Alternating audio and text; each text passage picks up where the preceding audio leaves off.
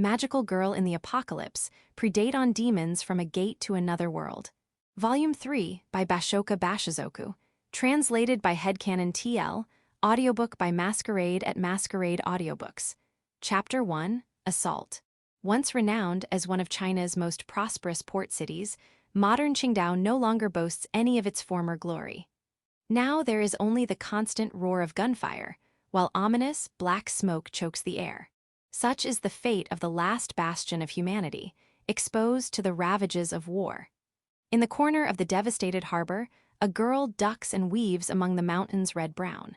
Sweat drips freely from her forehead, falling to the scattered, rusting scrap iron at her feet and around her, while her labored panting is muffled under deafening gunfire and explosions. Second Lieutenant Chen is. As she casts a momentary backward glance, her cerulean hair flutters against a wind that stinks of death. And her hands tighten their grips around her weapons, a bloodied blade and a gray rifle. Her embroidered robe, once a lovely jade green, is a mess. She has a camouflage-patterned vest over it, and dried gore and black soot dirty her outfit beyond recognition. She is no ordinary girl, as evidenced by the scaly, draconic tail extending behind her, out from under the hem of her robe. Indeed, the girl is a witch, a wielder of supernatural powers and guardian of humanity. Worry about the second lieutenant later. How are you doing? Are you in control of your Ina? Just barely. The worried voice comes from her partner, in the form of a ruby earring. At her partner's urging, the witch grimly stares down at her stomach, where a pouch on her right is beginning to turn dark red. It is thanks to her superhuman capabilities that the gunshot wound underneath has already closed up. However, that healing factor is all she is capable of, thanks to a certain toxic substance flowing through her body. Behind you, a short-statured figure emerges from among the piles of scrap iron. The sneering figure belonged to an incubus, a monster of another world and adversary of humanity. In a single motion, the witch unhesitatingly tucks her rifle under her left arm, spins around, and fires. Whoa, that was close. Several high-velocity rounds find purchase on their target, but the incubus has no trouble ducking into cover behind a dump truck. In moments, the gun's magazine runs empty, prompting its owner to resume her retreat. Did you think your little toy would do you any good? The short-statured incubus punctuates its taunt with an ugly, mocking snicker. It deliberately chooses not to retaliate with its crossbow, and instead chases her on foot. It's forcing me to go this way. As the witch continues to run past mountains of red and brown, she occasionally catches sight of the lustful gleam coming from the incubus's eyes. It is a grim reminder. Regardless of her desires, the incubus sees her only as prey. She knows it is purposely herding her toward the pier, an area its fellow incubi occupied, but she can do nothing to stop it. I love 'em when they're spunky like you, hehe. Its eyes seem to take in the budding femininity of the witch's exposed body as a tongue would lick a prized morsel. Such wanton behavior hinted at the gruesome fate, far worse than death, that awaited the witch, should she fall into this incubus's clutches. It is only a matter of time. Qingdao had been under siege for half of a month, and only now had its defenses fallen, with incubi overrunning the city. There has to be something.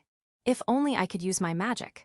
Indeed, if not for the incubus toxin in her system, she would have called upon her magic and broken free of her pursuer. Unfortunately, all she can do is delay the inexorable despair creeping upon her. Before long, the piles of scrap iron are all but gone, replaced by ruined gantry cranes and shipping containers strewn about. And past that is the end of the line, a lonely quay overlooking the smoke-stained sky. Lonely but for the aquatic, merman-type incubi called Lingyu awaiting them. Caught one in the net. They are humanoid fish in appearance, sporting scales that glittered like gaudy ornaments. 8 such creatures now surround the witch and level their wicked tridents at her. My thanks, Fedosai. So long as we can use it, yes. The two parties of incubi, having driven the witch to a literal brink, exchange a casual conversation. There is no reason for them to remain on guard. After all, the witch they surround lacks the power to escape this entrapment. There is no sign of her Ina stabilizing either. All that remains is despair. An all-consuming fear travels across her body, sending violent shivers down the length of her hand and into her blade. She nearly loses her grip. Yet the girl does not succumb. she does not bend the knee. No, not yet, it's not over yet. She throws aside her rifle, emptied of ammunition, and hitches up her skirt by its deep slits. The pursuer incubus whistles in delight, but she pointedly ignores it. Instead, she draws the sidearm sitting in her thigh holster. Her intent is clear. She will continue to resist. I will be with you until the end. And her partner intends to bear witness to her final moments, when her purity and dignity come to an ignoble end. As she calls upon what dregs of Ina she can manage, the witch gives her enemies a defiant glare. I won't give you monsters what you want. Ha ha ha, what a show. In the face of the witch's determination, the goblin before her sneers in repulsive mockery. Who cares about what you won't give? We're taking it all anyway. This dwarfish creature could plunder, violate, and indulge at a scale beyond what its diminutive size suggested. It does not doubt that it will continue its hedonistic lifestyle without issue. Another stupid witch. Our sixth catch. Another seedbed for us to use. Meanwhile, the mermen from behind watch with eyes unfathomable. To them, the female they anticipate is nothing more than a tool for expanding their numbers. But just as the filthy creatures begin closing in on the girl, a deafening, gunshot-like crack stops them in place. It seems to have come from the very bottom of the ocean, only to continue echoing beyond the confines of the ruined harbor. What was that noise? No clue. The goblin furrows its brows at the unexpected sound, while the mermen quickly whip around. Together, the incubi turn their irate attention to the sea. With silence joining the enemies surrounding her, the witch, too, looks toward the water. What's going on? There she sees how the water has become white. On closer look, it is all bubbles. Bubbles have turned the murky, polluted harbor waters white. It appears almost like a boiling pot, and indeed, beneath its surface floats numerous, unmoving objects. They appear to be white-bellied fish of various sizes, with the characteristic whitened eyes of dead mermen. It's an enemy attack. The mermen on the surface, upon identifying the lifeless bodies of their comrades, spring into action, aiming their tridents toward the sea. The relaxed atmosphere dissipates in a flash. The incubi immediately ready themselves for combat. Well, are we getting another one? As for the goblin, its attention switches to the harbor. Of course, the witch took note of this diversion. She would not miss this once-in-a-lifetime opportunity, so she focuses on her legs, gathering strength to steady herself while scanning for an exposed opening. Its left side is open. Yeah, if I aim there. But just as she nods in response to her partner's advice, numerous bolts come flying at her. There are 9 in total, from every direction, an unavoidable crossfire. The witch swiftly reacts with a swing of her right arm. Her blade deflects many projectiles while flicking off the remnant blood staining its surface. From behind, her tail also moves. Its hard scales allow it to deftly swat away more bolts. However, she still misses too, resulting in cuts across her right shoulder and cheek. Nella, you'd better not try. GRRs. The goblin is quick to stop her plan. Despite focusing on the distraction, the incubus remains vigilant in keeping its prey under surveillance. Keep watch while we go. Yeah, you don't have to tell me. The goblin is to remain behind, vigilant in its watch with its crossbow leveled at the captive witch. Then, without so much as a backward glance, the lead merman moves toward the water. Its subordinates are quick to follow. However, as it leaps for a dive off the pier, a shadow skewers the incubus out of the air. Wah! The shadow is a thorny spine of a leg, one resembling the wicked scythe of a giant mantis. And just as quickly, the leg returns to the water with its catch still hooked, leaving behind bloody, bubbling froth. The hapless merman's comrades can only watch in stunned silence. The attack had been too swift for them to respond to after all. How dare you? Death to the attacker. Kill them. A moment later, the mermen return to their senses, riling themselves into a frenzy with their words. One in particular readies its trident in enthusiastic bloodlust, eyeing where the spear-wielding assailant had appeared. Hold. However, one of its comrades calls for a stop, sensing something amiss. The bubbling over the water where the assault emerged is beginning to subside, but there is no peace. An attack is coming. There is something below. A dense concentration of Ina is approaching, effortlessly pushing through the water. All signs point to the Ina belonging to a witch, but how is it possible? The mass of Ina is far beyond the diminutive size of any young girl. Be ready to intercept. Understood. One thing is certain, it is not friendly. And if it is not friendly, it can only be a foe. Steeling themselves for an attack, the mermen step away from the edge of the pier and brandish their weapons, readying themselves to strike. More of their comrades join them as well, having sensed the strange aura in the air about the area. They spare none of their attention on the wounded witch that had been at their mercy. Then, a waft of magic dances through the air, sending an ill wind along the tips of the mermen's tridents. Throw. As the mass comes into range, the mermen launch their deadly spears. Their trajectory is a near-perfect straight line. The weapons fly at murderous speed toward their target thanks to the vacuum forming at their tips. Of course, such an attack is most effective underwater, but it still boasts comparable power on the surface. As they reach the water, the tridents meet with what appears to be a hard shell. How can this be? And fail to penetrate, causing a high-pitched screech. Many weapons crumpled against the impact, while others bounced uselessly away. The result comes as a devastating shock to the mermen, so confident they had been in their one-hit kill technique. Indeed, their otherworldly technique had previously, effortlessly overcome both human and witch-driven warships. Next volley. Hurry! What happened to our Kate Sith spellcaster? Bring them here. They won't make it in time. Before they can continue, a massive shadow tears through the surface of the water. Salty spray surges against the pier as 4 massive legs find footing atop the concrete. And as the creature rights itself, its massive body crashes against the derelict gantry cranes, toppling them and sending up clouds of dust and debris. What is that? Columns of seawater fall from the gray shell large enough to swallow the sky, soaking into the blue hair of the witch staring up from below. It is an aquatic crustacean whose size is far beyond human imagination, a giant lobster, true to its name. The pitch-black eyes, glaring down across the quay, do not register the presence of the wounded girl at its feet. They see only the prey before it, waiting to be trampled. Bring it down. In a panic, the goblin joins the attack, indiscriminately firing its crossbow.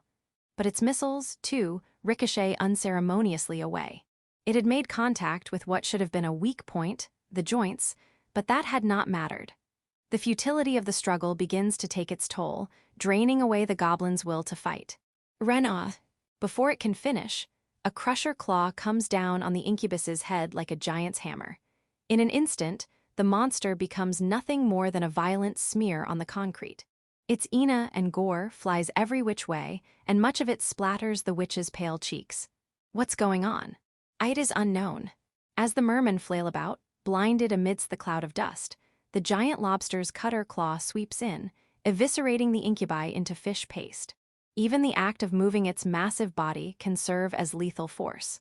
Of course, the giant lobster is not so clumsy as to accidentally crush the girl beneath it.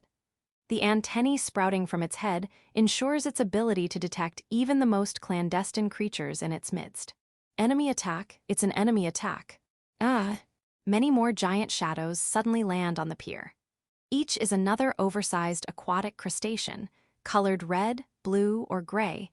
There is no uniformity in appearance but in the objective. Trample and kill every last incubi present. Are they familia? The witch's partner, having recovered from its shock, recognizes these creatures. After all, what other entity could so effortlessly turn incubi into bloody mist? What other entity could be made of a witch's ina? And then they realize to whom these familia belong. The butterfly, they must be the familia of the butterfly. They had long known of some presence lurking deep under the sea, yet they never found anything. Seeing these familia now, how could they? These creatures operated far beyond human reach. And they demonstrate that power now, slaughtering their foes for consumption, continuing their unending conquest. The witch had no way of knowing, but these familia had not required hibernation. It's over. Open a return portal immediately.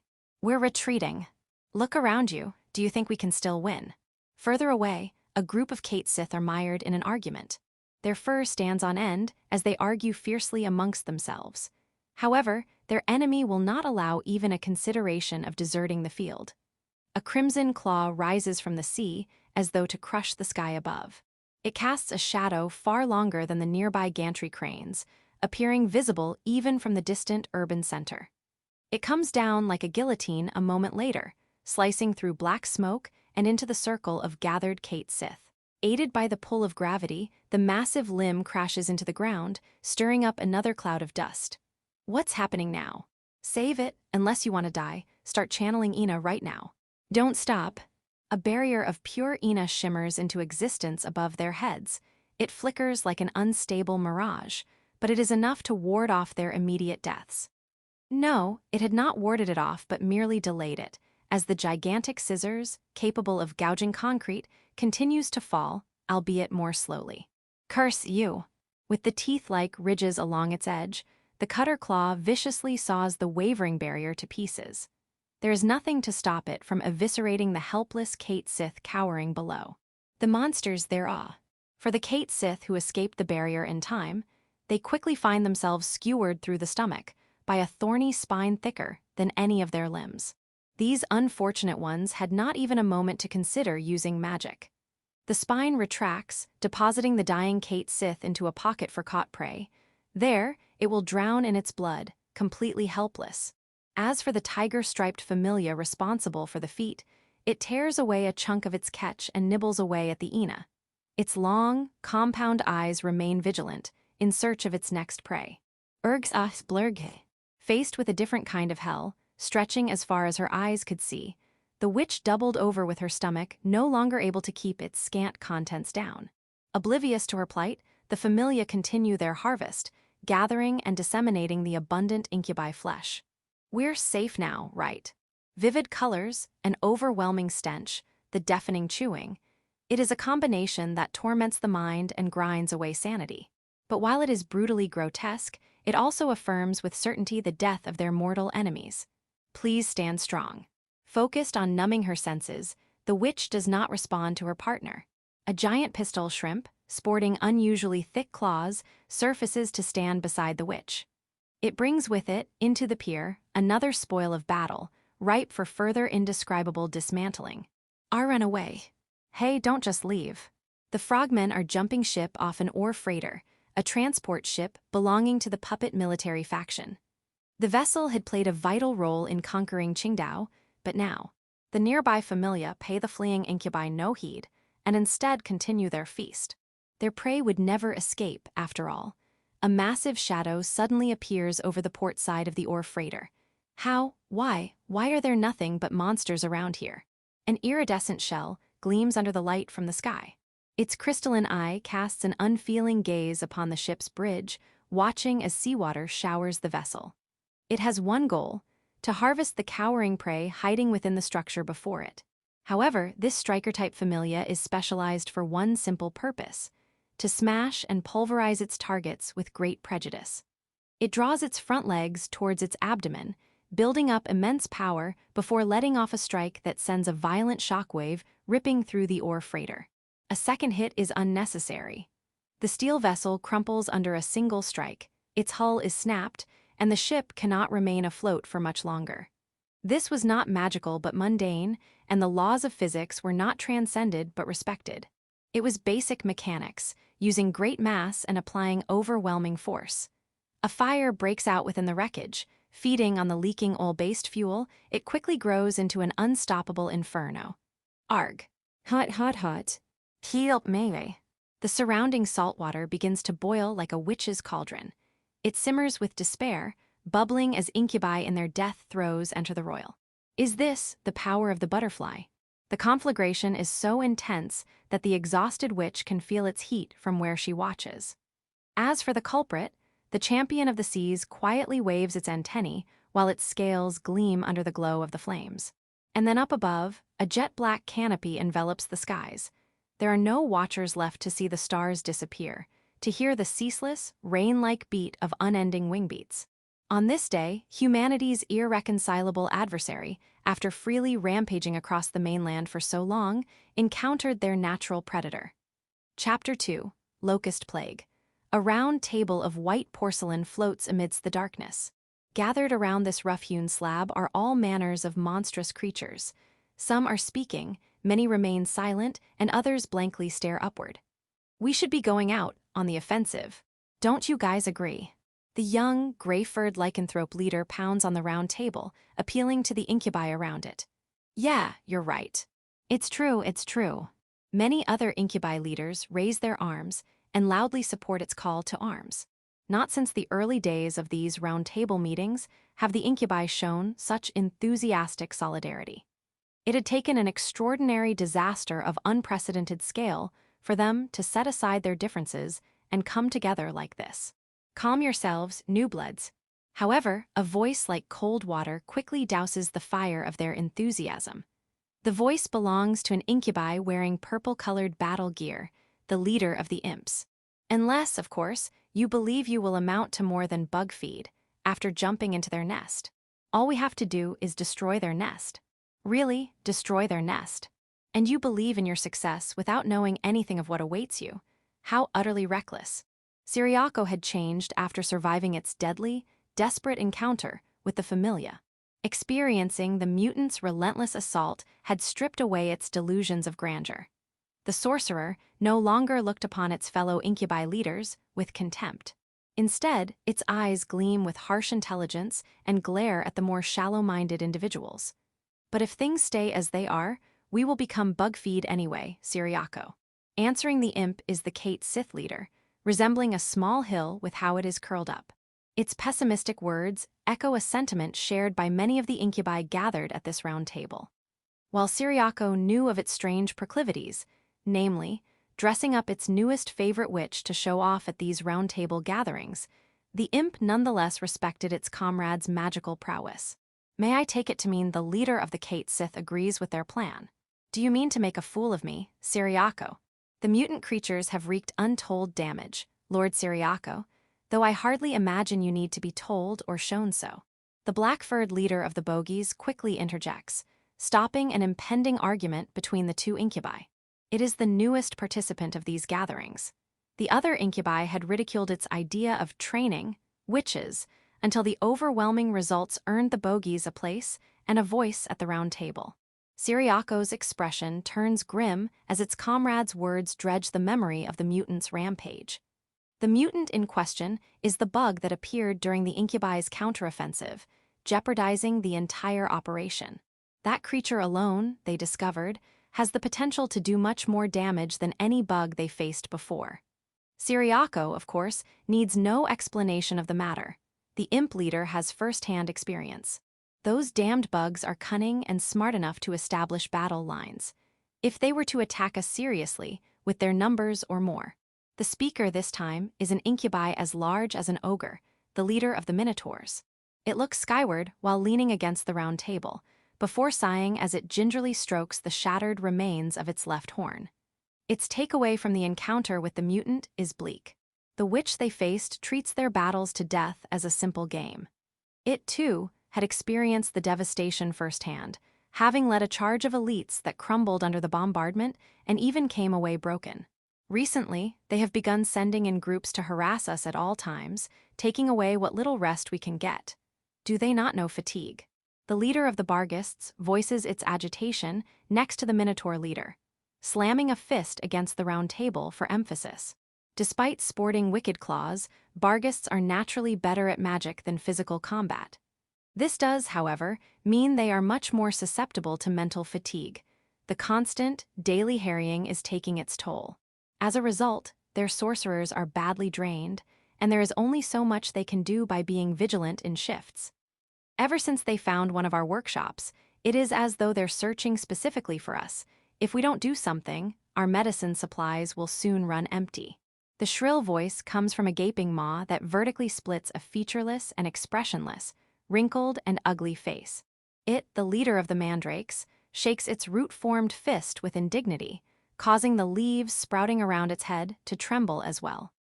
The workshops in question are mandrake facilities, in charge of producing the deadly toxins the Incubi needed to overcome witches. Discovering and destroying one such location seemed to drive the Familia into a frenzy, pushing them to root out more and more facilities. We're tied up too, trying to defend our forges and smithies. It's not looking good here, either. As it clutched at its necklace, a comrade's memento, the goblin leader bitterly reveals the situation it faced. While it publicly takes a neutral stance at these round table meetings, the goblin leader internally supports going on the offensive. And how could it not? The losses among goblin-type incubi, when considering their presence in filling the ranks and supporting the front lines, are especially high compared to other types. So what then? Do you intend to battle with a shadow we have yet to identify? That's your short-sighted plan. But despite receiving the scathing screaming of words from its comrades, Siriako does not waver. It coldly rejects this unsubstantiated proposal of doing battle against a concept, the calamity. To chase after what they do not know would be to suffer the same fate as the expeditionary force. The imp leader would not allow that to happen. What about you, Siriako? How do you feel about all of this? Are you not frustrated, enraged for all the comrades we've lost? Just as Siriako changed, so too had the young lycanthrope leader. No longer does it belittle or bear contempt toward its fellow leader. After all, it understands well the sacrifice the elite unit made to allow their gear-encumbered commander to escape. It is because it can imagine how it feels to be on the receiving end of such a sacrifice and empathizes that Lazarus pleas. Settle down, and of course I am. Siriako takes the emotional outburst head-on and calmly responds, suppressing the boiling from within. The imp leader understands the necessity of a leader like Lazarus, who could rally and inspire their troops. However, it also understands the equal importance of a detached observer who can remain calm and take in the entire situation. Knowing so, it kills its welling emotions. If we are to destroy the calamity, we must do so absolutely and without fail. It thinks back to its comrades, the brethren struck down by Ina-based lightning and left to rot in the wake of the calamity. Only then could we say we have avenged our fallen, or am I wrong? The gathered incubi leaders fall silent at its words. For a moment, the only sounds filling the round table chamber are the soft echoes of intermittent sniffling. It would seem the crushing weight of the ongoing war and its cost to incubi lives had, in reality, taken a much harsher toll on their clarity of mind. It had taken the imp leader's words to bring them back to their senses. As fellow representatives, the other incubi become acutely aware of their shameful behavior in comparison. Well said, Siriako. A low but clear voice reaches the gathered ears. It comes from a shadow falling over a certain seat before the round table, distorting the space with a dense concentration of Ina. All around the table, the incubi turn in unison to gaze upon the newcomer with profound respect. We have certainly been awaiting your arrival tonight. Each of the incubi save for Siriako, that is. The imp leader narrows its eyes, making a minor protest. There was a minor delay, do forgive me. However, the shadow does not rebuke the incubus, and instead responds in an easy tone. The tension filling the hall relaxes, lightening the mood to an almost playful one. Now let us get started. Clarence, have you any updates from Curtis? The shadow clasps its hands together in a thoughtful gesture, while turning its attention to the leader of the bogies. Its task had been of the highest priority, to uncover the root of their troubles, that is, to unveil the Witch of Calamity. There are great expectations for this venture, seeing as Curtis, the bogie in question, brought along many powerful witches. No, I have yet to hear anything. Unfortunately, Clarence's answer is disappointing. And while a hint of regret colors its voice, the incubus reports so diligently and unhesitatingly. I see. A heavy atmosphere settles over the chamber once more. It is reminiscent of the time they lost contact with Elliot the Crimson Frogman and then the expeditionary group. It is inconceivable that one of the most talented bogies would fail to make even a single report, which could only mean it, too, had fallen. Curtis would have known to use witches to keep the bugs away, so it is likely something other than those accursed familia behind this. It seemed the insect-type familia deliberately ignore witches, meaning, at least theoretically, a witch under an incubus's command would make short work of them. Seeking to capitalize on that weakness, the incubi sortied many captured witches, only to learn their witches cannot stand against normal ones. They then tried sending over multiple witches with a handler to manage them. That, too, failed. Clarence can only gnash its teeth in frustration, thinking about the heavy veil keeping the Witch of Calamity out of incubi reach. Curtis was sent out close to where the expeditionary group first crossed over, correct? Yes, something to that effect. The incubus originally in charge of the expeditionary group, the goblin commander Grigori, responds to the Shadow's question. The reconnaissance team had left behind information about a witch they encountered, correct. They did, but it is hard to say if it can be useful. Should I send out another team? We cannot afford to sacrifice more of our comrades just to scout the enemy. In response, the shadow gives the answer the Incubi gathered at this round table wanted to hear. It is still too early to try and settle things with the Witch of Calamity. However, with the constant loss of Incubi scouts and the deteriorating war front, they will soon be forced to make a move. From now on, we shall have. Pardon my interruption. A beam of light suddenly cuts into the darkness as a wide door opens into the chamber. Standing directly under the light is a slender, brown-furred lycanthrope. You can't. There is a meeting in session. On the other side, the orc warrior guarding the door is slow to react. The clamor of activity echoes across the round table chamber. The lycanthrope offers no resistance. The guard tackles and pins its arms, quickly restraining the intruder. This is an emergency, I must report this. However, it does not stay quiet. Instead, the lycanthrope shouts in desperation as it stares dismayed at each of the chamber's occupants. Lazarus, at the head of the onlooking leaders, is the first to register the lycanthrope's words. A report, is it? Very well, I shall allow it. At the shadow's command, the orc warrior immediately released the lycanthrope before retreating backward. Reporting. The messenger quickly leaps to its feet and rushes toward the round table before calling out. It had deemed its report so necessary that it had been willing to interrupt a round table gathering. Thinking so, the gathered Incubi leaders lean forward in their seats, listening attentively to what the messenger had to say next. The mainland is under attack by a massive swarm of familia. Tensions across the round table instantly peak. Some widen their eyes in horror, others clench their fists in anger, and a few shot to their feet in shock. Settle down. Before the chamber dissolves into panic chatter, the shadow calls out, motioning for silence and calming the situation. In short, the continent upon which the Incubi had been steadily gaining ground would soon be met with what they call the calamity. Panicking over it would be a waste of time. Right now, every second counts, especially for gathering information. Now, what about the rest of the report? Where is this happening? What about the enemy forces? Their composition, size? Speak, messenger. Understanding the importance of decisive swiftness, Lazarus stood from its seat and walked over to the newcomer lycanthrope, encouraging it to provide further details. But the messenger's eyes are downcast. It has nothing more to add. The bugs. It is not for lack of nerve that this incubus hesitates to answer before this assembly of leaders. After all, the lycanthropes, let alone other incubi, would never assign such a vital role to one demonstrating such incompetent behavior. No, the incubus hesitates because it can hardly believe the information it is about to convey. What's wrong? Spit it out already. Urged on by the young lycanthrope leader, the messenger stiffens up and reports exactly what it was told. The bugs are engaged with all of our forces, from the coast to the inland. The total number of enemies is unknown, they're endless. Deafening silence strangles the round table chamber. Section. As though heralding the end of days, the sky above is dark and ominous. It is unnaturally so, for predators have blotted out the sun and cast a shadow unending over the earth. Their descent is like a ceaseless rain, and their deafening wing beats a harbinger of certain death for the enemies of humanity. After exterminating the incubi occupying the Korean peninsula and doubling in size, this group of familia had crossed the Yellow Sea. Damn it, why is this happening? The buzzing tirelessly shaves away sanity. For one hapless incubus, all it can do is spew curses to try and stave off the noise.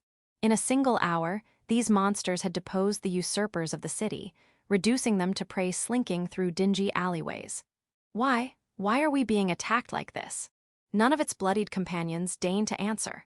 However, these monsters, emitting witch ina, are very obviously familia. In other words, none of the incubi need to answer their comrade's question. Still, that one had been unable to regain its calm ever since witnessing up close as an orc warrior was devoured down to nothing. Since stay away, no. The buzzing wing beats, the desperate screams, the panicked flailing, the grotesque chewing, the noise never ends. A deafening noise buzzes from overhead, another familia flying in low. As it passes, bright red blood trickles down a nearby wall. It is a situation humans might describe as a literal hell. The situation had deteriorated so quickly that these incubi abandoned their prized livestock without a second thought, valuing their lives. Only when they spot the mouth of the alley they are in do the group of 4 goblins slow down. The one in the lead readies its ramshackle crossbow and presses against the alley wall as it holds its breath. It instinctively knows that any hapless incubus caught wandering a main road at this time only has moments left to live. Monsters. A live demonstration proves its caution. On the other side of the road, a lone Kate Sith carelessly runs out of cover, only for a shadow to immediately latch onto its body. Boasting a charcoal-covered body with mottled wings and characteristically fearsome hind legs, the shadow appears to be a migratory locust of massive size. The one becomes 2, then 2 becomes 3, before countless others join the feeding frenzy, tearing fur from flesh and ripping flesh to spill guts. Ina, like blood, fountains every which way, and from amidst the pile flies a severed paw still clutching a leashed collar. Now, seeing this as an opportunity, the goblins, still pressed against the wall, move into the open. They move carefully from cover to cover, taking refuge behind or under scattered trash and obstacles to avoid being detected by roving familia. It's all over. Oi, shut it. The lead goblin instantly shushes its blood-stained companion as the group passes the dead Kate Sith. Their destination is a temporary base designated for emergencies by their leader, Grigori. I wonder if any spellcasters are still alive. The bleak situation these goblins are in draws out the worst of their imaginations. It is made worse by how visceral it all is. The suffocating din of chewing and buzzing of the charcoal-colored monsters feasting on Incubus Ina. Judging by the appearance of several abandoned human females sporting leashes, this seems to be an area the Kate Sith once occupied. There are so many of them. The goblin at the rear whispers as it aims its crossbow overhead. Its eyes look over the many high-rises that face the street, buildings whose windows are shattered or splattered with blood. Suddenly, out of one such opening pokes the head of a stray familia. Its inorganic eyes immediately fixate on the group. We've been spotted. The lead goblin, sensing an incoming crisis, is quick to whip its followers into action. Its command is none too soon, for out of the nearby windows and down from the rooftops come an outpouring of charcoal bodies. Run. The goblins do not bother readying their weapons, and instead put their all into fleeing. Capture, or even falling behind, means certain death after all. A particularly large locust, sporting bloody mandibles, touches down nearby, crushing a small car underfoot. Its appearance forces the goblins to change direction. Damn it. Fortunately, the goblins have a wall to guide them along their path. Unfortunately, the familia are still hot on their heels.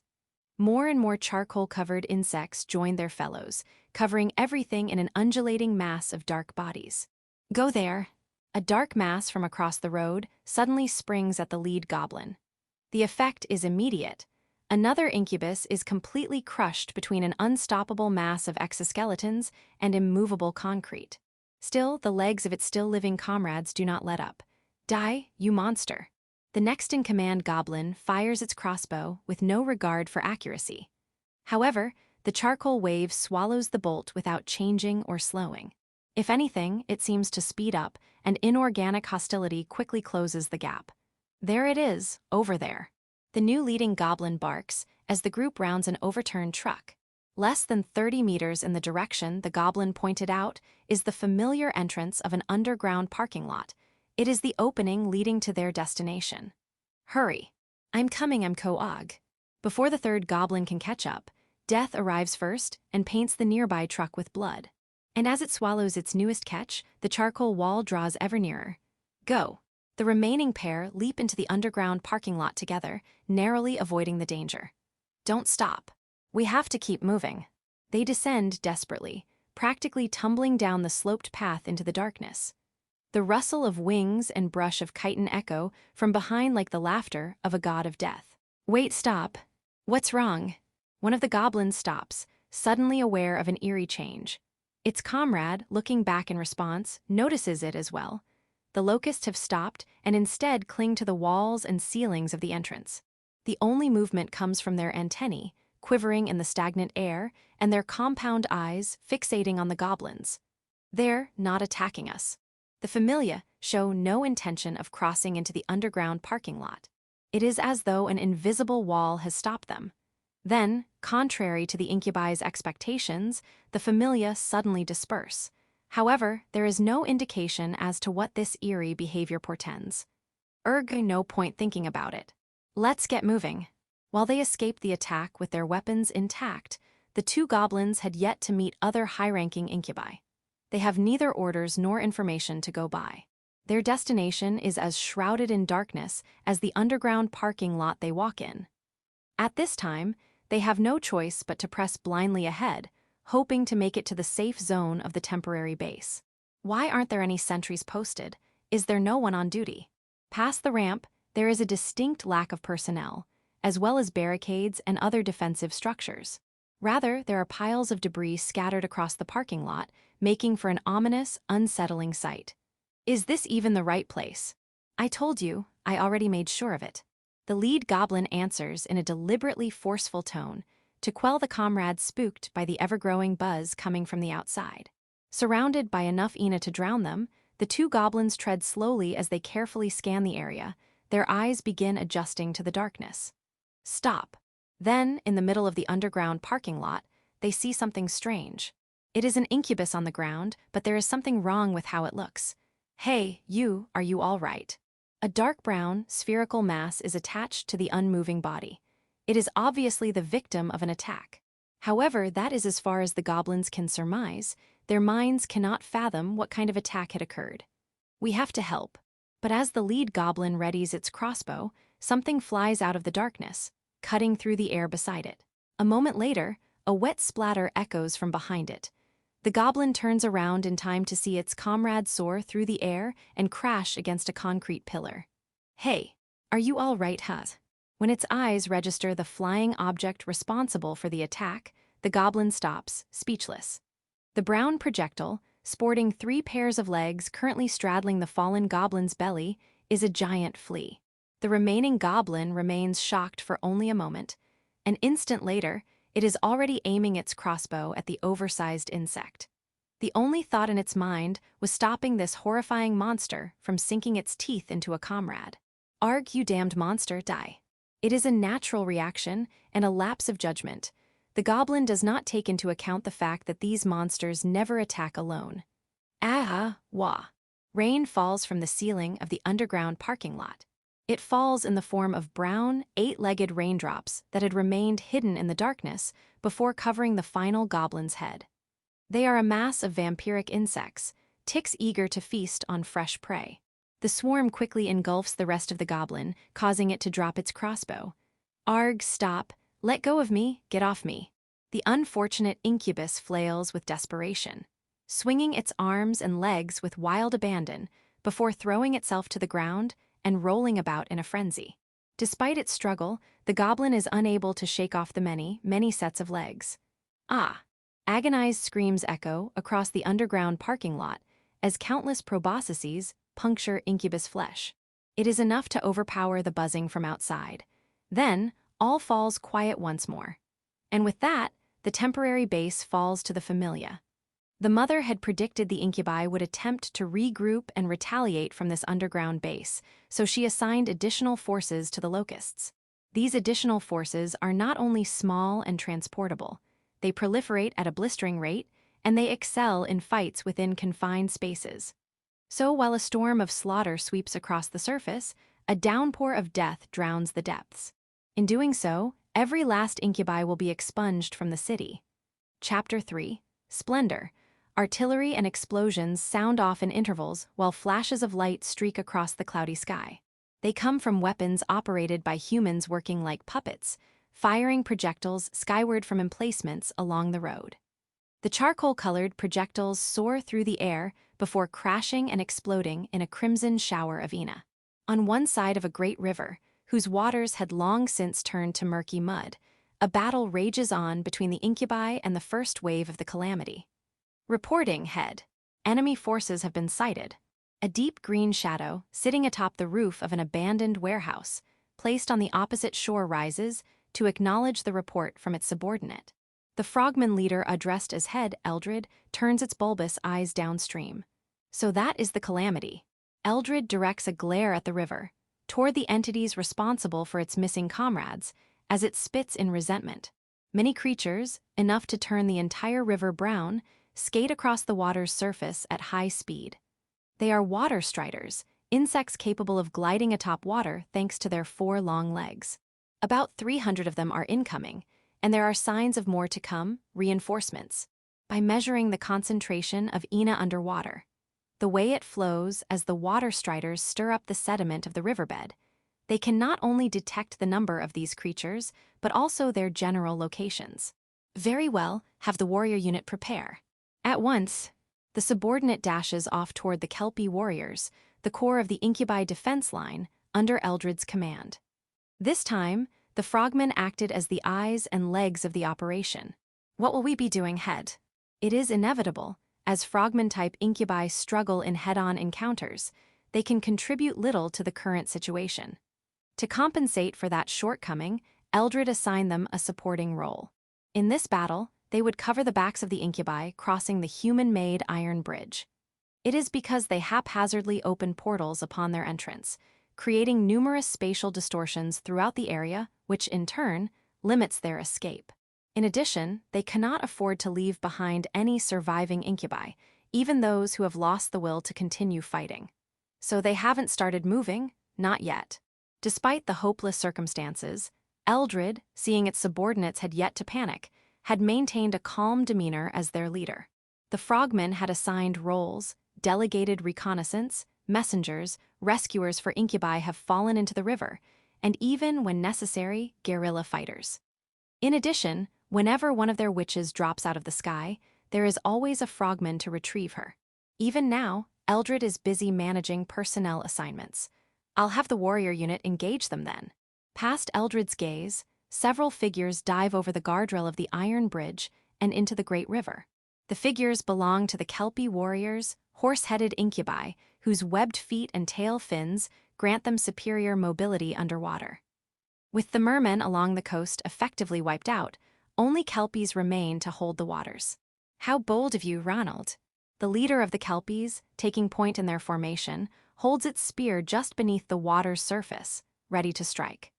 Its subordinates, taking an arrowhead formation behind it, ready their spears in tandem as they close in on the familia.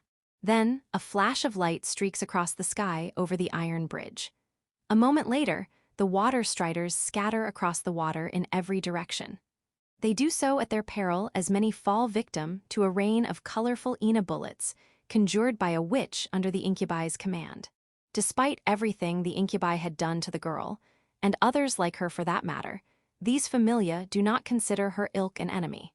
So the familia do not resist even as a witch's attack reduces them to fragmentary Ina. Such stupid little bugs. This isn't enough to stop them. Eldred, focusing on the battlefield from its rooftop perch, is not optimistic. The familia begin their advance, and as they draw nearer, the frogman leader realizes the familia lurking underwater have split into 2 groups. The group in the lead is comprised of familia whose well-developed hind legs allow them to move at high speed, while behind them are flat-shaped familia sporting sickle-shaped front legs. This is a deliberate course of action. The Witch of Calamity has never haphazardly deployed her familia, at least not without a plan. The warrior unit has begun fighting the enemy. Let's go get him. A series of cheers erupt across the Incubi camp, oblivious to the frogman leader's worries. The Kelpie warriors raise their spears in response, and Ina begins to gather at the tips of their weapons. Ignoring the swarm of water striders passing overhead, the Kelpie warriors aim their weapons at the familia further behind. And, a moment later, unleash their compressed Ina, like water out of a high-pressure cutter. The concentrated spray is powerful enough to pierce the ranks of the front line. Whoa, we shouldn't expect anything less from Kelpie warriors. After sensing the dispersal of Ina, the frogmen begin to celebrate. All that remains of the water striders are the exoskeletal fragments and microceti-covered legs floating in the water, soon to be carried downstream. Something isn't quite right. Yeah, like they weren't using their full power. The Kelpie forces at the front begin easing up on their jet stream attack. However, Eldred and its veteran subordinate know that an attack of this level is not enough to force the Familia to retreat.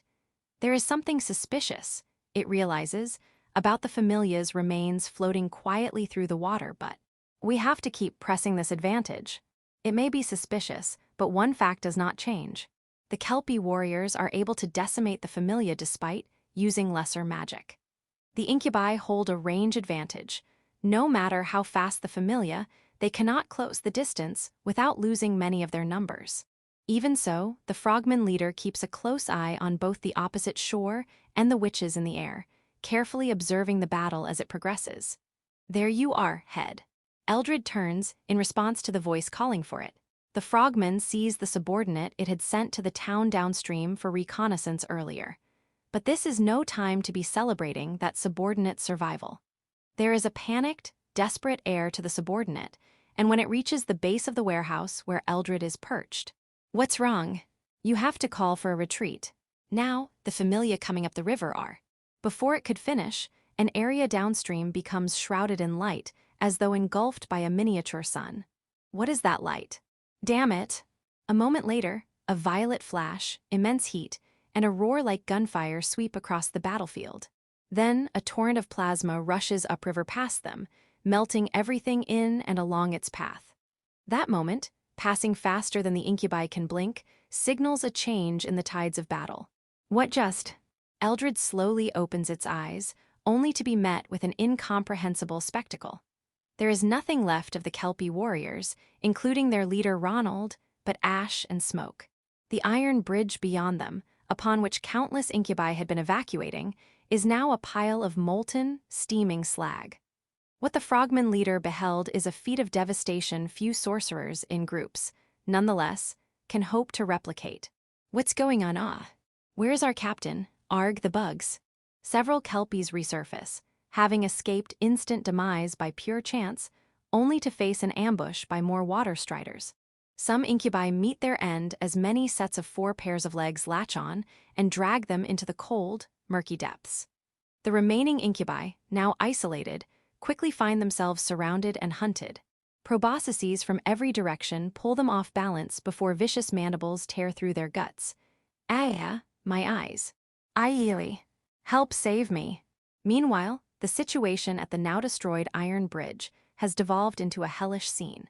The more fortunate Incubi met a swift end from the initial attack, instantly becoming residual Ina. The less fortunate Incubi are left barely clinging to life, experiencing excruciating pain from the carbonized ends of their lost limbs. Among the survivors, many leap into the Great River, attempting a desperate escape. They do not resurface. Head, what do we? The Familia behind this is coming upriver, right? The Frogman leader interrupts its subordinate's despair-colored question to address the scout who had returned alive. Eldred's quick recovery from shock is a testament to its powers of focus. Moreover, the incubus is aware of one certainty. No matter how deep the despair, it is unacceptable to quietly and unresistingly accept their annihilation. All right, the Familia coming upstream has unusually large front legs. It used those to attack the town downstream. Unusually large front legs, I see. Eldred processes this important piece of information, applying it to their current predicament in search of an optimal solution. All the while, the dying screams of Kelpie warriors continue to ring. The airborne witches under their command can do nothing but generate columns of water in retaliation. There is no time for Eldred to carefully contemplate the right move. It has to make a decision, quickly. Ernest, take the others and rescue as many of our comrades as you can. Do not linger unless you must. Focus on retreat. Understood, head. Desmond, you're fast, so your priority is to bring this information back, without fail. Yes, head. After receiving their orders, the 2 subordinates move out in unison. These choices are obvious. The large Ernest is skilled at leading a group, while the swift-footed Desmond serves best as a messenger to the rear. With the first of its orders in motion, the Frogman leader dropped down from the roof to address the remaining veterans. Jard and everyone else, you're with me. At your command, head. Eldred gathers a small team of elites, and they move to intercept the incoming Familia. This group should have the best chances for survival, which in turn means they have the best opportunity to obtain accurate information about the enemy they face. Head, the bugs are incoming. A dull shadow bearing sickle-shaped forelegs appears on the opposite shore, looming over the murky waters. Though it appears threatening, the frogmen are aware familia of this type are not very agile. In other words, there is time before it comes into range. Onward, do not stop, we will push past. Yes, head. Without pause or hesitation, Eldred breaks away from the shoreline and relocates with the group to an open but desolate field. After doing so, its body adapts to the surroundings, blending in with the environment. Before long, all that remains of the frogman's presence is a set of muddy footprints. As this is happening, there is an explosion, followed by a purple flash traveling upriver from the opposite shore. The victims this time are the Incubi isolated at the front end of the now-ruined iron bridge. In addition, the attack makes contact with the automated anti-aircraft cannons, sending up explosions that instantly drown the area in scorching death and hellfire. The rear has been lost. The damned calamity. It is a sight so horrifying that even these experienced veteran frogmen are unable to fully suppress their emotions. Now, with their front line in shambles and the iron bridge having fallen, the Incubi are, by any means, unable to continue the fight. They still have witches in the air, of course, but their only contribution is a mechanical application of basic attack magic. It is only a matter of time before they, too, are rendered useless. Forgive my failings. So as not to waste their comrades' sacrifices, what they have to do now is learn as much as they can about the calamity. As it leaps over a ridge breaking up the path, Eldred mentally corroborates what it has gleaned from this second attack. It knows for certain that this is not a magic-based attack. The Ina concentration in the area remained about the same throughout. There was no sharp fluctuation, as there would have been following the activation of a Widar spell. With this in mind, the frogman leader focused its attention on its other sensory organs. Head, we found it. At the sharp cry, Eldred spots a hollow in the ground and ducks into it for cover. Its subordinates are quick to follow, digging themselves into the mud as they turn their bulging eyes toward the river. They have entrenched themselves in the worst possible location, an open area with nothing to use as cover. At least they have the mud to try and hide in. It resembles the one that attacked the coast. What appears in their fearful eyes is a green-brown creature, the size of a small hill. It stands partially above the waterline in the middle of the river. 4 pairs of legs below secure it to the sandbar as it stands proudly, brandishing a massive claw. Experts and enthusiasts in the study of crustaceans would recognize this creature to be a pistol shrimp. Is that its weapon? As though to answer Eldred's question, the pistol shrimp pointed its mighty pincer toward the iron bridge. Incidentally, there are no familia in its line of fire. The scissor-like claw snaps open and shut too quickly to follow, and that in turn sends forth a shockwave of white heat that tears through the soil and along the great river. A moment later, the Ina saturating the area becomes scorching plasma. It is a violent conversion. The ambient Ina, originally dispersed across the area, is gathered and forced toward a single direction. Such is the nature of the light of ruin. Is that truly just familia? Eldred, not understanding the principles behind this attack, is left horrified by the unfathomable power of the calamity. But terrified though it may be, the frogman leader does not forget to commit the entire sequence of attack to memory, to return with it. However, it is a futile hope. No matter how hard the incubus tries to stay hidden, it will not escape the eyes of the familia. They are always watching after all. From the sky, from the land, from the water, the familia are always watching. Head, they've detected us. Wow! From under their plated armor, jet-black eyes gleam with inorganic hostility. The massive claw pushes aside the clouds of dirt as it begins radiating Ina once more. Based on its trajectory, the pistol shrimp is targeting the frogmen who should have been undetected. Scatter. The warning is too late, but even those who moved before the warning went out were too late. The trigger is pulled, and the Ina is ignited. A flood of blue-purple plasma instantly engulfs their vision. It is the last thing Eldred ever sees. Section. The world is completely white, as though it has become covered in snow.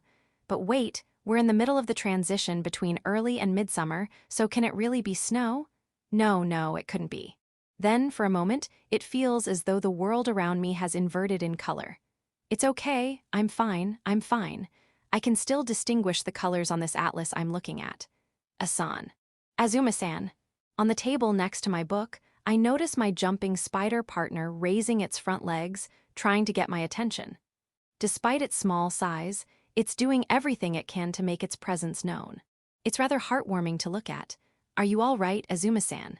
The fog at the edge of my vision recedes, and I suddenly recognize exactly where I am. I'm at an electronics store to buy a new phone. Yeah, it's because I had forgotten to account for how the EMP I caused the other day would also affect me. I only realized it when I tried to get in touch with Azure Nova, only to find my cell phone wasn't working. I left school after 6th period to come here, since I urgently needed to have some way of communicating with my father. Are you sure you are all right? I answer by turning my head slightly and giving a small nod. Then I return my attention to the page I had opened the atlas to, and my eyes naturally gravitate toward a corner of mainland China. The number of incoming telepathic messages had spiked as soon as my familia finished swimming up the Yellow River to begin combat. It took much time to process all of those messages. It was like having a large number of email notifications go off at once. In addition, this metaphorical inbox, unlike an email one, has a limited capacity.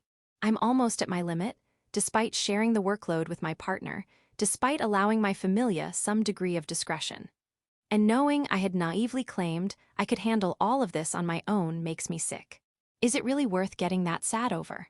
You just don't get it. I overhear the voices of female students coming from a seat not far away from mine. It may be after-school hours now, but for some reason, I feel there are quite a few students among the customers. In fact, many are wearing the same uniforms as me.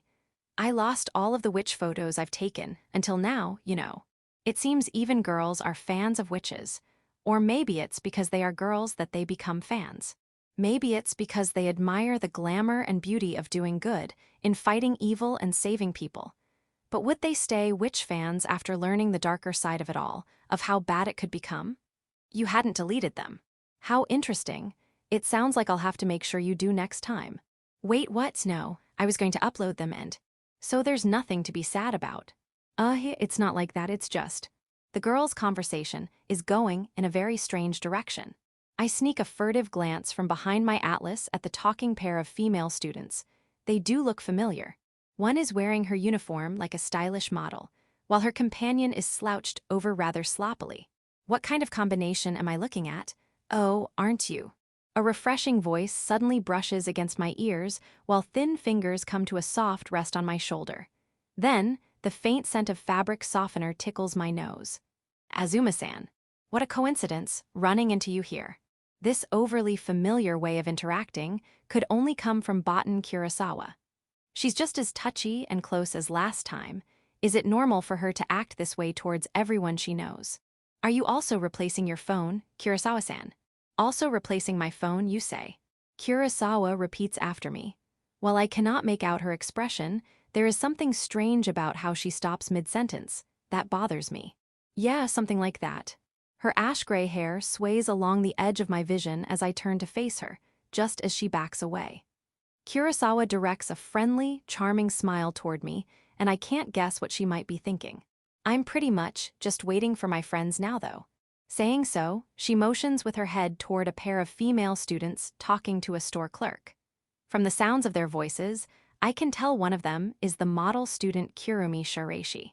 It certainly is strange that so many students happen to be replacing their phones at the same time like this. I see. Are you studying geography, Azuma-san? My hands are too slow to stop Kurosawa from peeking at the book I'm holding, and her eyes gleam with powerful curiosity. I only let my guard down for a moment, and she has already found a way past. Honestly, it feels more like I'm dealing with a cat than a Gyaru. Interestingly enough, the earrings she has on today aren't of black cats, but rather black butterflies. Something like that, I guess. It would be strange for me to keep staring, so I answered her while nodding. Kurosawa seems to accept my answer. She closes her curiosity-colored eyes while her smile widens. Why, though? None of our upcoming exams are going to cover that. That she remembers our exam material catches me off guard. At the same time, her call-out is a stark reminder of my recent inattentiveness. This doesn't seem like normal small talk. Or maybe she isn't making small talk but expressing interest in a classmate again? My eyes wander, looking for a way to change the subject, when I suddenly notice the TV. It's because of that. Kurosawa followed my eyes over to a TV showing an evening variety program. It's a program meant to show the normalcy of daily life, but right now, the hosts are passionately discussing a certain bit of recorded footage. The captions mention a mysterious dark cloud that appeared over the Sea of Japan, which, no matter how I interpret it, I know refers to my familia. It seems despite my precaution of sending them off overnight, the sound of their wings had woken people up. While the public does not yet realize the cloud is actually a ball of human-sized migratory locusts, baseless speculation has led to more speculation, leading to the current uproar.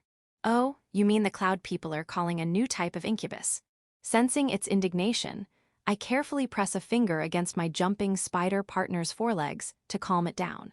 From this, I can assume Kurosawa not only keeps up to date with current events, but also believes the theory that the cloud is incubus-related. Yeah, that. Of course, people unaware of its true nature will either fear it or be curious about it. And with fewer incubus-related incidents occurring lately, it should come as no surprise that the media, hungry as they always are for sensational news, is quick to get in on this.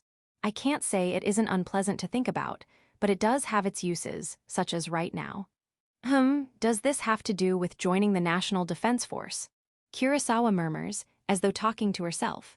At the same time, on the TV program, an ex-National Defense Force member begins giving their analysis of the situation. A new but irresponsibly naive caption appears on screen. Could the incubi be gone from the Korean peninsula? It's just curiosity. It has nothing to do with the National Defense Force. I vaguely remember having a similar conversation with her in the school library. However, my rebuke is sharper than before. Even I can tell I was harsher than I needed to be. Right, I remember you said that last time. Sorry for bringing it up again. I get the feeling I have inadvertently pushed Kurosawa away, that I've made a mistake. While it is true that I'm not feeling very well, and that watching the program on TV made me feel worse, neither of those has anything to do with the girl in front of me. Honestly, it's rather pathetic for me to blame my current condition for my bad attitude. I should not be lashing out at others to begin with. No, wait, I'm the one who should be apologizing. For what? The classmate standing somewhat further from me suddenly turns and cocks her head as she faces me, as though confused by my apology. Was it not a big deal to her, how I reacted? Oh yeah, there's one thing though.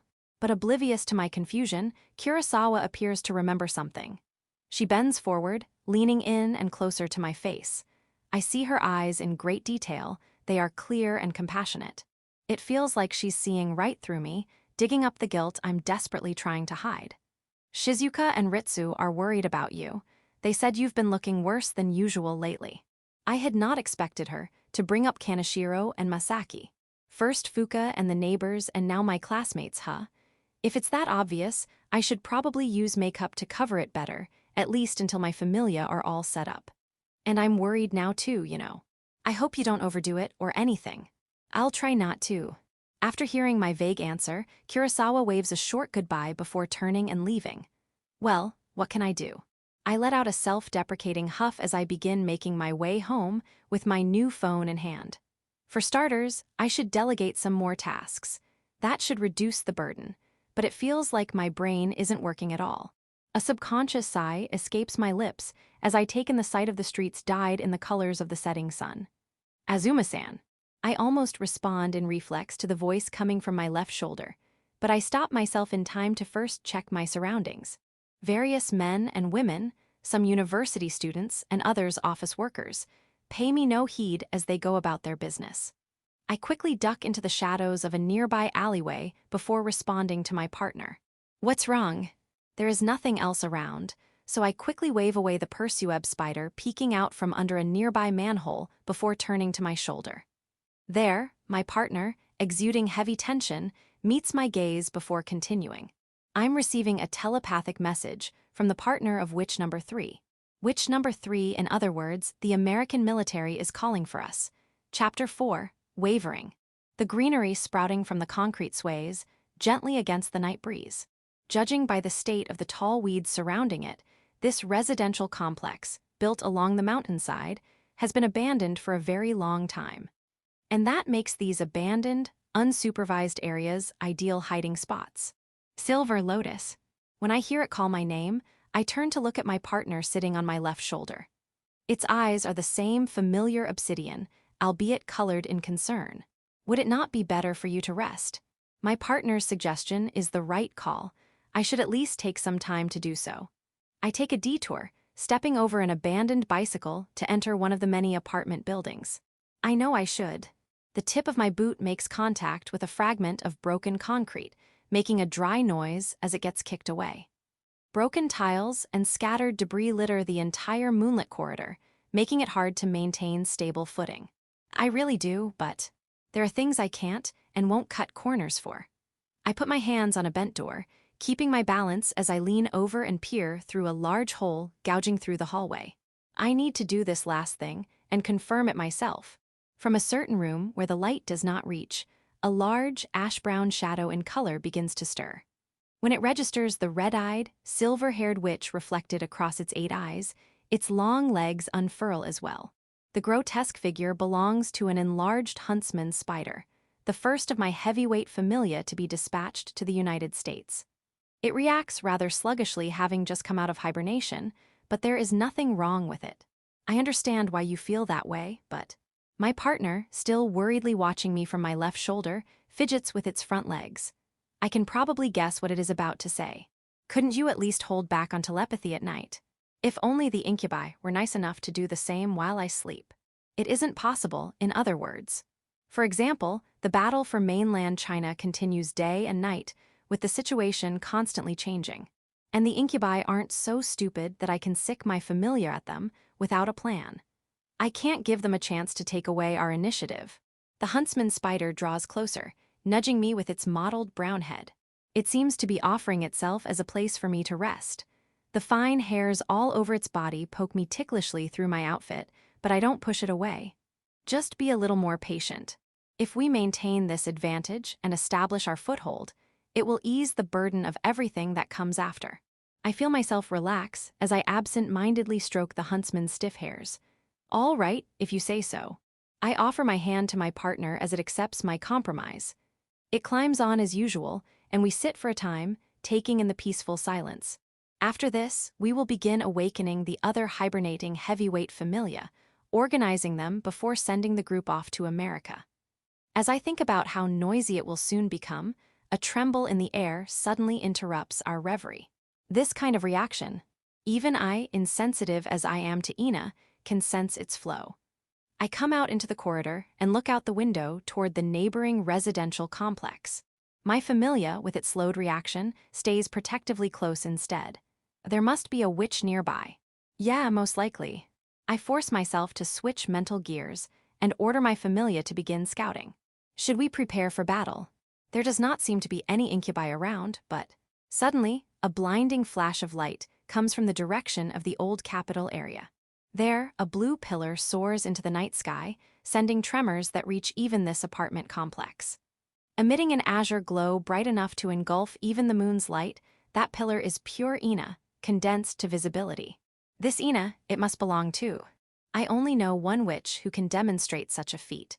I leap through the window frame and break my fall before running back to where my silk moth mount is waiting.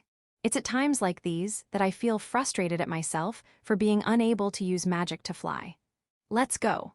I climb aboard the silk moth and press my body against its soft fur. My ride unfurls its yellow-brown wings, scattering nearby weeds. Of course. The silk moth flaps its enormous wings, catching an air current to begin its gentle ascent. While I have a dragonfly-like familia for moving around quickly, calling it now is a pressure my body cannot handle. I quickly withdraw my hood to improve visibility. I've spotted her. I used a hand to keep my silver hair, fluttering against the wind, out of my face as I look down at the moonlit old Capitol area. Even without my partner's direction, the epicenter makes it obvious where I should be looking. Amidst a forest of skyscrapers is a high-rise hotel whose rooftop, currently visible to us, is emitting white smoke. As my silk moth begins its descent, I place my hand over the kukri hanging from my waist. The battle is already over, isn't it?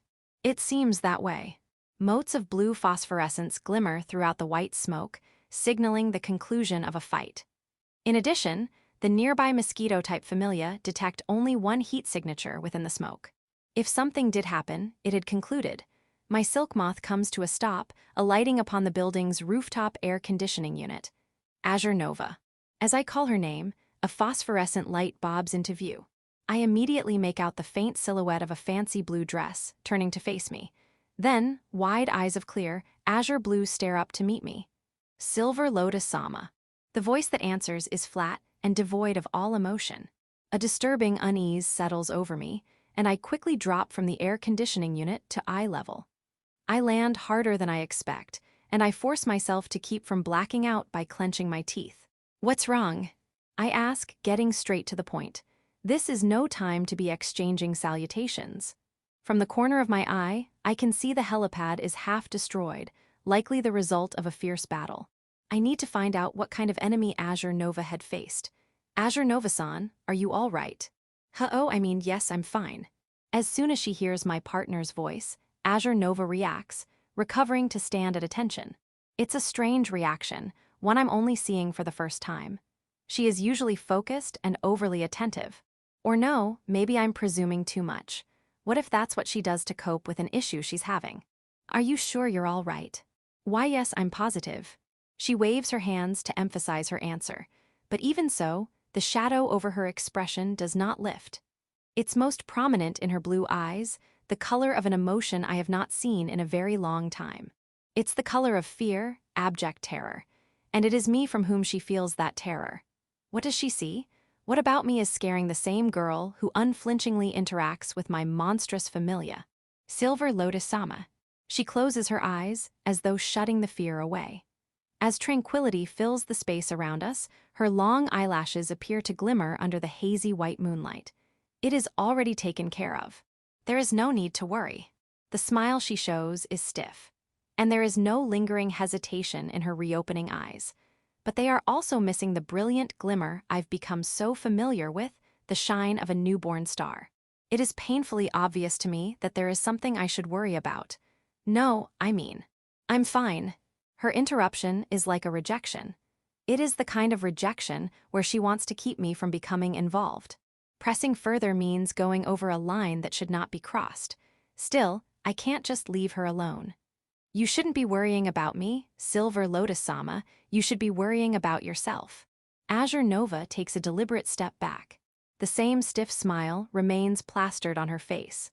But even if she tells me to, how can I think about myself when she is acting like this in front of me? I can only assume she experienced something horrible in battle just now. I step forward, approaching her, only for the world to become pure white. The ground becomes indistinguishable from the air, and I feel as though my feet are sinking into the white. Patches of black appear, intermittently blinking in and out among the white as their coverage spreads across my vision. Eventually, all that I see is flickering white noise, while ringing fills my ears. Is this what telepathy looks like? Silver Lotus Sama. Voices pull me back to reality, and I find myself reflexively squinting against blinding moonlight. Something tickles my cheeks, hair. I turn my head to see a girl whose face is clouded with anxiety. It seems Azure Nova has me in her arms. Sorry about that, causing you trouble. I didn't come here to give her more to worry about. I forcibly suppress the self-loathing filling my heart and try putting strength into my legs. But nothing happens. I can't get back on my feet. Are you sure you're okay? She's holding me gently like she would a fragile item, but it's readily apparent how much stronger she is. If she were to pin me down here, I would not be able to shake her off. And then I see it. The azure eyes before me are frightened not of the red-eyed, silver-haired witch reflected in them, but for her. Yeah, I'm fine. I'm the cause of her fear, albeit a different sort of fear. It seems I've been making people worry about me all day today. I muster the self-deprecation I feel into a poorly faked smile, but that is enough to convince Azure Nova to release her firm grip. I'm just a little more tired than usual, it's nothing to worry about. The load of the telepathic messages from the familia attacking the Yellow River is even heavier than before. I should have made time for a nap earlier, but it's too late to think about that. For now, I force myself to stand as steadily as possible before turning to face Azure Nova. Please, Silver Lotus-sama, you must take a rest, at least for today. She clasps her hands together as though in prayer, imploring me with a firm voice. What she wishes for is certainly the right thing for me to do. You don't have to worry about us either. She continues, smiling. Right, because she has her buddy, Red Queen, working alongside her. Azure Nova certainly is more reliable than me, especially where it counts. And really, I should have known better than to pile on more work despite being aware of how overworked I already am. I need to focus first on the familia being deployed overseas, and then I can start streamlining everything else. Fine. The voice I force from deep within my throat sounds unnaturally forced, but only as long as you don't overexert yourself. What am I doing, telling her not to overexert herself? To me, my words sound more like a hollow excuse to allow myself to do nothing. What a horrible lie. Of course. And the self-proclaimed fan before me, who hangs on my every word, answers with a deliberate nod. Maybe I could leave it for another witch to take care of. That does sound nice, but ultimately it would be shirking my duty. The thought of even considering it makes me sick. Section. A cold wind blows across the rooftop of a certain high-rise hotel overlooking the old Capitol area. It picks up the last traces of remnant ash around the helipad and scatters it across the night sky. With that, it becomes impossible to identify what those ashes originally belonged to. One thing is certain. Another witch, one fallen to the Incubi, has died. It's nothing to worry about, huh? The Azure Witch stares blankly into the western sky, thinking over those words. Her expression had been lifeless, her skin pale as a corpse and whiter than the moonlight it bathed under. Are you sure? I mean, was the right thing to do? After desperately searching for the right words, a voice from across the rooftop finally puts together a coherent question. Azure Nova turns around. Where there had been no one just moments ago, now stands a witch dressed like classical royalty, her buddy. But contrary to her appearance, her behavior, the way she watches Azure Nova's expressions and mood, is closer to that of a timid animal. There is no point in trying to stop her. However, Azure Nova only responds with a self-deprecating smile, one that reveals a deeply resigned acceptance. Her blue eyes are still pointed toward the western sky. They reflect the faint silhouette of a certain giant silk moth. Nor can we do anything for her. Azure Nova continues to speak, as though to vent the negativity that had built up in her. Thanks to the power of her eyes, the Blue Witch can see the exact state her beloved idol is in. We certainly can't take her place. The connection between her and her familia is a silver lining drawing her namesake across the dark night sky. And just as that flower's enormous petals cover the world, so too does her army spread across it. And we can't do what she does. The burden of managing it all must be far beyond what anyone can imagine. It should be so overwhelming that the average person loses themselves under the deluge of information. Yet, despite those conditions, Silver Lotus, in her benevolence, still chooses to immerse herself to be their savior. And now her sacrifice is exacting its price. She tries to hide it, but her body is screaming. Why can't I? There are no further words, and her sentence remains unfinished. Azure Nova only trembles with uncontrollable anger. The heretical witch, with her monstrous army, is not a tireless, unfeeling machine. She should rest. No, now, more than ever, she needs to do so. That Azure Nova had overlooked something so obvious is what hurts the Blue Witch the most, so much that she even feels faint, murderous intent towards that shallow-minded part of herself. Azure Nova-san. Seeing the surrounding blue phosphorescence beginning to intensify, Red Queen quickly stops herself from finishing her sentence. All she has to offer are shallow words of comfort after all. She wasn't present at the time of the encounter, after all. Red Queen had been busy handling the aftermath of the battle. Even so, she can guess the conditions Silver Lotus must be in. All it took was seeing Azure Nova so openly expressive with her emotions for the first time. Will you be all right? I'm fine now. It seems Azure Nova is done venting, as she finally tears her gaze away from the moon-ruled sky. Instead, she looks over the forest of monotonous skyscrapers that stretched toward the horizon, the old capital area. Her blue eyes glow with the light of Ina as she stares off across the familiar scene. It takes only a moment before she identifies an enemy following the flight path of the silk moth. All I have to do is cut them all down. The Blue Witch's declaration comes out like a hymn in the wind, or perhaps a mantra. Through it, she suppresses her flaring emotions, paring the excess until she is left with just the bare minimum of feelings. It is her ritual. What a terrible way to help. Azure Nova dons one last self-deprecating smile as she looks down at the bits of ash at her feet. There are surely other ways she can support her beloved witch, and among them might include walking alongside her, working hand in hand with her. However, there are just as many things the Blue Witch can only accomplish as a solitary blade. Let's go, Red Queen. Her dazzling blue dress swirls as she turns, scattering the last of the ash at her feet. Her blue eyes, once again facing forward and seeing only what must be done, show only cold, murderous intent. Okay.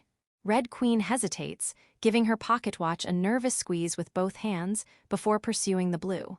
Their hunt tonight is not yet over. It's up to us to remove every remaining obstacle that might get in her way. Their obstacles are now the witches taking up the banner of the Incubi. It is unclear whether these enemy witches are remnants or reinforcements. However, they are indisputably, undeniably the enemies of Silver Lotus. Chapter 5. Exertion. It has been a long time since I last wore this gray coat, while the sky was still a bright blue.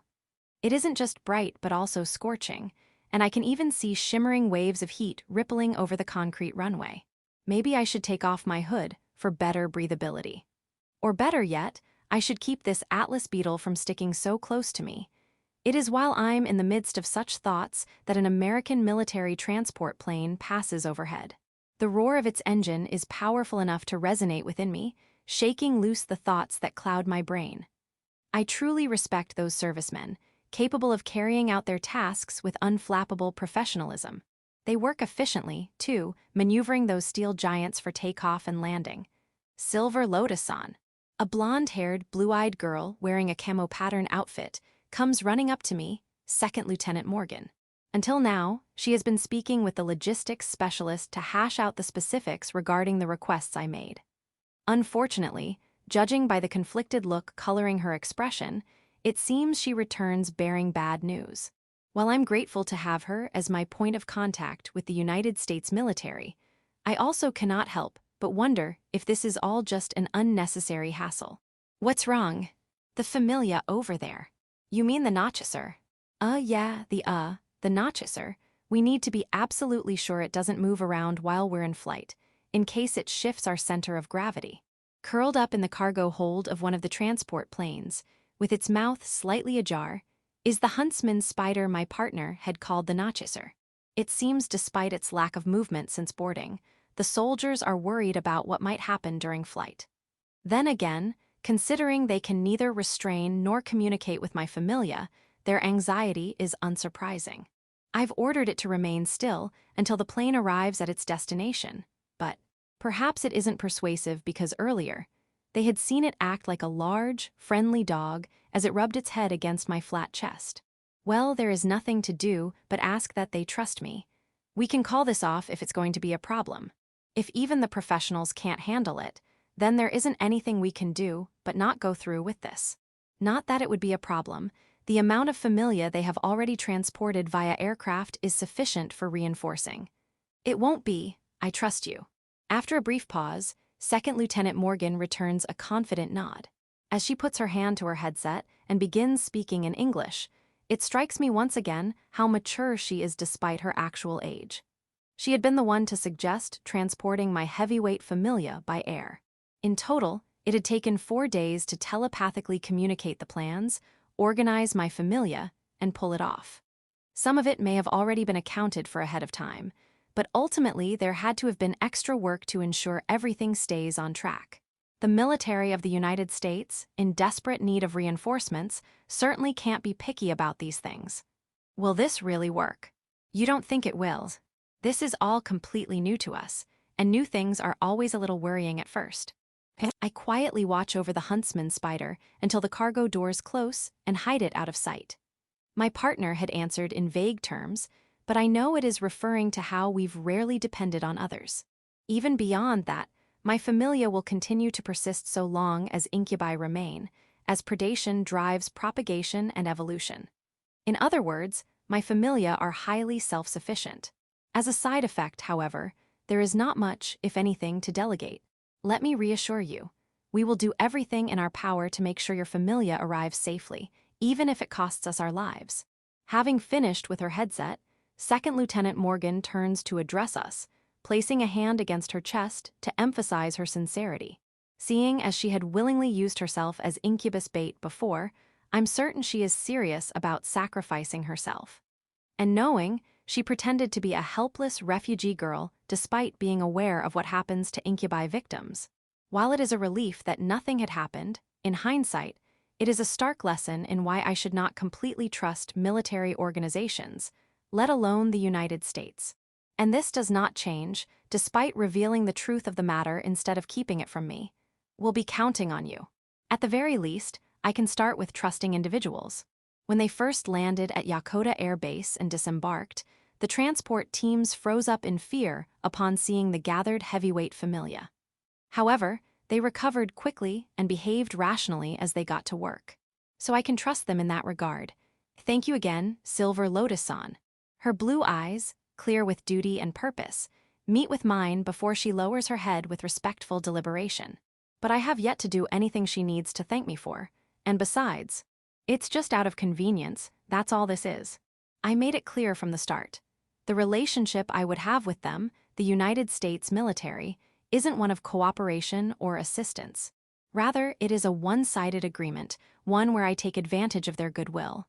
Right, that's exactly what this is. Yet she responds with great enthusiasm, loud enough to be heard over the noise of aircraft engines. I pull my hood back over my head to avoid facing the unwavering hope in her eyes. I don't do this to earn their gratitude, nor do I expect to be rewarded one day. I'm no champion of justice either, let alone a hero. All I'm doing is killing incubi. There you go being pedantic aga, MMPH. Before the jumping spider on my shoulder can finish its sentence, I silence it by gently pinching its mouth shut. Second Lieutenant Morgan watches our antics with a wry smile on her face before turning her attention back to her headset and seamlessly switching to speaking in English. It isn't an exaggeration to call this young girl a prodigy. What kind of life would she have had if incubi did not exist? Silver Lotus-san, this will be the last one, so let me thank you again for everything. Oh, all right. So the transport currently parked next to the one carrying the huntsman's spider will be the last one we fill today. I would have preferred to send the familia I woke from hibernation all at once, but logistically speaking, there is a limit to how much they can transport at a time. There's nothing I can do about it, I suppose. All right, it's your turn now. Let's get going. I gently stroke the atlas beetle as a last send-off, and it responds by vigorously rubbing itself against me. It's careful not to bump its sharper edges. Incidentally, all the heavyweight familia acted like this when I saw them off. Now, enough stalling, get moving. And just like with the others, I have to put force into pushing the atlas beetle before it finally pulls away. Really though, compared to the obedient and independent locusts I had sent to mainland China, the heavyweight familia are all quite needy, spoiled, even. As an aside, one of the soldiers handling the onboarding, having watched the entire scene unfold, stares with an indescribable expression after the departing atlas beetle. Silver Lotus. What's wrong? After I release my pinching, my partner suddenly calls it to me, sounding unusually serious. Or perhaps its seriousness is not unusual at all, seeing as it has been acting this way quite often lately. About the tea party with the numbered, are you sure you don't want to postpone attending it? My schedule is quite busy today. In the daytime, I drop off my familia with the military, while in the evening, I will be meeting with the numbered. This isn't the first time my partner has questioned this arrangement. I'm well aware of how busy it is, even without the reminder. Still, I do not intend to put off the meeting with the numbered any longer. No, they had suggested an earlier time, but since it would have overlapped with the time I set aside for the American forces, I had asked to reschedule. Surprisingly, They readily accommodated my request. It made me feel guilty, especially considering how many times I had already ignored their invitations. I intend to settle everything tonight. To shake off my creeping sleepiness, I force myself to look up. I shield my face as I turn skyward, and through the gaps of my fingers, I spy a formation of red dragonflies heading east. Section. I had skipped school today, telling them I felt unwell, yet here I am now, staying out late instead of resting at home. In my past life, this would have been considered textbook delinquent behavior. But in this life, the only minors wandering around at night, let alone the old capital area, are witches. So after this tea party meeting, we will hold off on late-night activities for the time being, yes. Yep. You should take the opportunity to find a new hobby. Maybe. Are you sure you are up for this? Instead of immediately answering my partner's worry, I stroke the head of the tiger beetle standing beside me. I'll be fine. After putting a fussy Fuka to bed, I was able to get in a 2-hour nap. That took care of sleep, which leaves the rest of my worries. More importantly, are you sure this is the right place? Yes, it should be here. After leaving navigation to my partner, we arrive here, at the entrance of a park overgrown with lush green foliage. Without its caretakers, this park has returned to a more natural state, reclaimed by flora and fauna. I sense a variety of insects beginning to gather, reminding me of the impromptu butterfly farm that formed the other day. And as one, they begin to play a beautiful song. If I stop and listen now, I might fall asleep. So I continue walking, carefully taking quiet steps to avoid disturbing the peace as I make my way through the verdant green. The sights make me wonder why the numbers chose to meet here. I absent-mindedly stoop low to catch the praying mantis hitching a ride on my coat, still lost in thought. I stare at the mantis standing on the palm of my right hand. It stares back, inquisitively cocking its head and waving its long antennae about.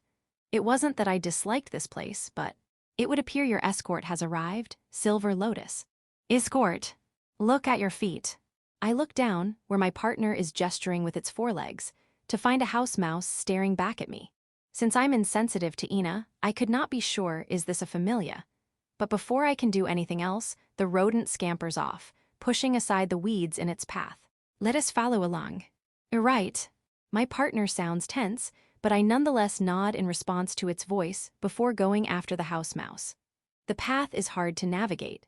While the moon is up in the sky, the brush and foliage around me keep most of the moonlight from showing me the way. I move at such a slow pace that the house mouse occasionally stops and waits for me to catch up. It serves as an excellent guide, showing us the way without rushing us through. I realize we're near the center of the park. As we approach, I begin to hear the sound of water and people's voices. They seem to be coming from around the artificial pond. The brush suddenly gives way to an open clearing free of foliage.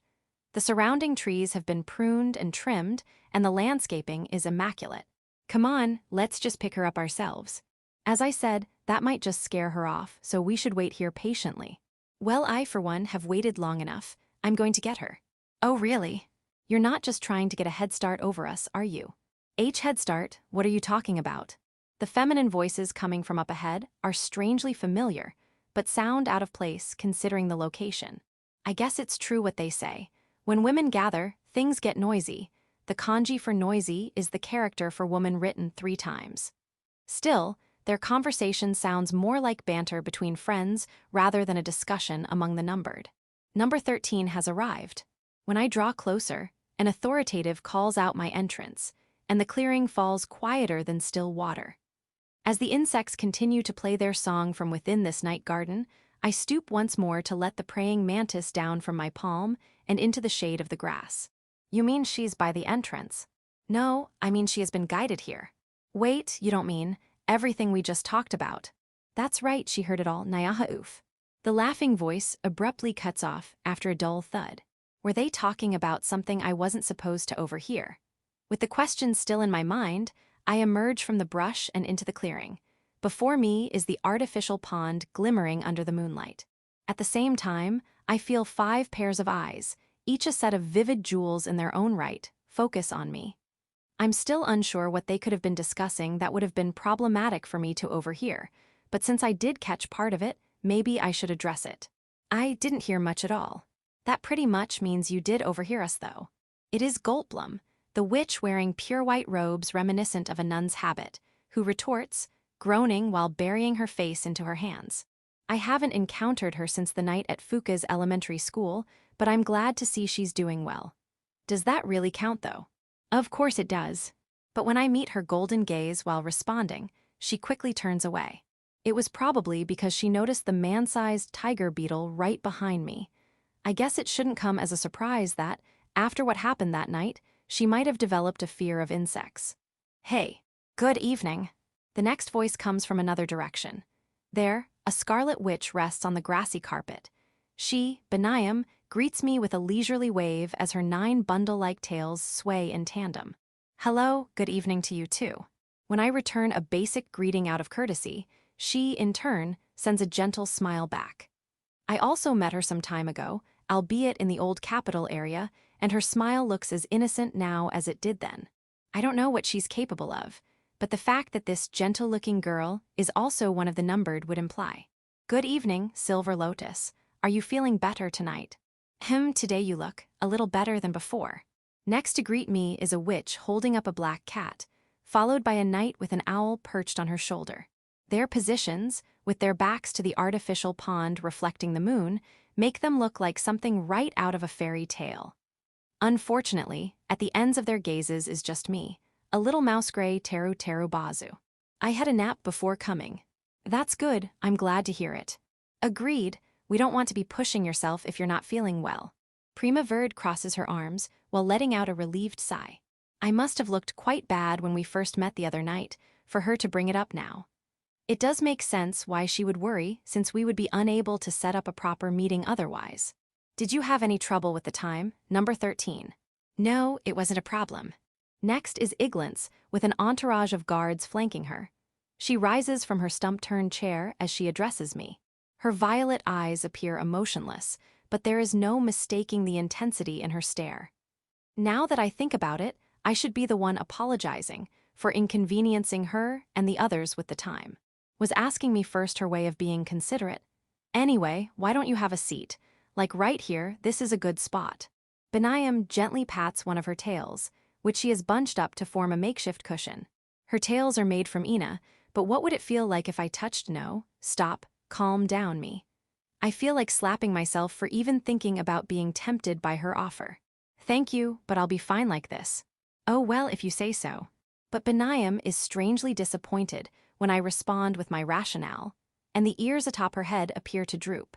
I do feel bad for refusing, but by taking her up on the offer, I feel like I would be crossing a line I shouldn't be. And I might be overthinking it or being overly self-conscious, but for some reason, it feels like she's being extra considerate of me. It's because there's a clear difference in how she's acting now compared to when we first met. The same goes for all of them, and since they're among the best witches in the world, I had expected them to act in a way that befits that status. It's bizarre to me that they're instead welcoming to someone who is, at best, their equal yet force them to postpone and reschedule according to her whims. That thought makes me restless. I truly don't mind standing. Still, there's no point in digging into that. It's more important that I settle the matter for which I came. Doing so means less trouble in the future for both me and them. I'm ready to start. I slowly draw back my hood and deliberately enunciate my words, trying to muster as much solemnity out of my Lolita-esque voice as I can. There are only a few more witches higher numbered than those present here, but outside of Hai Lang, number 2, they are unlikely to be in the area. In other words, the numbered already present are likely the only witches who will be here. Understood, number 13. Iglance confirms. Her voice is steady and rises above the insect's song to echo across the nightscape of the park. Then, let us begin. Chapter 6, Conversion.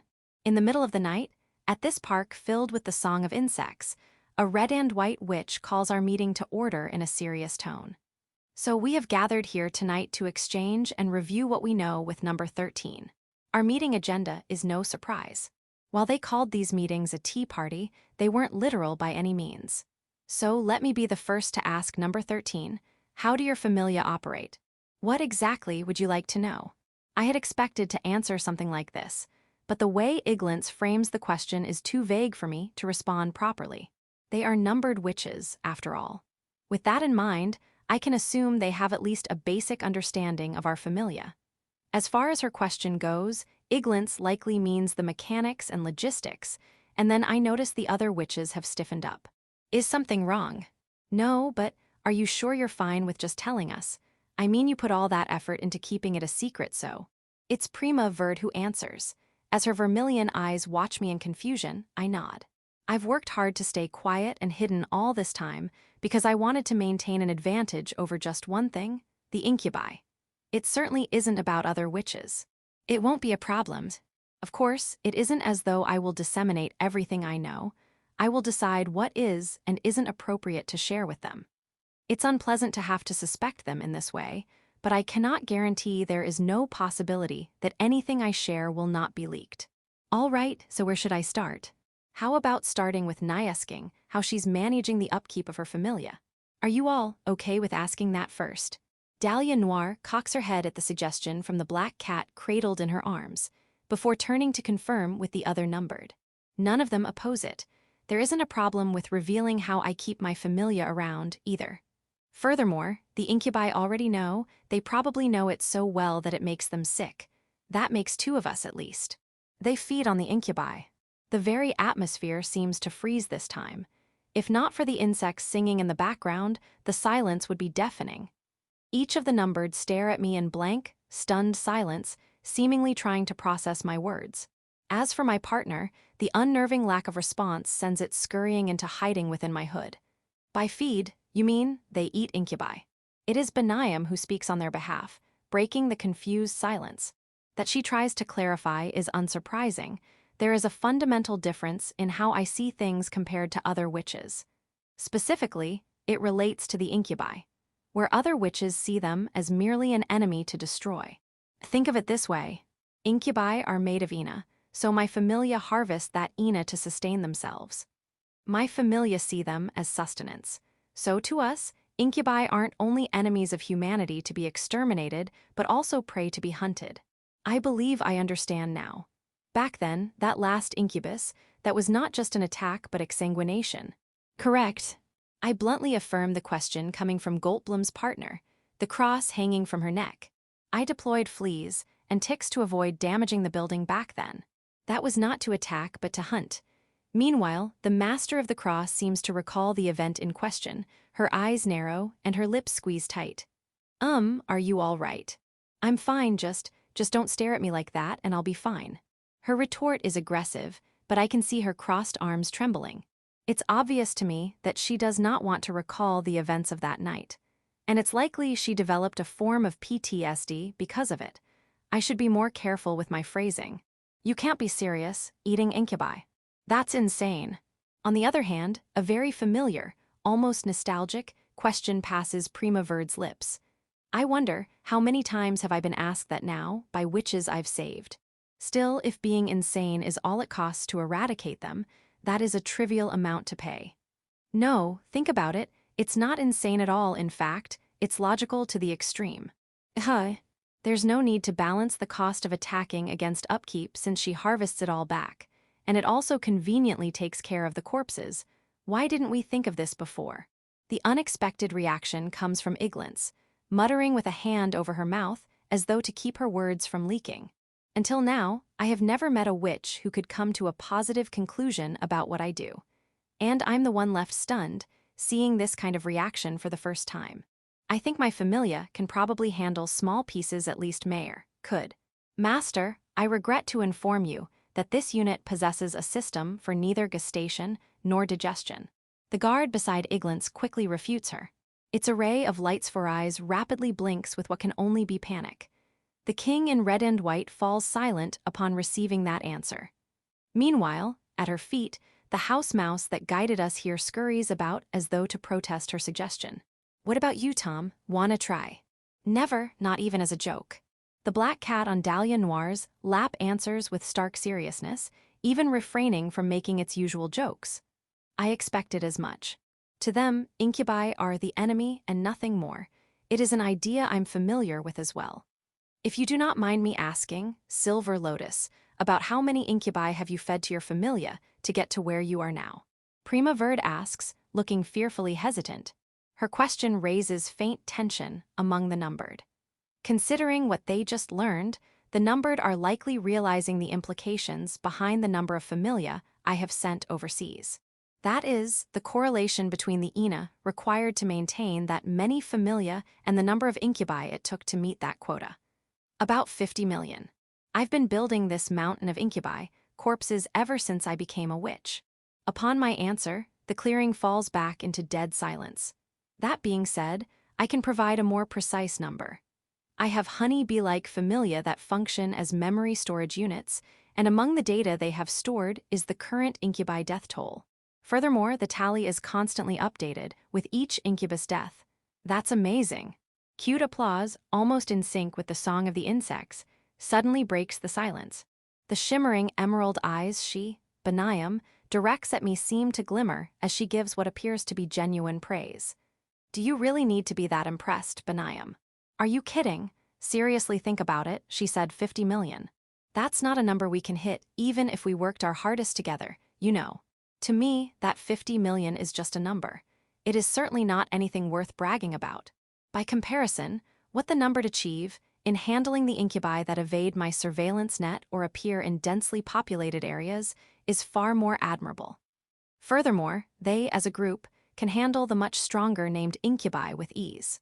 So really, I can say the same about them. Ahaha, okay, seriously though, why are you even number 13 then? That's just what Aldwych decided, I guess.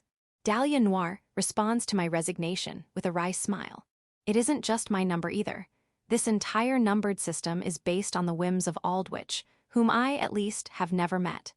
In other words, there is no metric, whether in skill or feats, for determining any witch's given number. So the total number of active familia.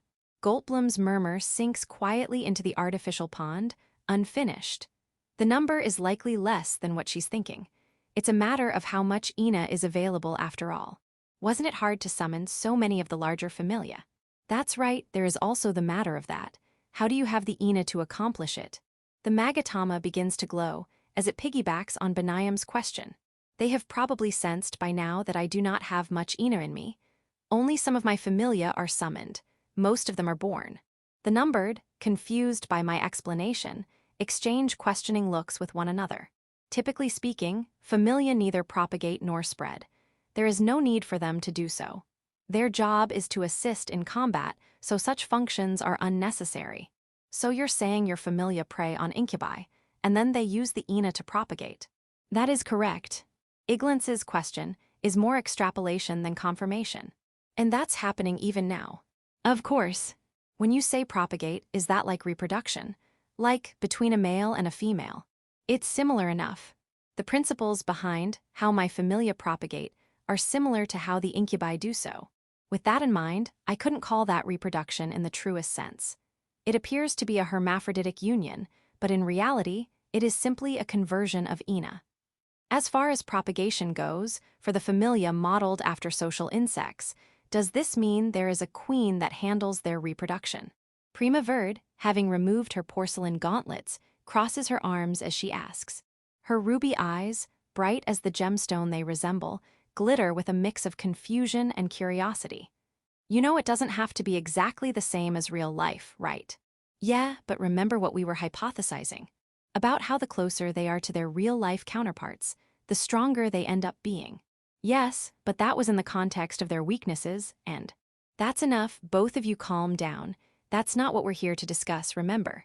Just as an argument is about to erupt between the king and the knight, the witch intervenes by stepping in between them.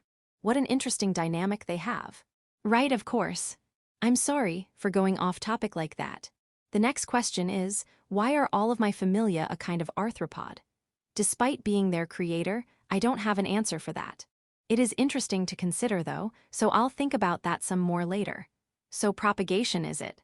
Indeed, it is more akin to creating life than calling a servant. The black cat and the owl exchange sincere thoughts with each other from where they were. Is it really that special? I always assumed as long as there is enough INA, a witch should be capable of almost anything. But to call it the creation of life, I cannot imagine being able to do that.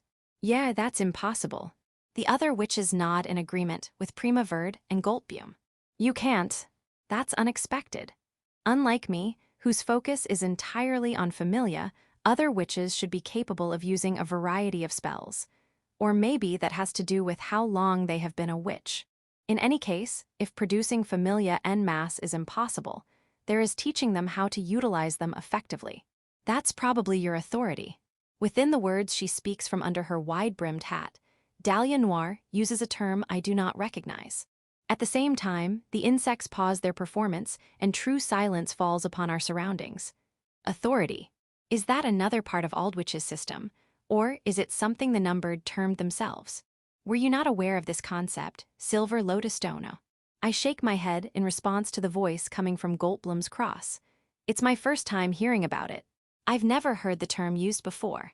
It is likely because we have never had an opportunity to share what we know. Indeed, we have tried making contact on several occasions, and it is only now that we have found success in our endeavors. So our partners also shared information among themselves. So we were also missing out on information by avoiding contact with them. I turn toward my left shoulder and see my partner peeking out. I'm so sorry. There is no need to apologize, and please, feel free to join us when ready. You are always welcome. Despite the owl's cheerful and unabashed encouragement, my partner seems to shrink back even further. Come to think of it, while my partner hasn't made any self-deprecating remarks about our methods lately, perhaps it still feels like we're below expectations.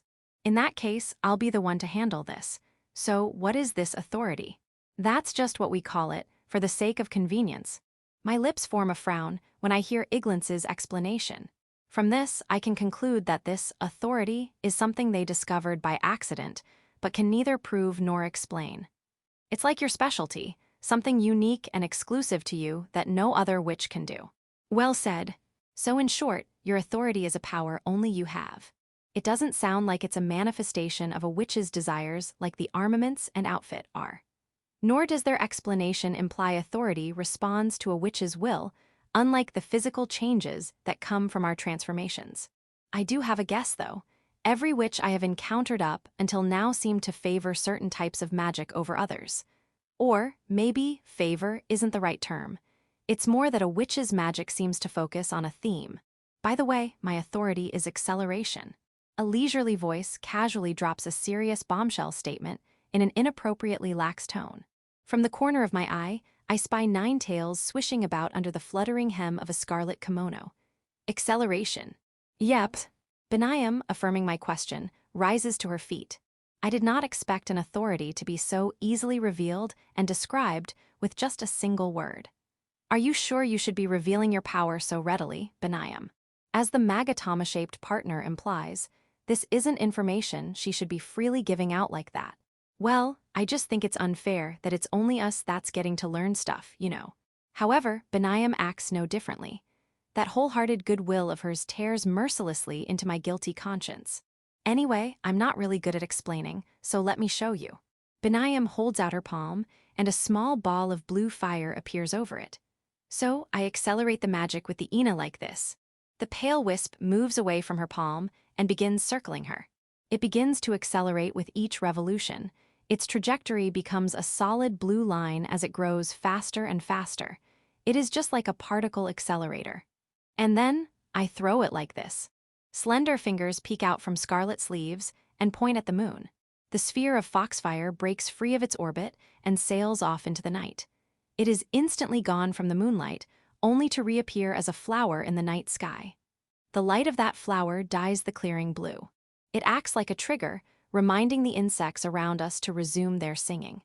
It is an ephemeral moment with everything coming together, like a preview of the upcoming summer. So unlike regular magic, this isn't something we can really copy. I can do meown, similar thing, but it would not be the same as what you girls can do. The witch and her black cat share whispered words as they look up at the night sky. So my authority is. I thought I would be able to share my methods with them so that we could bring about the end of the Incubi sooner. I had made calculations based on that. To think this best-laid plan of mine would go so awry. Or maybe I was looking at this incorrectly, having misjudged my capabilities. If nobody else can do what I do, then maybe it was wrong of me to continue underestimating my capabilities. So your authority is propagation, or maybe creation. Well, whichever it is. Goldblum, mulling over what my authority could be, is conservative and withdrawn. Mine is nothing compared to yours. When we first met, her golden eyes were unshakably confident as she glared me down. Now, however, those same eyes are lost and wandering. They see me but only as a reflection.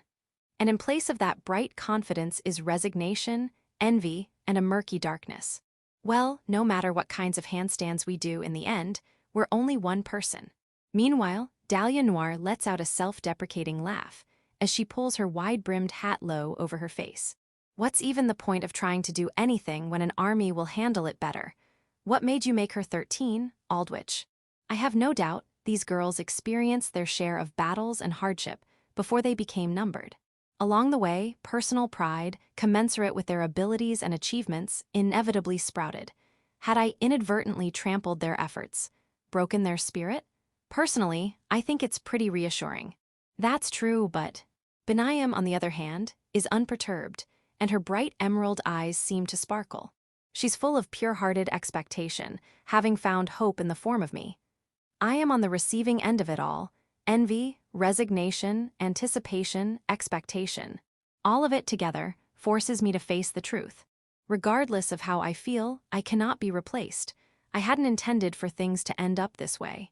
There was only ever one thing I wanted: to exterminate every last incubi. And you're even handling incubi overseas now, too. I hate to admit it, but it feels like we were just playing pretend compared to you. Prima Verde lets out a sigh that emphasizes the resignation of her words, before falling silent with a bitter expression on her face. It certainly is true that when comparing how many incubi we've each killed, none of these girls could measure up to me. But does that truly mean they were just playing pretend? No, it does not. And I intend to reject that misguided belief. That is incorrect, Prima Verdcun. We weren't playing around, you know. Do you think this is a competition? A partner and another numbered speak out at the same time as I do. But when our eyes meet, I take a step back to give the floor to them.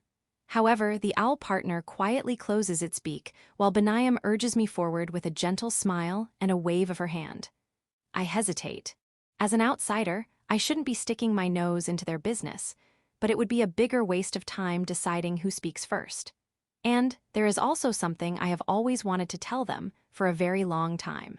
And I wanted to tell them, despite my inability to speak well. I take another sweeping glance around the clearing, looking at each witch in turn before I put my simple words together. My familia look like this. If ordinary people were to see them, they would start panicking. As I speak, I turn my body to reveal the tiger beetle waiting behind me. It has fierce, pronounced mandibles and a beautifully patterned exoskeleton that shines under the moonlight.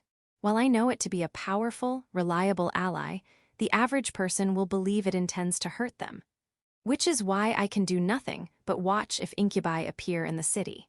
Not if but when. Our patrol network is not perfect. Incubi have slipped through many times. I hear supportive words come from my left shoulder. My partner's voice is soft but determined.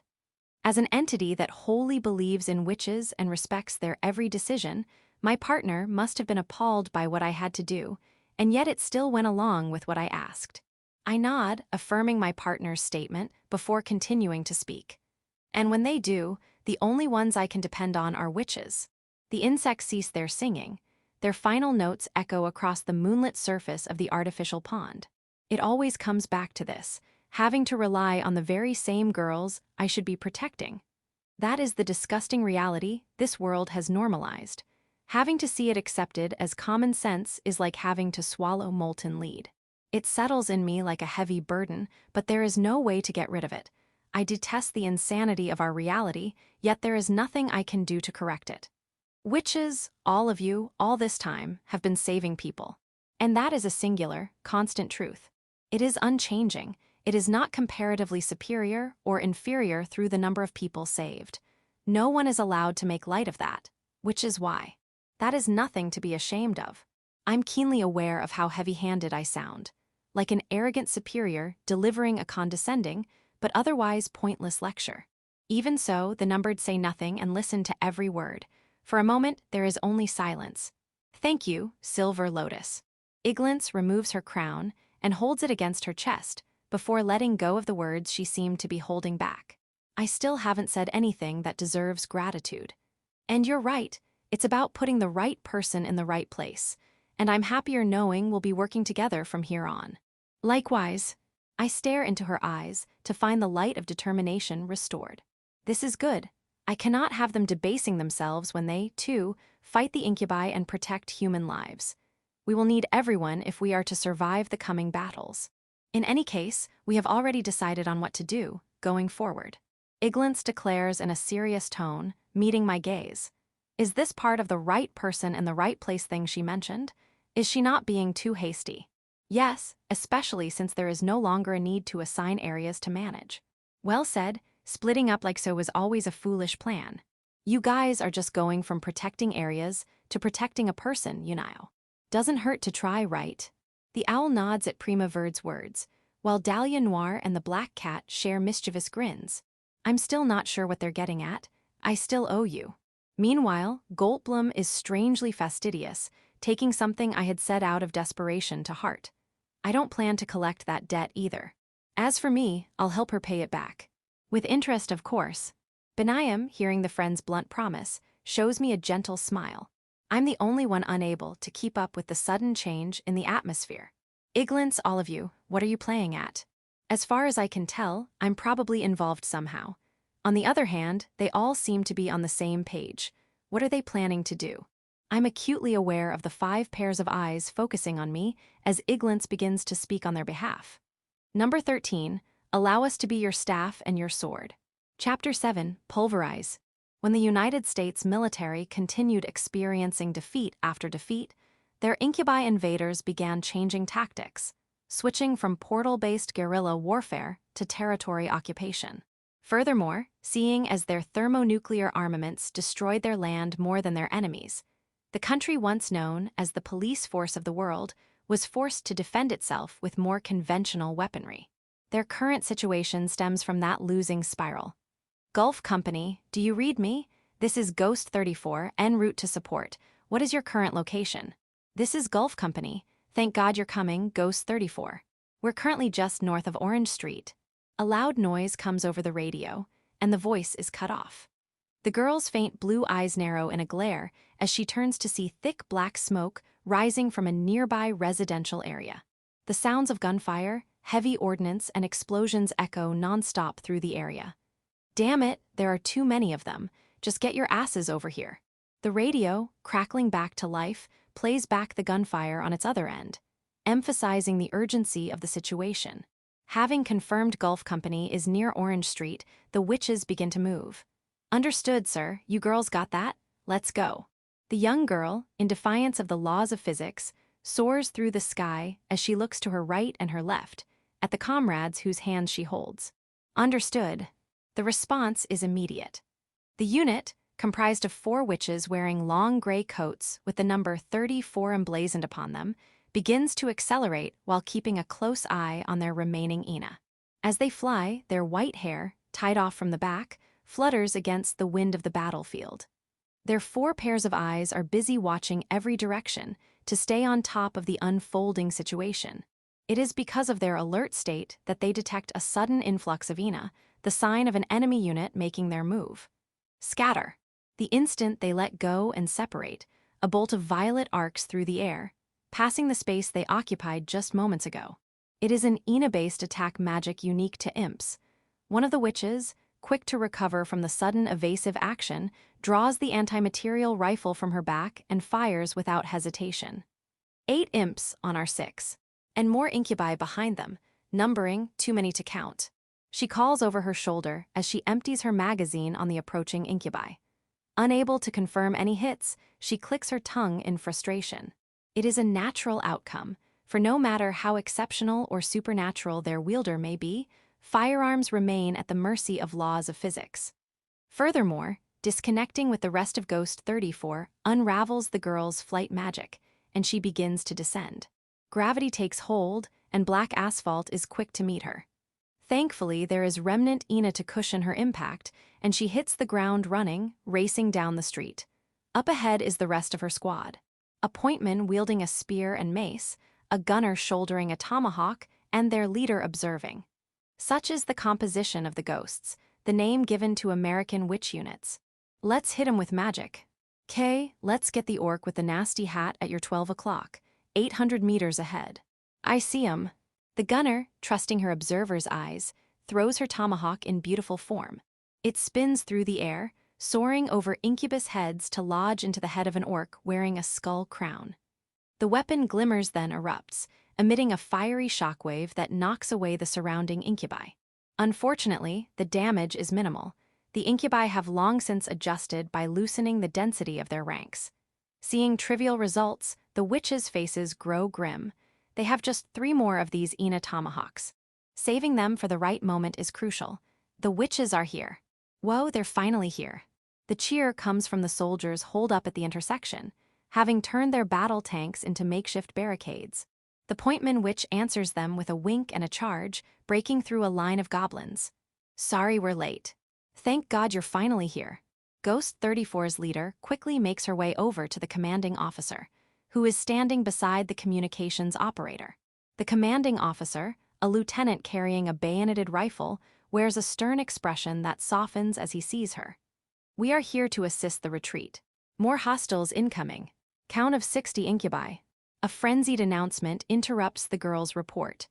The deafening buzz of gunfire fills their surroundings, accentuated by the whistle of passing bullets and arrows. Yeah, good luck.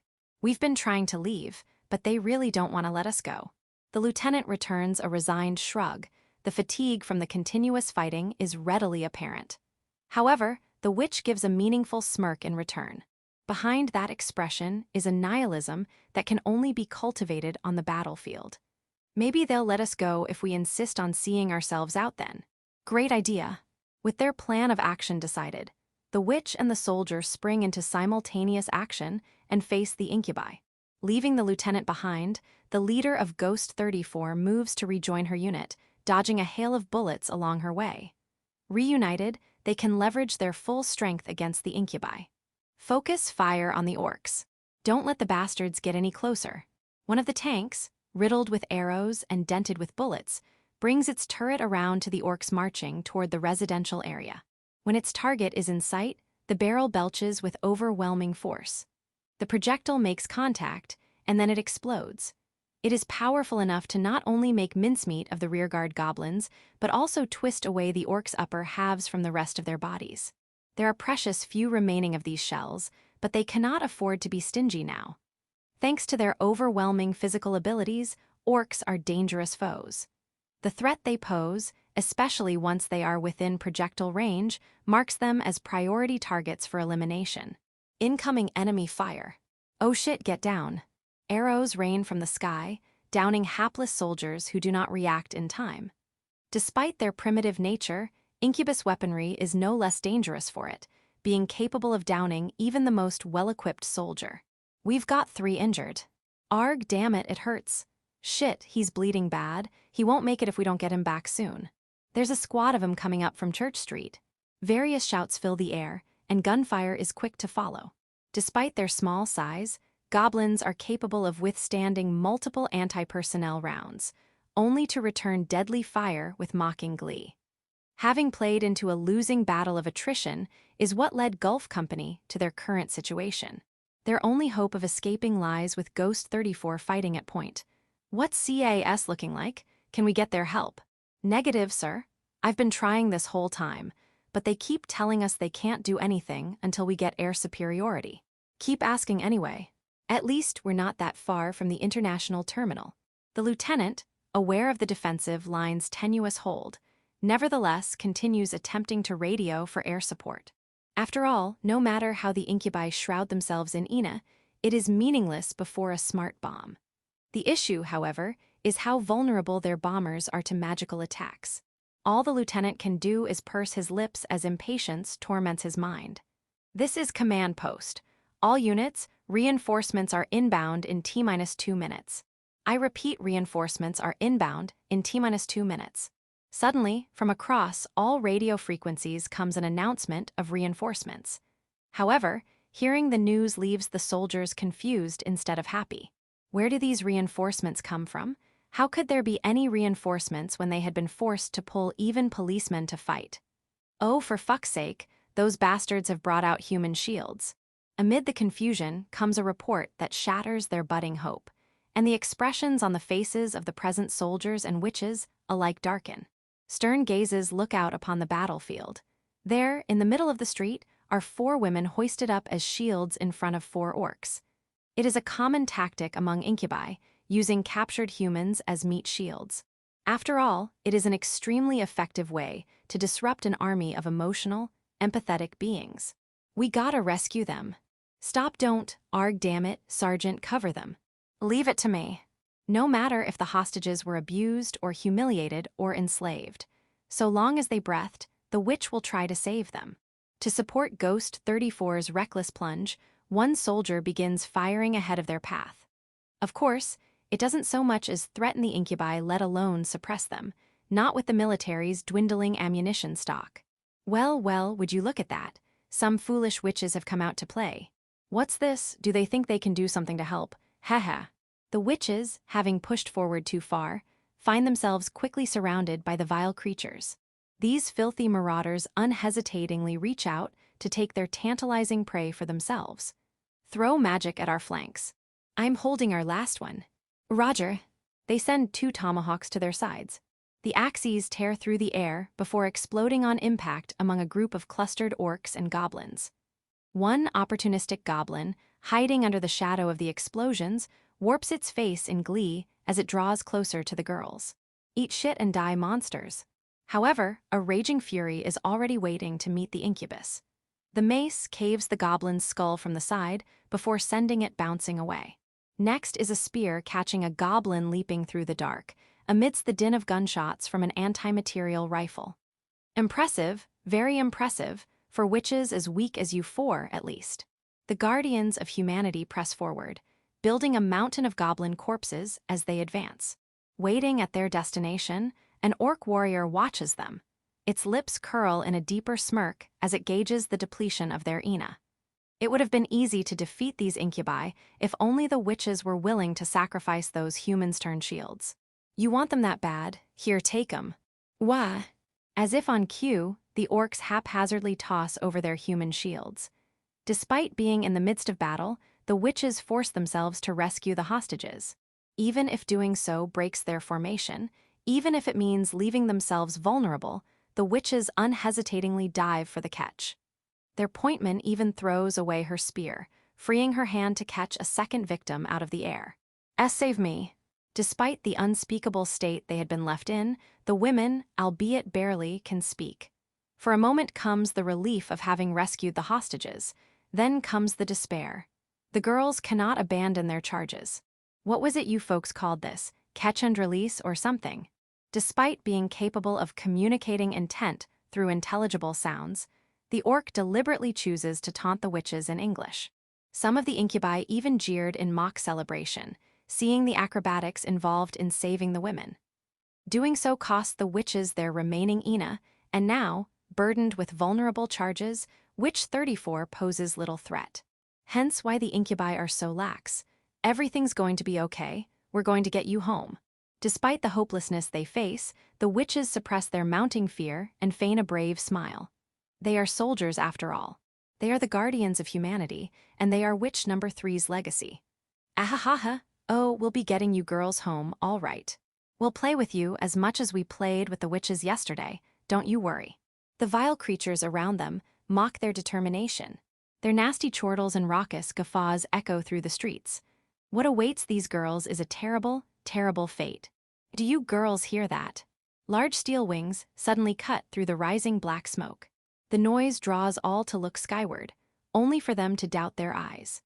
The size and the shining star emblazoned upon its massive wings unmistakably identify this machine as a transport aircraft belonging to the Air Force. Is that a galaxy? Furthermore, the steel bird enters the airspace at a low altitude, when American forces have yet to claim air superiority. However, the violet lightning representative of imp magic does not appear. The noise of the galaxy's turbofan engines grows to a deafening roar, and as the craft passes overhead, a jet-black shadow falls from the rear cargo hold. It looks just like a bomb. It is no bomb, but it is a spherical object. The dust of the battlefield erupts violently into the air as it lands, only for gossamer wings to cut through that blinding cloud as they unfurl from their glossy, black casing. Its intent becomes clear as it begins to move. What is that thing? Rather than lumbering past, the dark creature accelerates with unbelievable speed, mercilessly crushing underfoot the group of goblins in its path. It leaves the dust of war in its wake, a bloody mist that scatters the black smoke. It's an insect. The jet-black body paints a path of blood as it finishes its charge before the witches. There, it moves to hide them behind its towering mass. It flexes 3 pairs of legs far thicker than a human's, clicks mandibles capable of crushing all between them, and looks upon its enemies with obsidian eyes of unfathomable hostility. The familia, resembling a giraffe stag beetle, recognizes the incubi around it as targets for extermination. What is a familia doing here, Og? It is more agile and far quicker than its massive size suggests.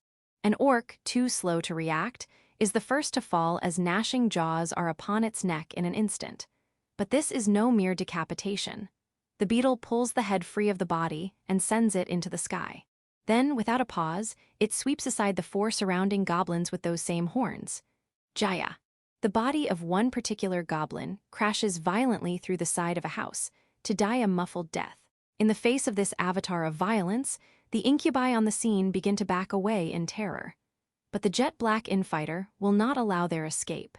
Its clawed feet gouge chunks of asphalt as it charges at its next target. An orc, foolishly stepping into the familia's path, is caught at the torso, between both mandibles, before it finishes its swing. Incidentally, it is caught where the serrated teeth can leverage the greatest amount of crush force. There is no resistance as the mandibles rip skin, tear flesh, and smash bone. Monster, it's a monster. Loose now. As the orc's lower half erupts in a fountain of blood, the nearby goblins begin firing their crossbows. But now it is their missiles that have no effect, bouncing uselessly off the shiny black exoskeleton like the droplets of light rainfall. A counterattack comes for them in the form of swinging mandibles. You girls all right. It is the Gulf Company soldier who covered them earlier. Ignoring the carnage and background noise, he quickly makes his way over. After checking to see if there are no incubi close enough to threaten them, he looks over the fallen girls. Come on, hang in there. All 4 are unresponsive, seemingly lost for words after the near miss and the arrival of reinforcements. But the gruff sergeant pays their condition no leniency, slapping the cheeks of Ghost 34's leader as she absent-mindedly watches another goblin fly off into the sky. What? Why yeah, we're fine. The Grey Witch finally returns to her senses, blinking the haze out of her unfocused blue eyes. Her comrades follow soon after, checking their weapons as they prepare for a localized search and rescue operation. However, no matter how hard they try, their attention repeatedly returns to the pitch-black familia. What even is that thing? They're familia, right? All the while, the beetle continues to work, crushing another orc against a nearby fire station and making mincemeat out of another pack of goblins. It is truly an avatar of unfettered violence.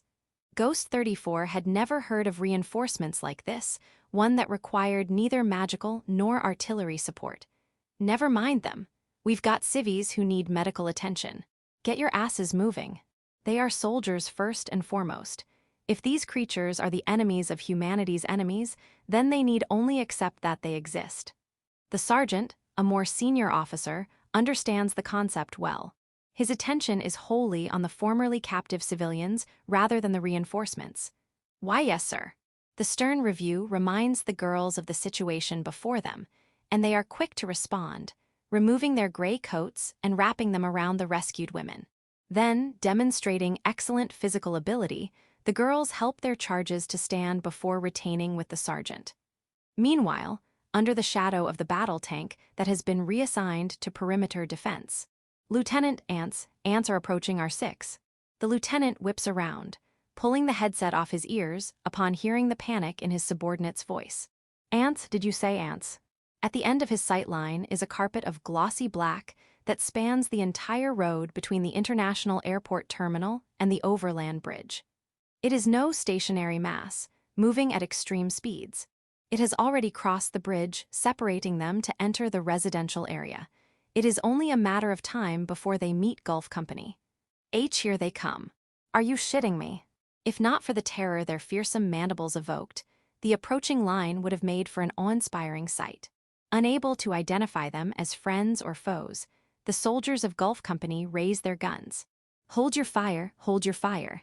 Keeping his wits about him, the lieutenant immediately calls for a stop with all the authority he can muster.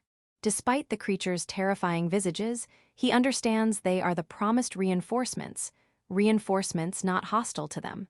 Get behind the tank, you lot. On the double. Sir. Despite their fear, the muscle memory of basic training spurs the soldiers into motion, and they dive unhesitatingly into the cover of their tank. From the rear, the witches are first in line to face the group that approaches with a din, not unlike a gas turbine engine.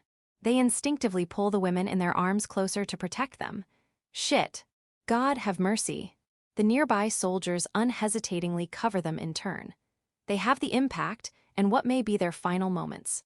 They are like helpless prey, huddling powerlessly while hoping the predator passes them by. The countless footsteps thundering toward them shake the ground like an earthquake, but their intent is not to trample over humans.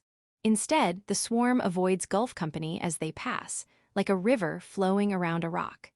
The soldiers, unable to comprehend this unexpected turn of events, can only look on in flabbergasted silence.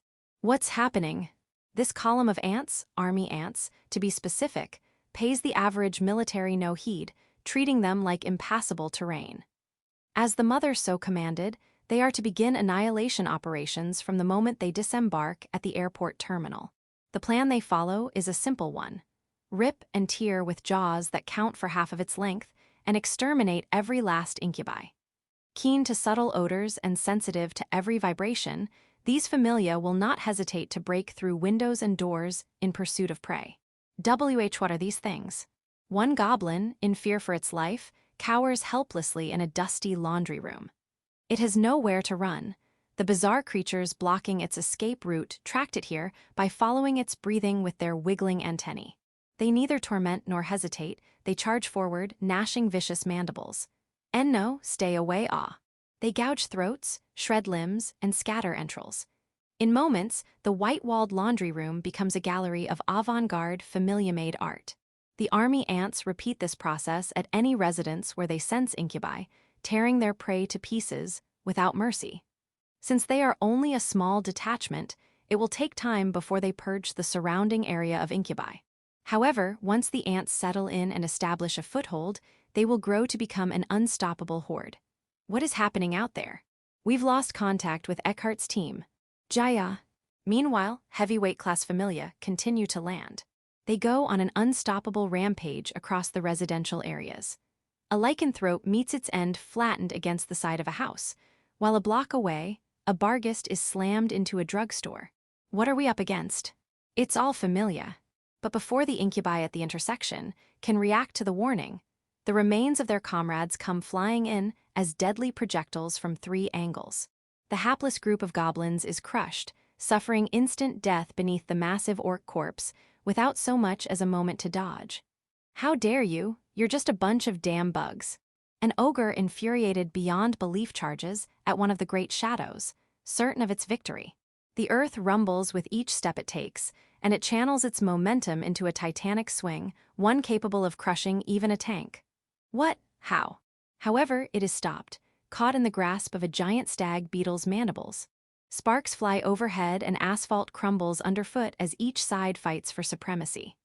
The ogre, taking a downward swing, has the advantage of gravity, but its bludgeon, made of some otherworldly material, begins to warp as it clashes with the unstoppable jaws. The prized weapon shrieks in protest, overwhelmed by the force opposing it. Arg, no, curse you.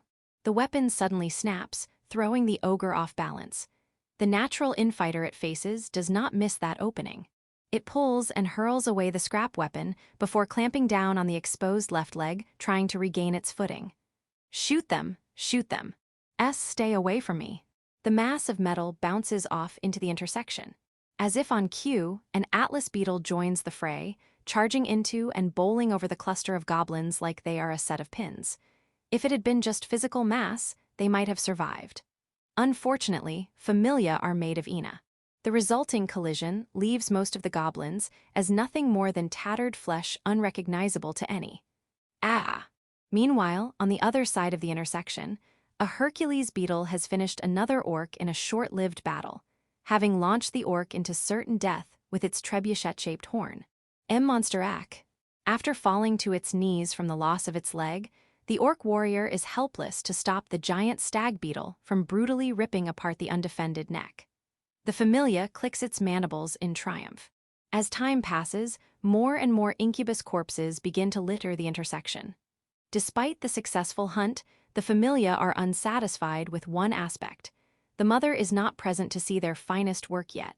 Nonetheless, the legion of heavyweight class familia continues crushing every incubus in sight. Some can flee, but they still inevitably meet their end in the jaws of the awaiting army ants. Meanwhile, high above the ground, a squadron of red dragonflies, having followed the transport aircraft, rules the skies. This is only the opening skirmish. After all, they had been sent here to exterminate every last incubus. Chapter 8, Limit. Am I walking somewhere? Am I speaking with someone? It feels like I'll drown in a sea of information if I don't stay focused. Did I see Fuka off to school yet? Did I pack her lunchbox? What about breakfast? Azuma-san. My focus shifts back to reality. The first thing I see is a worried Ritsu Masaki staring at me with an anxious look. Her eyes are missing their usual sleepy shape. They're wide open with worry now. I'll be fine. You sure don't look fine. Do you want to go rest in the nurse's office? From next to me, Shizuka Kaneshiro is making a similar expression.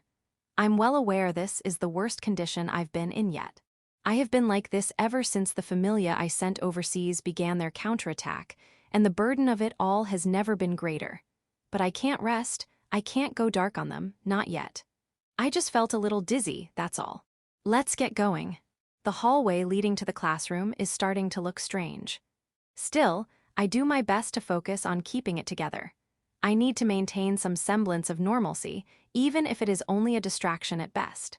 This peaceful time is for me to rebalance my life, but at the moment, it is anything but tranquil. Incubi die with every passing second, and each death brings along information. It's like reading a report of results and analysis, and includes details such as issues faced in battle and the effectiveness of certain tactics. There is so much to process that it is beginning to overwhelm the honeybee-type familia in charge of memory and record-keeping. Okay, but you have to tell us if you start feeling sick, got it? It's not the usual laid-back tone. Misaki looks dead serious as she tells me this. I give her a nod and force myself to walk. Here, let me help you with your bag. It's fine, I can. However, Kaneshiro ignores my protest and takes my bag, while Masaki grabs my free hand. They treat me like a child or, well, I guess I am still just a child. It's like they don't think I can take care of myself. I already delegated most of the operations in China to my partner. What I didn't expect was for the burden to remain despite that. On the bright side, between the American forces and my familia, the number of incubi in the region is finally beginning to fall. In other words, I only have to bear with this endless stream of telepathic messages until the incubi are dealt with. At least, I'll have the numbered providing support as well before long. Actually, until then, should I give my familia a little more autonomy? Oh, Kaneshiro-san and Azuma-san, are you all right? Just a little under the weather. Are you sure you'll be all right? Wouldn't it be better to rest in the nurse's office? One of our classmates from among the front seats comes over out of curiosity. I can't recall their name. In fact, I can't recall any of their names right now. I'll be fine. I answer quickly. It's embarrassing that I can't remember, but I'm more worried and terrified about the implications. I let go of Masaki's hand and made my way through the door into the classroom. I suddenly feel eyes on me. They are hostile, trying to skewer me, and no, it's just my imagination. It's just my nerves, overstimulated as they are at the moment. Bag thanks. I reach with a hand toward Kaneshiro, who is standing behind me to grab my bag back. It's perfectly, naturally normal. If anything, it is weirder to have a classmate carry my bag for me. It wasn't any trouble, but please don't. Kaneshiro seems to have something to say, but for some reason, she stops mid-sentence. The color of confusion fills the eyes of the Yamato Nechico before me. I follow her gaze and realize she is looking at my desk.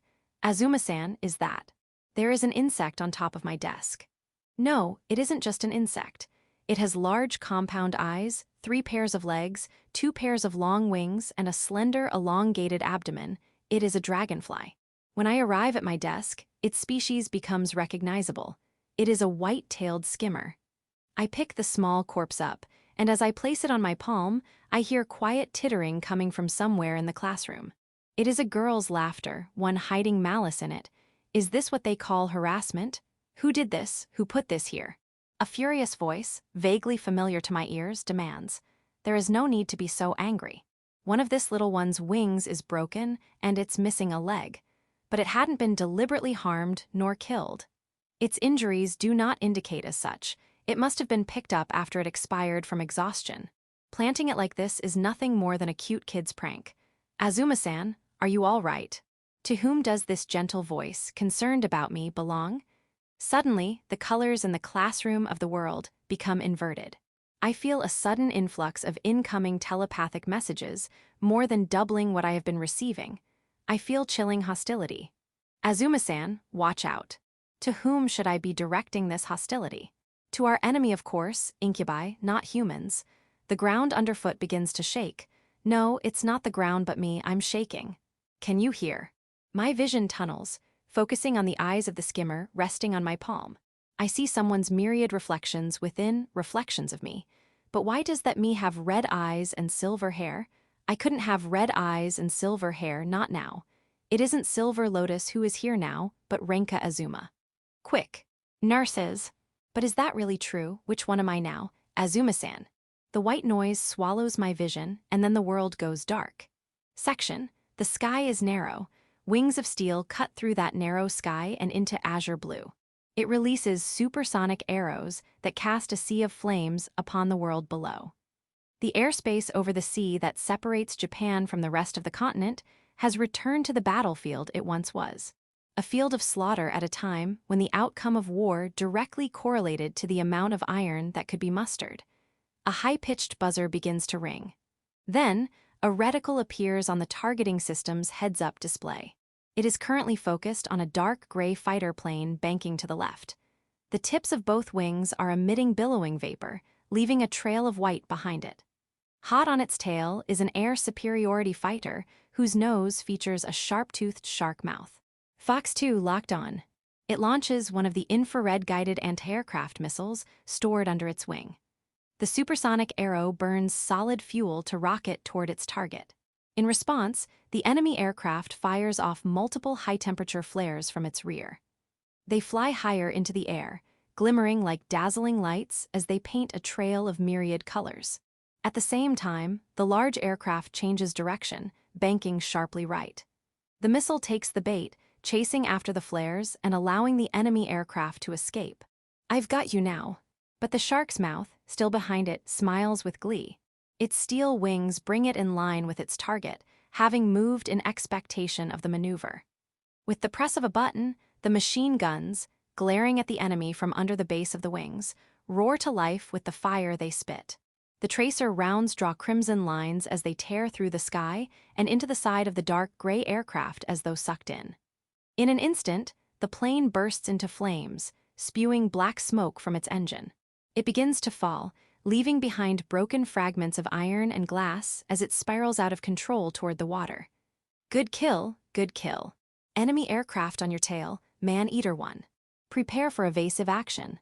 Before the pilot can respond, a blaring alert from the missile warning system drowns out every other sound in the cockpit.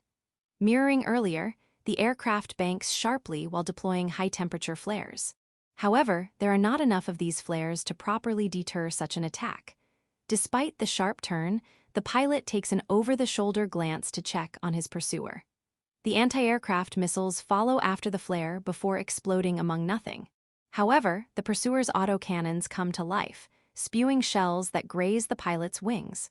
Despite brushing against danger, He calmly maneuvers the aircraft to take a more favorable position. The plane draws a beautiful, barrel-shaped spiral out of its trajectory. Meanwhile, the enemy aircraft is unable to keep up. It overshoots on a curve. Seeker open. The targeting system catches the enemy that has wandered into its sights.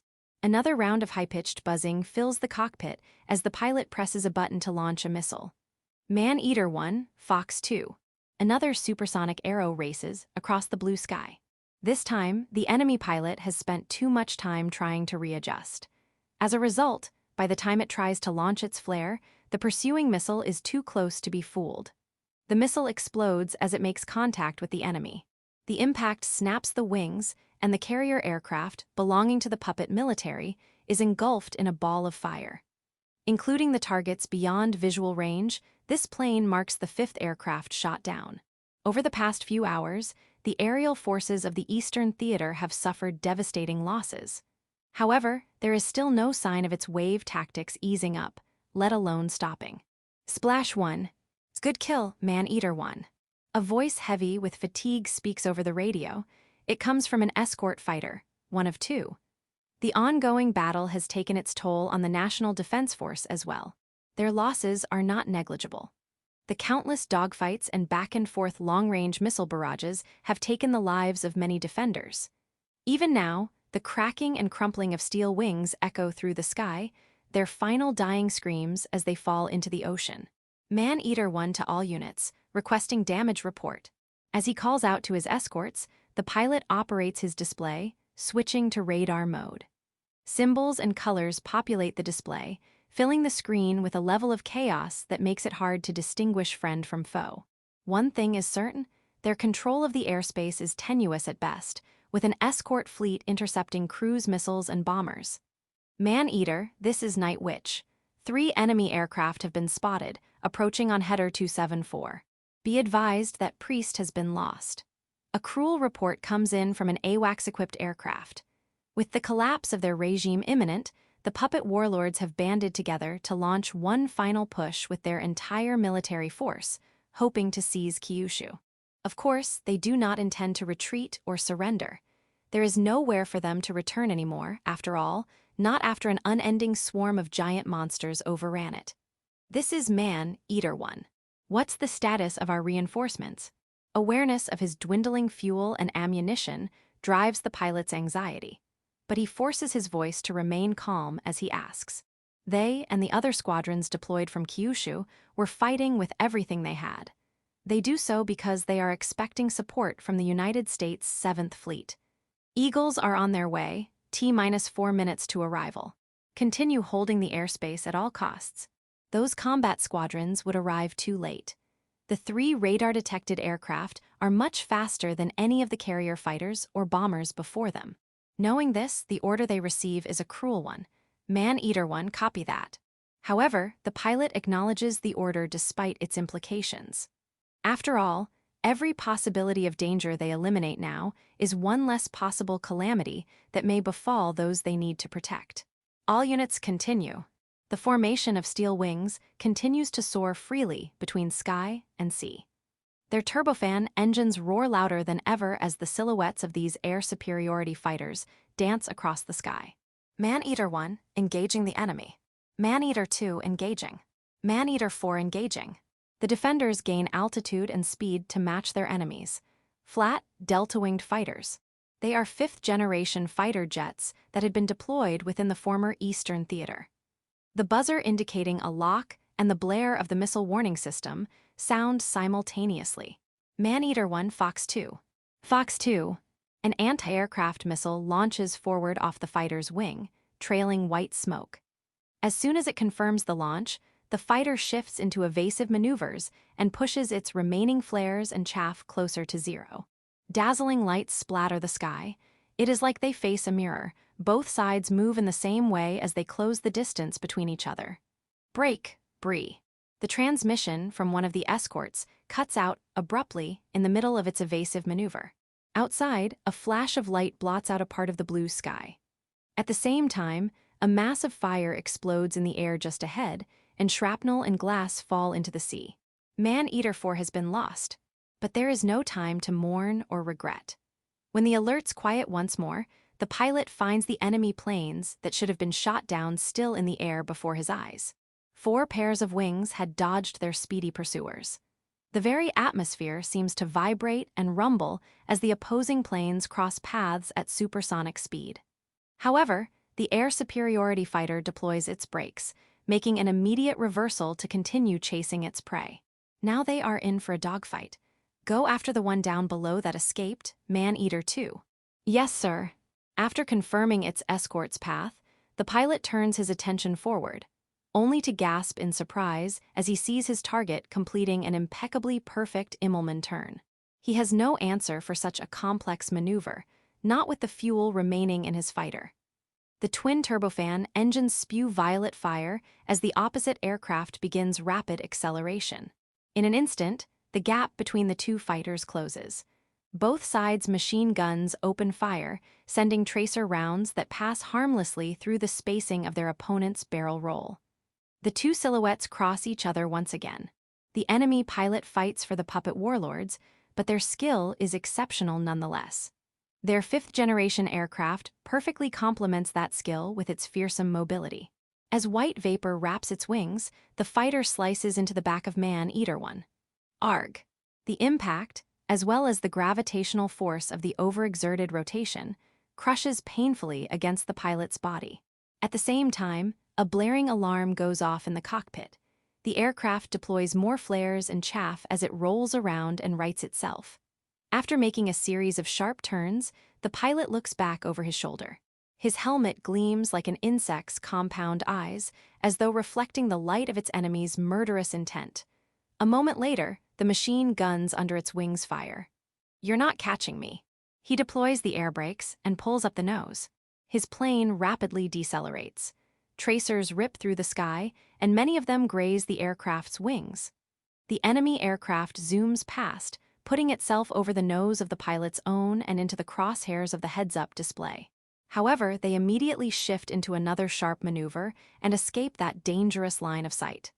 However, Man-Eater 1 does not intend to fire. Instead, he tilts, flying in an upward spiral and trading his speed into altitude. At the apex of the azure sky, he looks down upon the enemy aircraft. Understanding the intent, the gray silhouette of the 5th-generation craft immediately turns around, trying to escape by flying away in the opposite direction. Locked on, but Man-Eater 1 is already adjusting its heading, having anticipated evasive maneuvers. His cockpit fills with high-pitched buzzing once more. Man-Eater 1, Fox 2.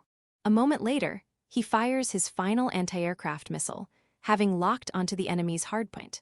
A single trail of white cuts through the blue. Flares color the sky once more, while the enemy aircraft banks in the opposite direction. Unable to keep up, the anti-aircraft missile veers off course, missing its intended target. However, a ferocious shark mouth is already in position behind the enemy craft. You're not getting away from me. It belongs to the air superiority fighter, having stubbornly clung on despite the 5th-generation fighter's complex maneuvers. Through skill and pride, he had closed the performance gap between their machines. It is a dogged aerial chase. Both planes wreath themselves in vapor to draw spirals of white across the azure canvas that is their backdrop. Between the soldier and the puppet, the one to make the first mistake is, "I've got you now." The latter, to break out of its situation, the 5th-generation fighter makes a rapid ascent.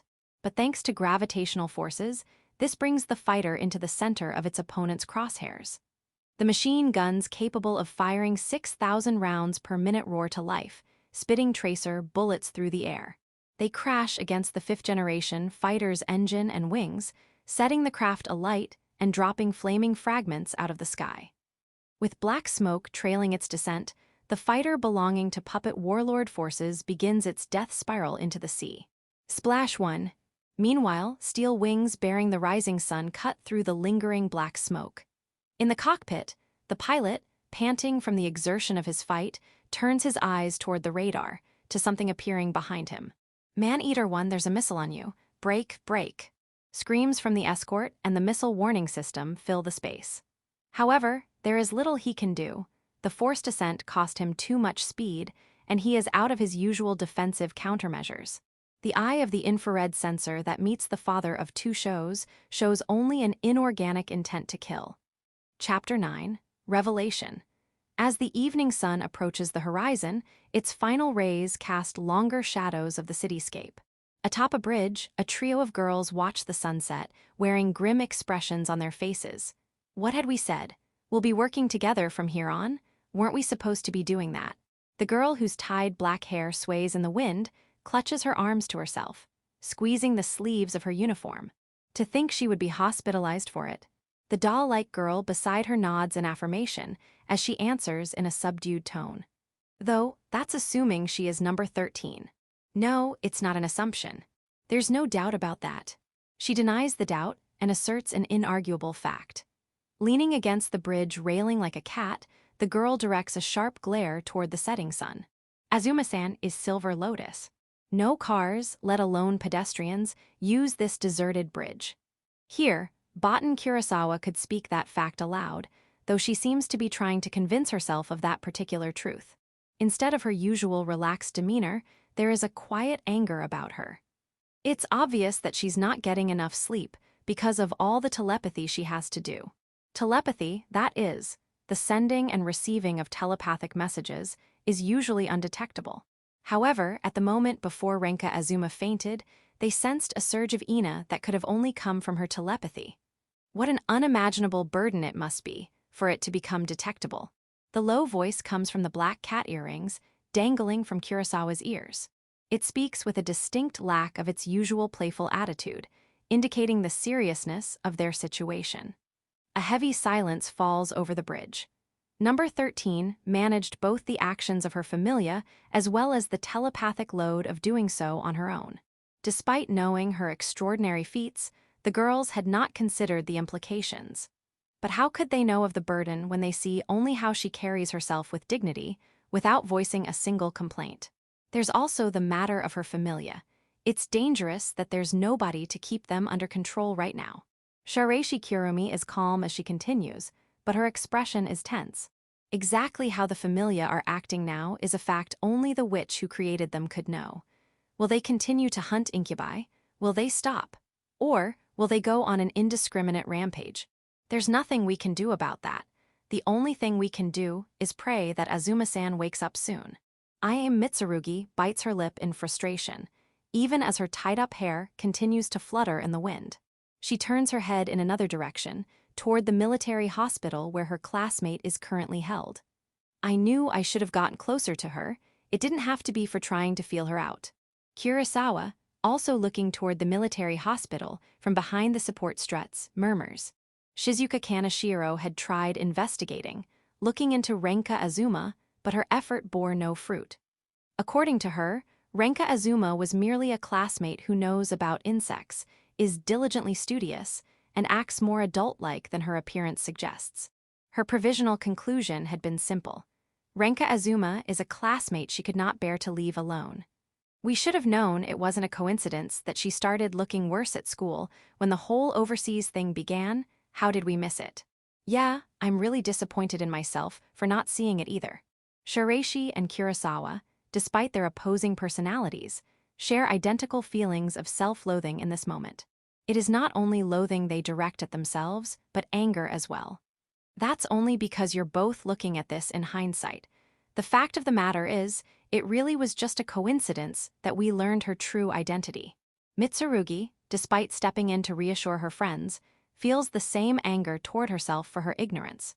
However, what tempers her emotions is a memory of the reason why they and other witches should not willingly reveal their true identities. We don't want to repeat that incident, so it's only natural that we need to be cautious. But it's because we were so cautious that it almost happened again anyway. Kurosawa returns a bitter retort to Mitsurugi's rationalizing. The atmosphere over the bridge grows suffocatingly heavy. Both girls, having no words to continue with, let out a simultaneous sigh. Sorry. I'm sorry too. I shouldn't be snapping at you like that. They exchanged apologies, eager to move past the awkward outburst. It doesn't help that Azuma-san seems to be the type to just quietly handle everything on her own. Kurosawa lets her head fall back and stares up at the twilight colors beginning to stain the sky. Her eyes seem to see someone, though they reflect nothing. But this is her limit. If she keeps trying to push herself even further, her life will be in danger. Shiraishi states in a matter-of-fact tone. They had been told that a lack of sleep had caused her to faint. The girls had reasoned that it is because of the telepathy coming from overseas operations, at all hours of the day, that their classmate is experiencing severe sleep deprivation. In other words, while other people were sleeping, Renka Azuma had continued to fight. The trio, as they understood what led up to their classmate's current state, made an expression like biting down on something bitter. Shizuka is with Ritsu, right? Yes, she's looking after Masaki-san as we speak. Ritsu Misaki is prone to panic attacks whenever something happens to someone close to her. A certain incident 5 years ago had taken both of her parents and her brother, leaving her with PTSD. Knowing how this incident affected her close friend, Shizuka Kaneshiro would certainly not leave her alone. While the numbered had presented the idea, she, that is, Goldblum, is the main player behind the plan to reduce the familia's telepathic load. I see. Long, ash-gray hair, shimmering in the sunset, sways in the wind. The blame this time lies with nobody. It is no one's fault, but rather a product of their situation and environment, and they see no effective solution to alleviating the burden. Ultimately, it is because of the numbered. They lacked an understanding of the situation. We'll just have to wait for Azuma-san to recover. Yeah, all the girls can do now is wait, and as they wait, they must bear that overwhelming sense of helplessness. Section. The remnants of a skyscraper litter a certain deserted street. However, the 8 wheels of 2 armored vehicles crush the scattered tiles and material without issue. The cars can't go any closer than this. Yeah, this part's our job. We're up. The machine guns mounted atop the vehicles point toward a corner of the ruins while the doors on each side open up. All right, go, go. Gray figures pour out of the vehicle with heavy, echoing stomping. They are human soldiers, but they appear closer to robots. Gas masks cover their faces, while heavy equipment burdens their backs. What awaits them is no place for humans. Rather, it is the den of their enemy, a land of death. Each soldier watches a different direction, keeping their rifles' muzzles pointed at potential hiding spots within the rubble around their vehicles. No hostiles in sight. Right, let's keep moving. At the command, the soldiers proceeded into the ruins of the high-rise building. It is one among the many at the center of the city, having been overrun by a strange new creature. One among them looks on from atop the rubble as the soldiers draw closer. It is an army ant, one among the many familia a certain witch had deployed. Yo, Marcus, check it out. It's like something straight out of sci-fi. The soldier, his eyes still focused down the sight of his gun, cautiously looks upward. The army ant standing over them, close enough to make contact, shows no interest in them. All it does is wiggle its antennae in the air while occasionally looking around at its various fellows. Do you think that one's like a major, like a commander or something? It's been said that these familia are similar in ecology to the insects they are modeled after. At times, it seems almost as though the soldiers have been shrunk, given how similar these familia are to the real thing. Come on, ladies, keep up. You can hit the books later. Yes, sir. There is little room for them to be playing around, and so the soldiers continue moving, methodically covering their blind spots as they advance. Despite their gas masks limiting their vision, the soldiers keep a tight formation. Then the lead soldier holds up a hand, signaling to stop. There's about 600 meters before we reach the inner lair. Let's take it slow, don't push too far ahead. After gauging the distance from behind the rubble, he informed the soldiers behind him. Their objective is to rescue any survivors. Of course, they only have the leeway to do so because the counteroffensive coming in from the west coast routed the Incubi's main forces. Still, holdouts remain within the urban ruins, with civilian survivors among them. Everything's gone pretty well so far, at least. The middle-aged lieutenant, seeing yet another shadow writhe on the wall, murmurs to himself. What handles the cleanup operation isn't the American forces, but rather the witch's familia. As far as what the familia have accomplished this far, the soldiers know them to be excellent. Still no hostile contact. These soldiers have yet to encounter any of their enemies. It is a testament to the familia's thorough work, tirelessly searching for and exterminating incubi, day and night. In particular, There is a rumor claiming Familia particularly specialized in guerrilla tactics had been deployed. We've got our big friends to thank for that. With that, the soldiers fall quiet as they continue their advance.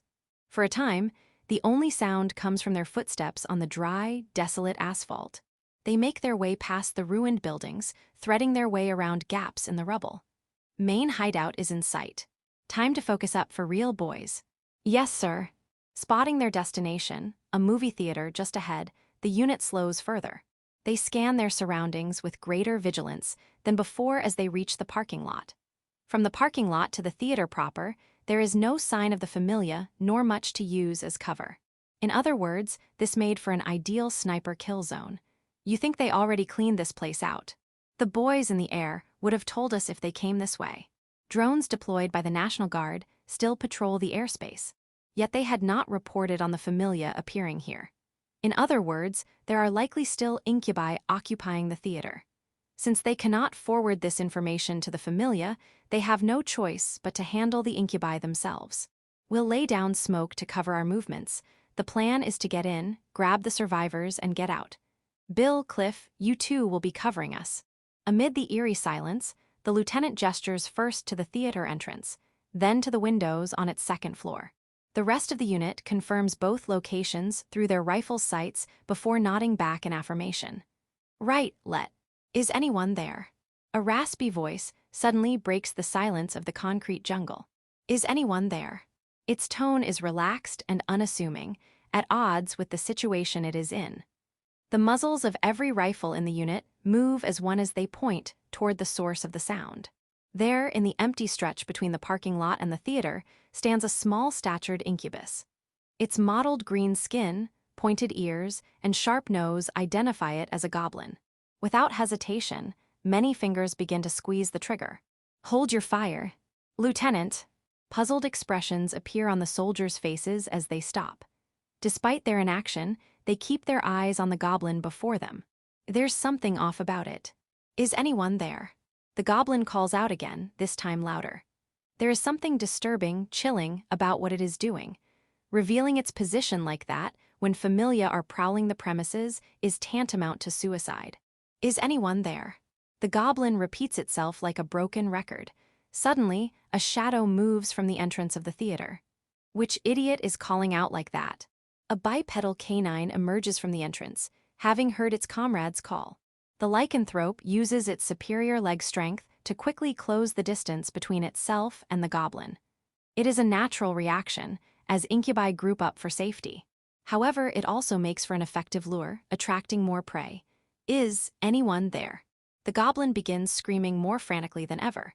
There is neither light nor life in its eyes.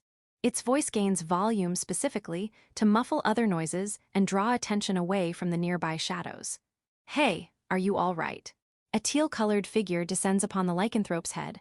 Arg. What the?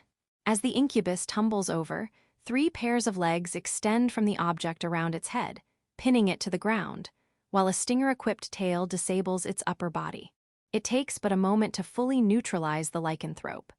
The teal-colored Familia focuses its large array of compound eyes on its catch. Then, in a flash, it jabs its vicious-looking stinger into the base of the incubus's spine. Erga-ik. Not so much words as moans come from its mouth. Then, having finished its task, the Familia dislodges itself from the lycanthrope and leisurely flies back into hiding. That just now, what just happened? Why did it just ignore the goblin type? Its actions leave the soldiers, huddling behind an abandoned vehicle, perplexed. They cannot guess what the Familia has done. However, they keep the spasming lycanthrope and catatonic goblin in their sights, ready to fire at a moment's notice. Should they shoot? Should they leave it alone? Before they can make a decision, the lycanthrope leaps to its feet without warning. There is no life in its eyes. Drool drips from its mouth in one long, sticky strand. Hey, are you all right?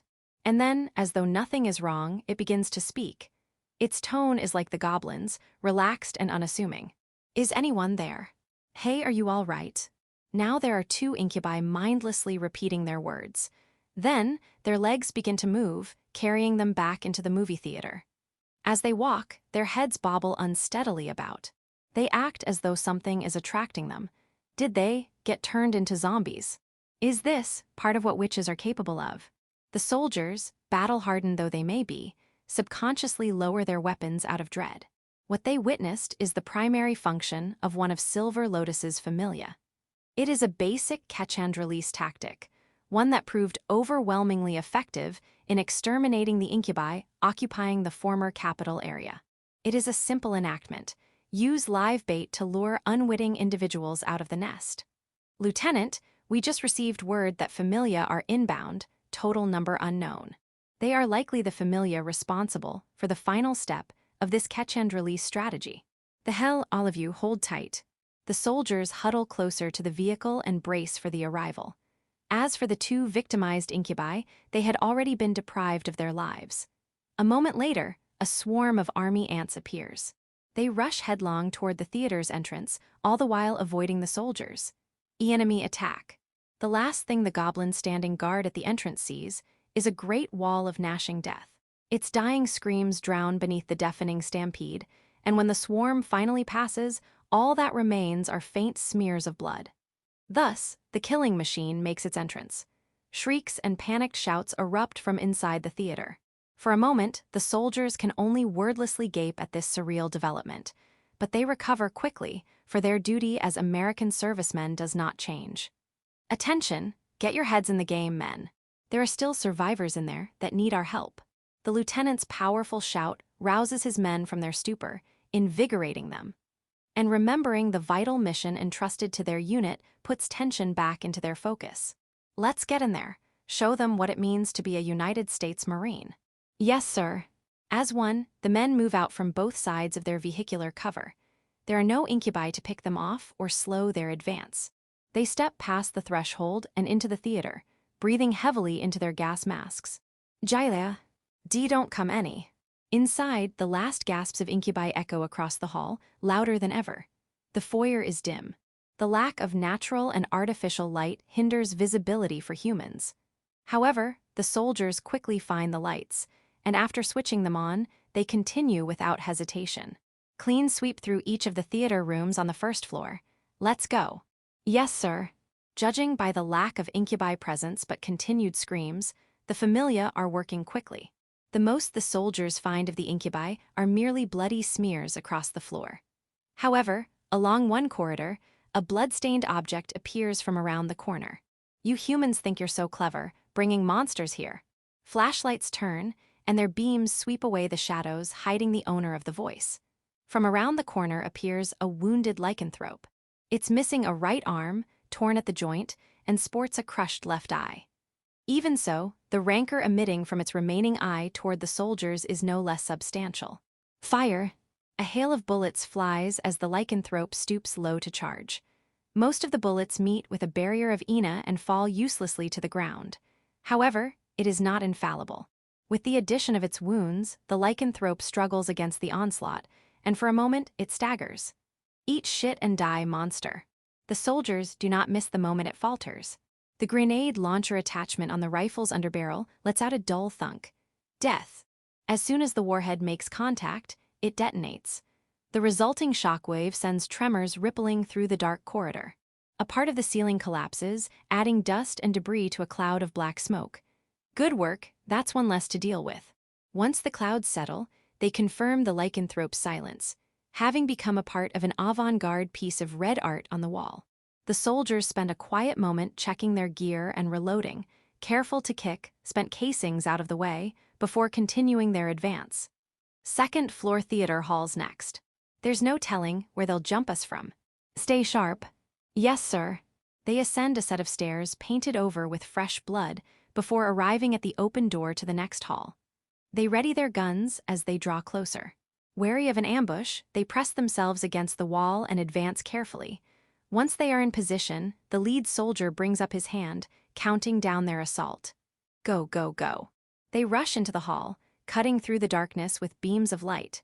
Their footsteps echo heavily as they move. They find bloody handprints all over the seats, torn fur scattered all over the floor, and a visceral chewing coming from deeper within the inky darkness. It comes as a relief that this is not the work of the Incubi. Lieutenant, we've found survivors. Thank God. Dazzling lights spill from the projector, casting thin silhouettes onto the stage. They belong to several people, several women. The soldiers, holding back their impatience, carefully descended further down the aisles to them. And then, "Hey, are you all right?" They see it, what no. None of the women are closed. Their abdomens are torn open. A fatal amount of blood is pooled beneath them. None of them are alive. A trail of blood leads away from the body to the perpetrator. It leads toward the sound of chewing, coming from a large shadow along the wall of the theater hall. No, this isn't happening, is it? Their lights reveal a familia covered in blood, chewing away at an unidentifiable mass of flesh. Chapter 10. Origin. I know I'm in a dream. I know well the scene before my eyes. It is the living room of my house, bathed in pleasant sunlight. The chairs and tables are a little higher than I remember, but everything else remains the same. Everything, that is, except for a woman sitting in one of the chairs. She is my mother in this life. The same mother who disappeared from our lives, never to return. I cannot recall her face or her voice. However, I vaguely remember that she was kind. Is it cold-hearted that I only remember that part of her? I hate it, the fact that I only remember that. I hate it enough to make me sick of myself. Still, that is how I know this is a dream. Because only in my dreams do I feel how acutely powerless I truly am. Feeling the warm hands caressing my cheeks as I look toward the chair only amplifies that cold, sickening feeling. It reminds me of what I, fool and dullard that I am, I have lost because I naively believed this peace would remain constant. As if on cue, the scene turns dark. A slit of light appears before me, and past it is my father's study. Under the faint light, I see my father's broad back trembling ever so slightly. And every so often, he lets out a quiet, suppressed sob. I know my father in this life to be kind and strong. That is why I cannot bring myself to call out to him, not when his back looks so fragile. I feel like a lost child wandering through a forest. I am terrified. My father always had the same confident smile as he reassured us, telling us that our mother would definitely come home soon. I am terrified of what might happen if I deny his assertion, because I understand. Mother will never return. Even so, I play the role of a clueless child before my father. No, rather, I will continue playing that role. And thus I convince myself. I notice nothing, and I know no better. Then I hear Fuka crying, and the scene returns to the living room. There, I see a younger Fuka sobbing, with her knees pulled up against her chest. While I go to her and soothe her, brushing my hand along her back, she does not stop crying. My younger sister in this life wants to know, she asks me, and she asks our father, why our mother has yet to return. But we can give no answer she is willing to accept, all she can do is cry. How could I possibly tell her that this is to be our life now, to quietly accept it and move on? However, Fuka is a smart girl. Subconsciously, she stops herself from approaching any topics related to our mother. She stops acting selfishly, spoiled. It is a distortion in her purity, her innocence. Who is responsible for creating that distortion? The scenery changes, everything spins, and I find myself raising my head off a cold concrete floor. It is a certain abandoned factory, illuminated under the moonlight. A girl standing under a beam of such light is looking down at me. A profound despair is mixed into the crimson of her eyes. The girl, whose silver hair seems to absorb the moonlight shining upon it, is a kind-hearted and virtuous witch. Even after green-skinned goblins surround her, she neither panics nor flees. Captured and taken hostage, only one fate awaits her: to be humiliated and violated without an opportunity to resist. But who is the hostage? It can only be me. The cold blade of a dull knife gleams as it presses against my neck, as though mocking my helpless state. It joins the jeering that comes from the incubi, the goblins, the meatbags. What an unpleasant noise. It is disgusting and profane, devoid of any value whatsoever. Why are they allowed to steal away lives? Why are they allowed to oppress others? Why are they allowed to enjoy it? Why are they allowed to live? Die. Die. I speak the words my father told me never to use. The words spill unbidden, all too easily, from my vulnerable throat. Then, as if on command, a black shadow descends from above. 8 legs crush the meatbags surrounding the young girl, painting her and the world a glistening, visceral red. A knife clatters to my feet, then comes the sound of footsteps departing in a panic. Kill! A black wind blows, playing with my dark hair as it passes me. Scissor-like spines pursue and skewer the small backs trying to flee. The meatbags die, and their screams go unheard while their blood and viscera carpet the floor. We have slaughtered the incubi, but not enough of them. The 8 legs return, leaving red prints behind on the concrete under the moonlight. And when I look up, obsidian eyes meet my gaze. Will you still continue, Azuma-san? It speaks with a familiar voice, that of my partner. The voice does not come from in front of me, it is an echo coming from the factory itself. Of course. Incubi still exist. It is a different question and a different answer from back then. This is just a dream, after all. Will you still continue, even knowing that your body is at its limit?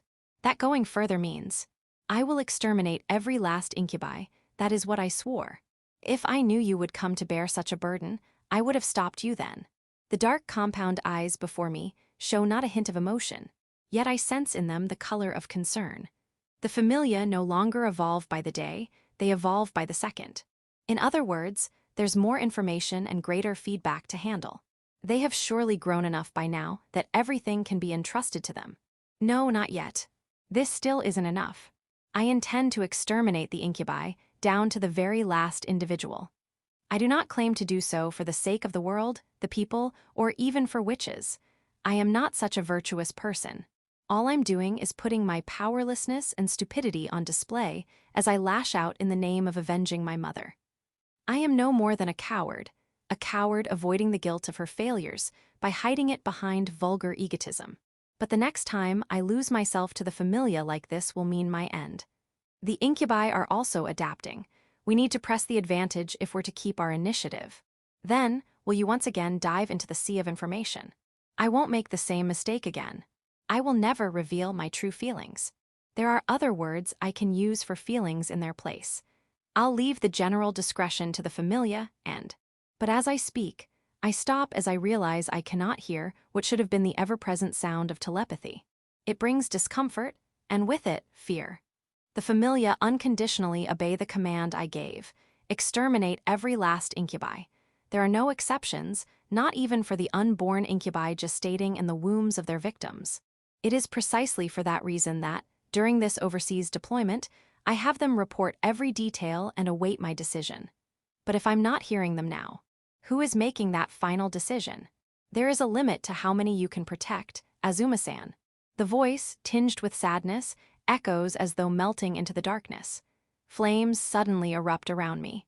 After they burn down to cinders, a completely different scene reveals itself to me. A flag bearing stars and stripes is alight.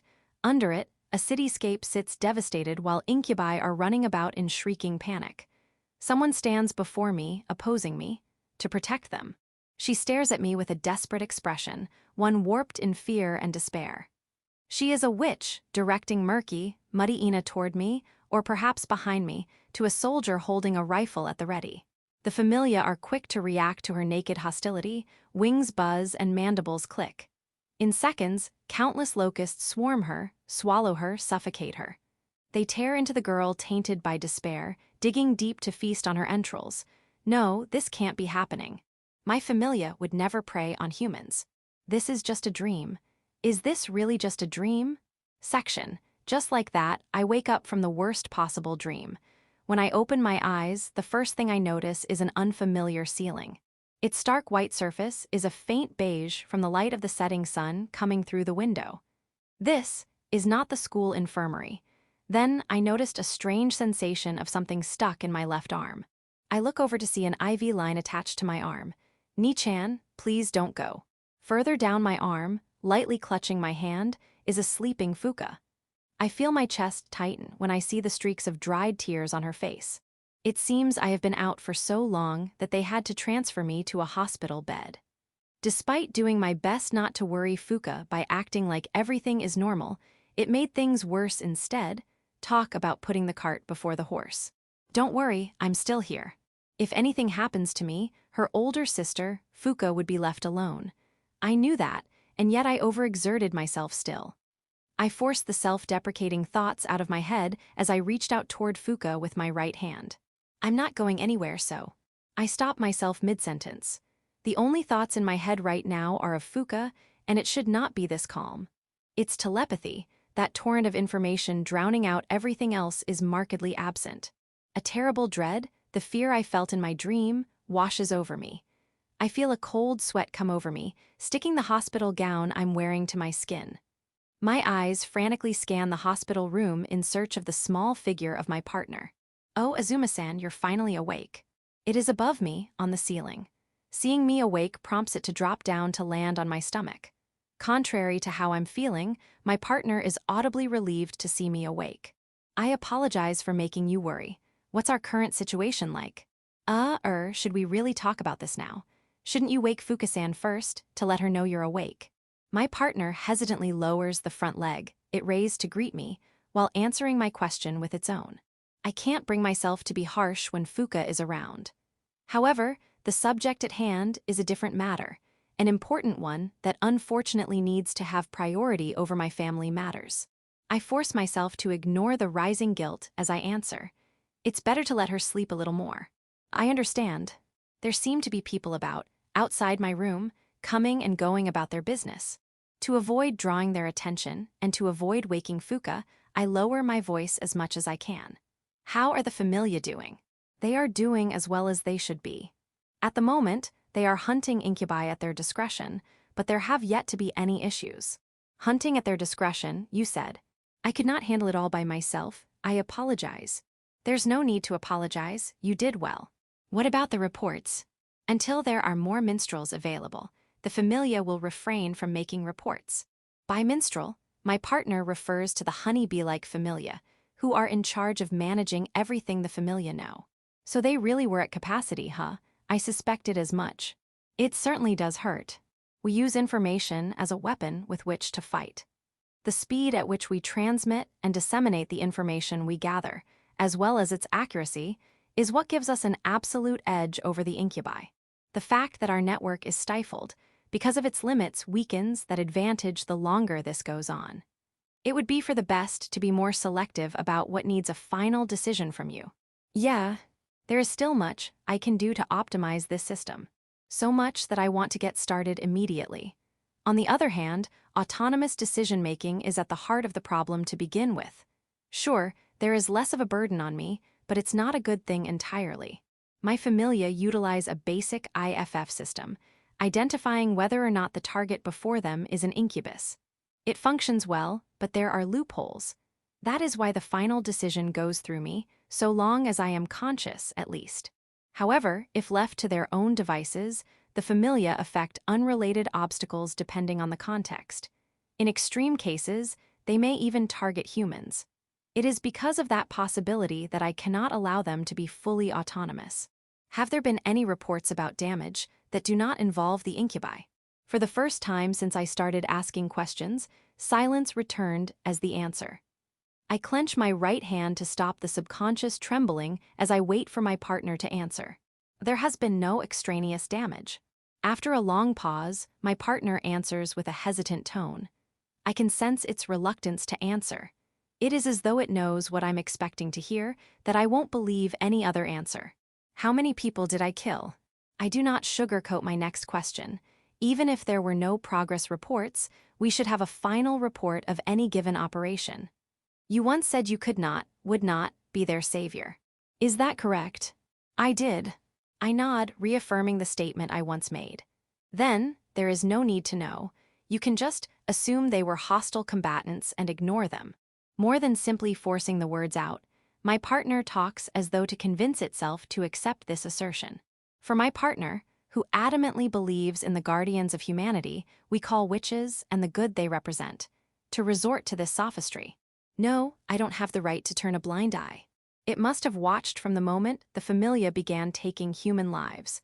I notice the setting sun has painted my hands red, but what I see is not the light of the setting sun. It is the blood of innocents, their lives hopelessly and mercilessly cut short by my hand. Is that something we should be saying? The question coming unbidden, but calmly from my mouth, is unnecessarily cruel to my partner. Its already diminutive figure seems to shrink even further. It is not something a typical witch would do, but still, even so. The regret I feel for having forced that answer out of it threatens to overwhelm me. Ever since it became my partner, All I ever did was fall shorter and shorter from its image of the ideal witch. At the very least, I could maintain a minimum level of dignity and be proud of the fact that my focus was solely on the extermination of incubi. But now I no longer have even that. I am nothing more than a senseless, indiscriminate killer. Please do not worry about that for now, Azuma-san. It's your health we need to focus on, so please. I know. I get it, you don't have to say anything. The responsibility is solely on me. I am the one who could not keep the family under control. I grind my teeth in frustration, and the pain helps to focus my still dim consciousness. Sorry, I didn't mean to be so harsh. No, rather. My partner turns its head toward the ceiling, then back down, as though it is sighing. We know people who, after being rescued from being used as seedbeds for the incubi, were able to recover. We know people who, after being exposed to incubi toxins, authority the aftereffects and were able to recover. The people I killed, once freed from incubi clutches, would have had the same opportunity to recover and reintegrate into society, if not for me. It is my mistake for having underestimated the burden. I didn't think something like this might happen. But if I knew the future to begin with, there would not be incidents like this. I have my priorities set. Prevent further damage, mitigate the remaining damage, and improve the system. We knew this would happen eventually. In any case, what's most important is reconnecting. Please do not activate your telepathy for the time being. There is an authoritative quality to my partner's denial, stopping me in my place. Why is it stopping me? If I do not intervene, my familia may kill even more innocent people. I just want to keep that from happening. But you will not wake up next time. In the face of my partner exerting an insurmountable force of will, I fall silent. So if I faint again, there will be no coming back. Having failed in keeping to my limits already, I have no standing to claim it will not happen. Fine, then. At the very least, I can resolve the issues that do not require using magic. If I do nothing but rest, this silence will be unbearable. Did we receive any messages from number 3's partner? There was a complaint, but I ignored it. I blink in surprise, unsure if I heard it correctly. I have never before seen my partner act so assertively. It was a one-way relationship we had with them, so they have no grounds on which to complain. I understand it, did that out of concern for me. However, the United States military isn't an organization we should be dismissing over personal circumstances. I don't know the situation on their side, but I do owe them an explanation at least. Fuka-chan, someone will be coming by soon to pick you up. The door to this room suddenly opens, and I make eye contact with the nurse who enters. I recognize her. She has helped me out on multiple occasions before. Renka-san, you're finally awake. She walks over, face softening with relief. A name tag on her chest bears her name and rank, showing that she is military personnel. In other words, I was taken to a hospital managed by the National Defense Force. It is a place for people who intend to reintegrate into society to rest and recuperate. I plaster a smile to my face to keep my expression from breaking, and I force my rising emotions into submission. Yes, thank you. I am very sorry for inconveniencing. Ni-chan. The sound of our voices must have woken Fuka. She rubs her reddened eyes before blinking and focusing them on me. She is supposed to be my beloved sister, family. But for some reason, sheer terror overwhelms me. Ni-chan. Fuka leaps straight into my chest. The nurse looks troubled, but even so, she does nothing to stop her. The warmth of my sister, coming through my hospital gown, brings me relief and makes my guilt worse. I reach for Fuka's head as she clings to me, but I freeze up. My hand, under the setting sun, is a shining red. These tainted, filthy hands of mine, what can they do but tarnish and destroy the pure and the innocent? I was so worried, you know. My hands move hesitantly to Fuka's shoulders as she presses her head against me and begins to bawl. It's fine. There's nothing wrong. Nobody has noticed. I'm sorry, Fuka, I'm fine. Everything will be all right. I will my hand to stop the trembling as I rest it on Fuka's shoulder, even as I force myself to sound as calm and soothing as I can. I can only pray that she does not see that I am a murderer. Chapter 11, Deterioration. There exist humans who, to save themselves, would sell their souls to the devil. In a better world, anyone who even considers such a prospect would be condemned and castigated. But what if the world had become a hell? What if there exist evil, ruthless creatures, incubi, that violate humans in unspeakable ways, turning them into breeders and using them for food? Then, what if such monsters are intelligent? What if they are capable of speech, capable of communication? Is it any wonder that some beg for mercy and willingly become livestock, that they may live? Such was the fate of what was once the People's Republic of China, now incubus-held territories controlled by the so-called puppet warlords. A similar hopeless sentiment also exists in Japan, although the island nation has yet to yield to the monstrous invaders. Were you followed? Under an overcast sky, a figure enters a ruined structure that was once a community center. As far as I could tell, no. As voices break the silence, the figure moves to join its fellows, a group of men and women who appear to be ordinary civilians. If not for the fact that they have gathered in the old capital area, that is. That, too, is thanks to our saviors. There is a light in their wide eyes, but it is a light far removed from that of truly ordinary people. After all, that light shines with the vitality of a life that has abandoned reality. In short, these people are sympathizers, worshippers of the incubi. They are enemies of the public, antagonizing governmental institutions when their radical demands go unmet, while hesitating not to murder their fellow man. Now that we're here, you're the one who contacted us. The group of 4 turns to face what appears to be a short body wrapped in rags. 4 pairs of violet eyes focus on the cell phone in the rag's grasp. So, who even are you? One among the group asks. They point a crossbow threateningly to better encourage an answer. I am. However, the voice coming from the throat veiled in rags holds not even an iota of fear, but a messenger sent here by our saviors to guide you all. The voice answers in a sing-song tone as the rags fall away from it. What emerges from the pile is a young girl dressed in an out-of-place, black Lolita-style outfit. As she speaks, she strikes the floor with her long boots to emphasize her assertion. You're a witch. Stop. The leader-looking man of the group glances backward, holding out an arm to stop his comrade. Conventional arms, like their crossbows, are ineffective against witches. A messenger of our saviors, you said. Knowing that resistance would be futile if it came to it, the man asks a question of confirmation. He, of course, does not refer to the guardians of humanity. No, he means the entities from another world. To these people, they are the saviors of humanity. Yeah, right. Every one of you witches are the National Defense Force's dogs, aren't you? Witches, then, are their natural enemy, seeing as they reject and oppose the blessing of the saviors. It goes without saying that the National Defense Force must be taking advantage of these pitiful girls, while disavowing the salvation the saviors offer humanity. In other words, they, the believers, will never see eye-to-eye with. Wrong. She denies his assertion. Oppressive silence fills the ruined building, eliciting a quiet sigh from the witch in black. While I am a witch, it is thanks to our saviors that my eyes have come to see the truth. The believers exchange wary looks, still unconvinced despite the girl's earnest explanation. Had she been a regular citizen, freed of the media's manipulation, they would have welcomed her with open arms. After all, it is thanks to the National Defense Forces meddling that this group needs to recruit as many new, like-minded comrades as possible.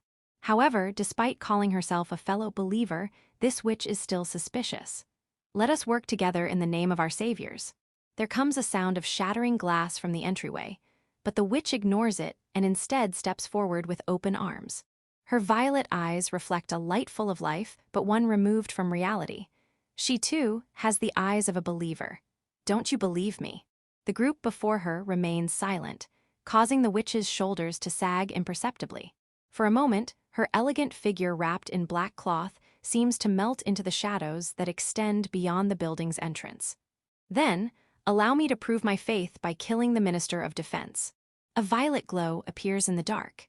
It comes from her eyes, emitting Ina. Hearing the witch declare open treason against the government leaves the believers in gaping-mouthed shock. Of course, she may be making such an exaggerated declaration to earn their temporary trust. However, there is a kind of fanaticism in her words that instills in the believer's leader that she is truly free of mass media brainwashing. Let me ask you then, why do you go so far? It is the will of our saviors. Asked about her faith, the witch in black responds without hesitation. It is what must be done if we are to overcome the calamity. She continues, speaking as though answering the obvious. As he watches the witch clasp her hands in apparent prayer, the leader-like man ruminates over her words. Whether she speaks the truth or falsehood, the veracity of her words is easily proven. After all, they only need to watch if she carries out the heinous crime she promises. Should she succeed, they will have dealt a powerful blow to their enemy and gained an ally of incomparable strength in the process. There is no downside to this arrangement. Hey, what's all of this? Just as he is about to speak his thoughts, a comrade's words stop him. He and everyone else does not need to look over, for what the comrade sees is before their eyes as well. What's with the blue light? Motes of blue phosphorescence are dancing about. There are not just one or two glowing, azure motes. There are countless glowing blue orbs surrounding them, scaring the believers into hesitation. Motes continue to appear all the while, turning the interior into a planetarium's exhibition of stars. Another witch. As if to answer the hushed, halting whisper, an elegant click of heels against the floor comes from the entryway. All eyes turn toward that noise, thunderous within the confines of the warehouse. There, they find another young girl. And what have we here? It couldn't be a secret gathering worthless incubus lapdogs, could it? She wears a dress appropriate for a grand ball, while her hands brandish a sword as long as she is tall. She cannot be anything but a witch. Radiant blue emanates from her very being. It is Ina, given phosphorescent form to illuminate the darkness of the ruins.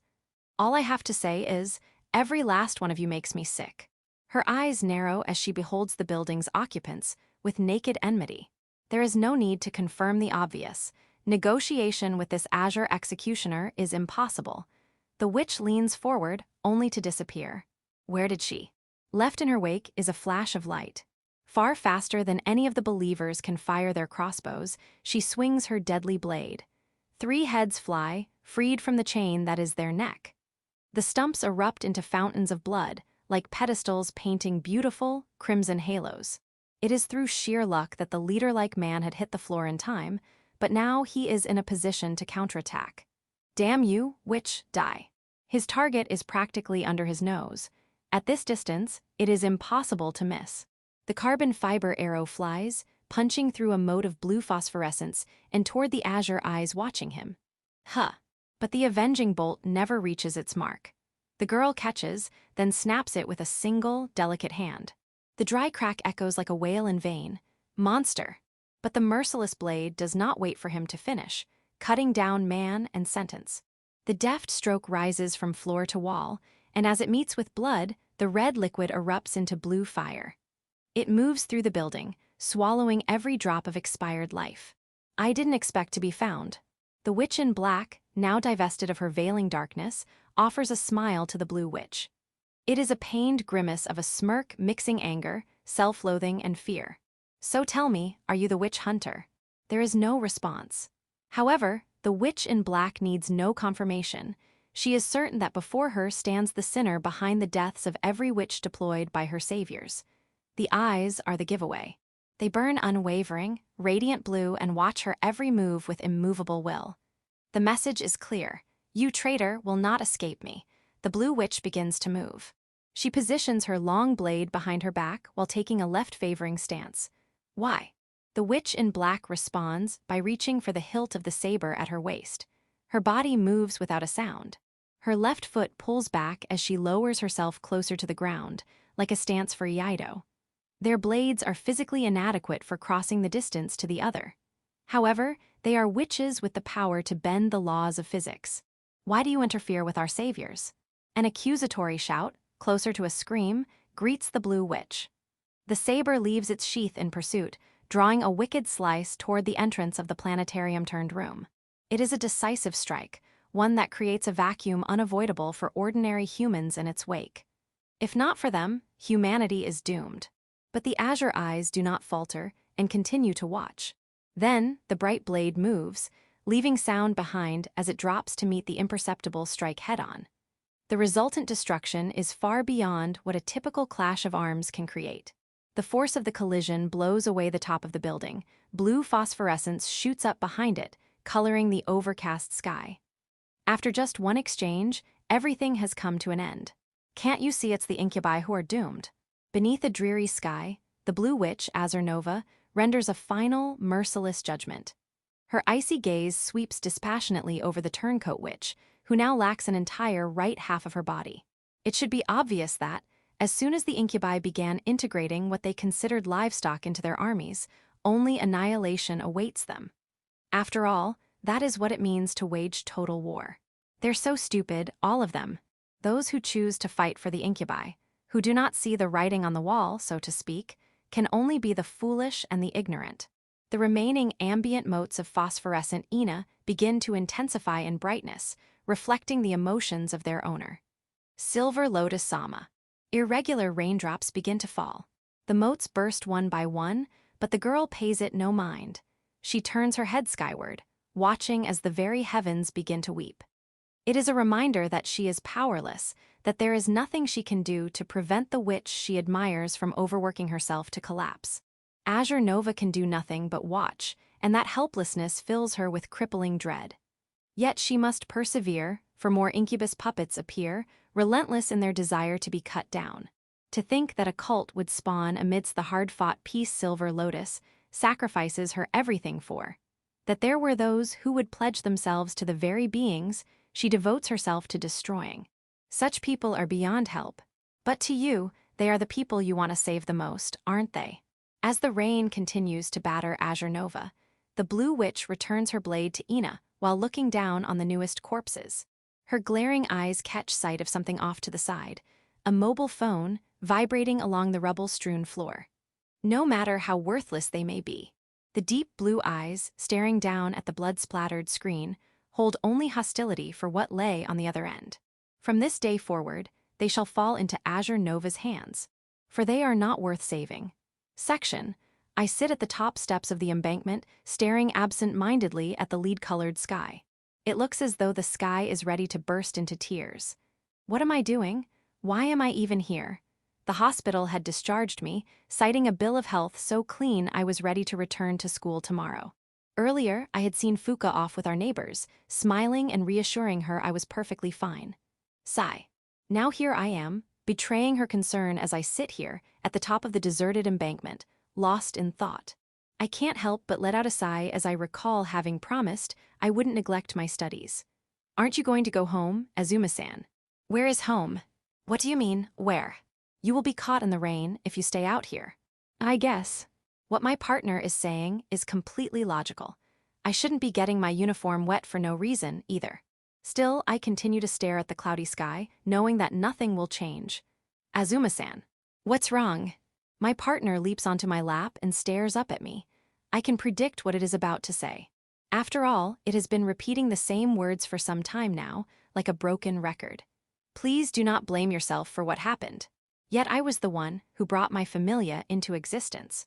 Even if I had not intended it, I am still accountable for the murder. And no matter how much good I do, my sin will never go away. For now, I need to. We don't have the time to be thinking about who's to blame. Regain control over my familia. Without the usual telepathy to fill my thoughts, the past few days have been quiet, too quiet. After all, with each breath I take, another life is taken in turn.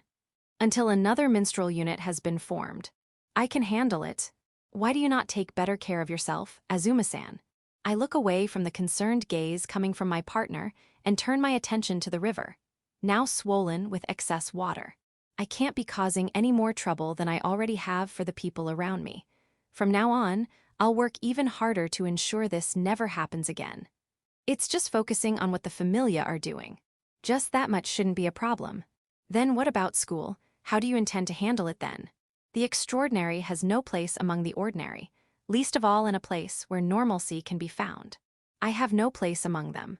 What can be taught to a witch with hands stained in the blood of women and children? Education is not just about learning. It is also about nurturing a sense of ethics, of morality, of humanity.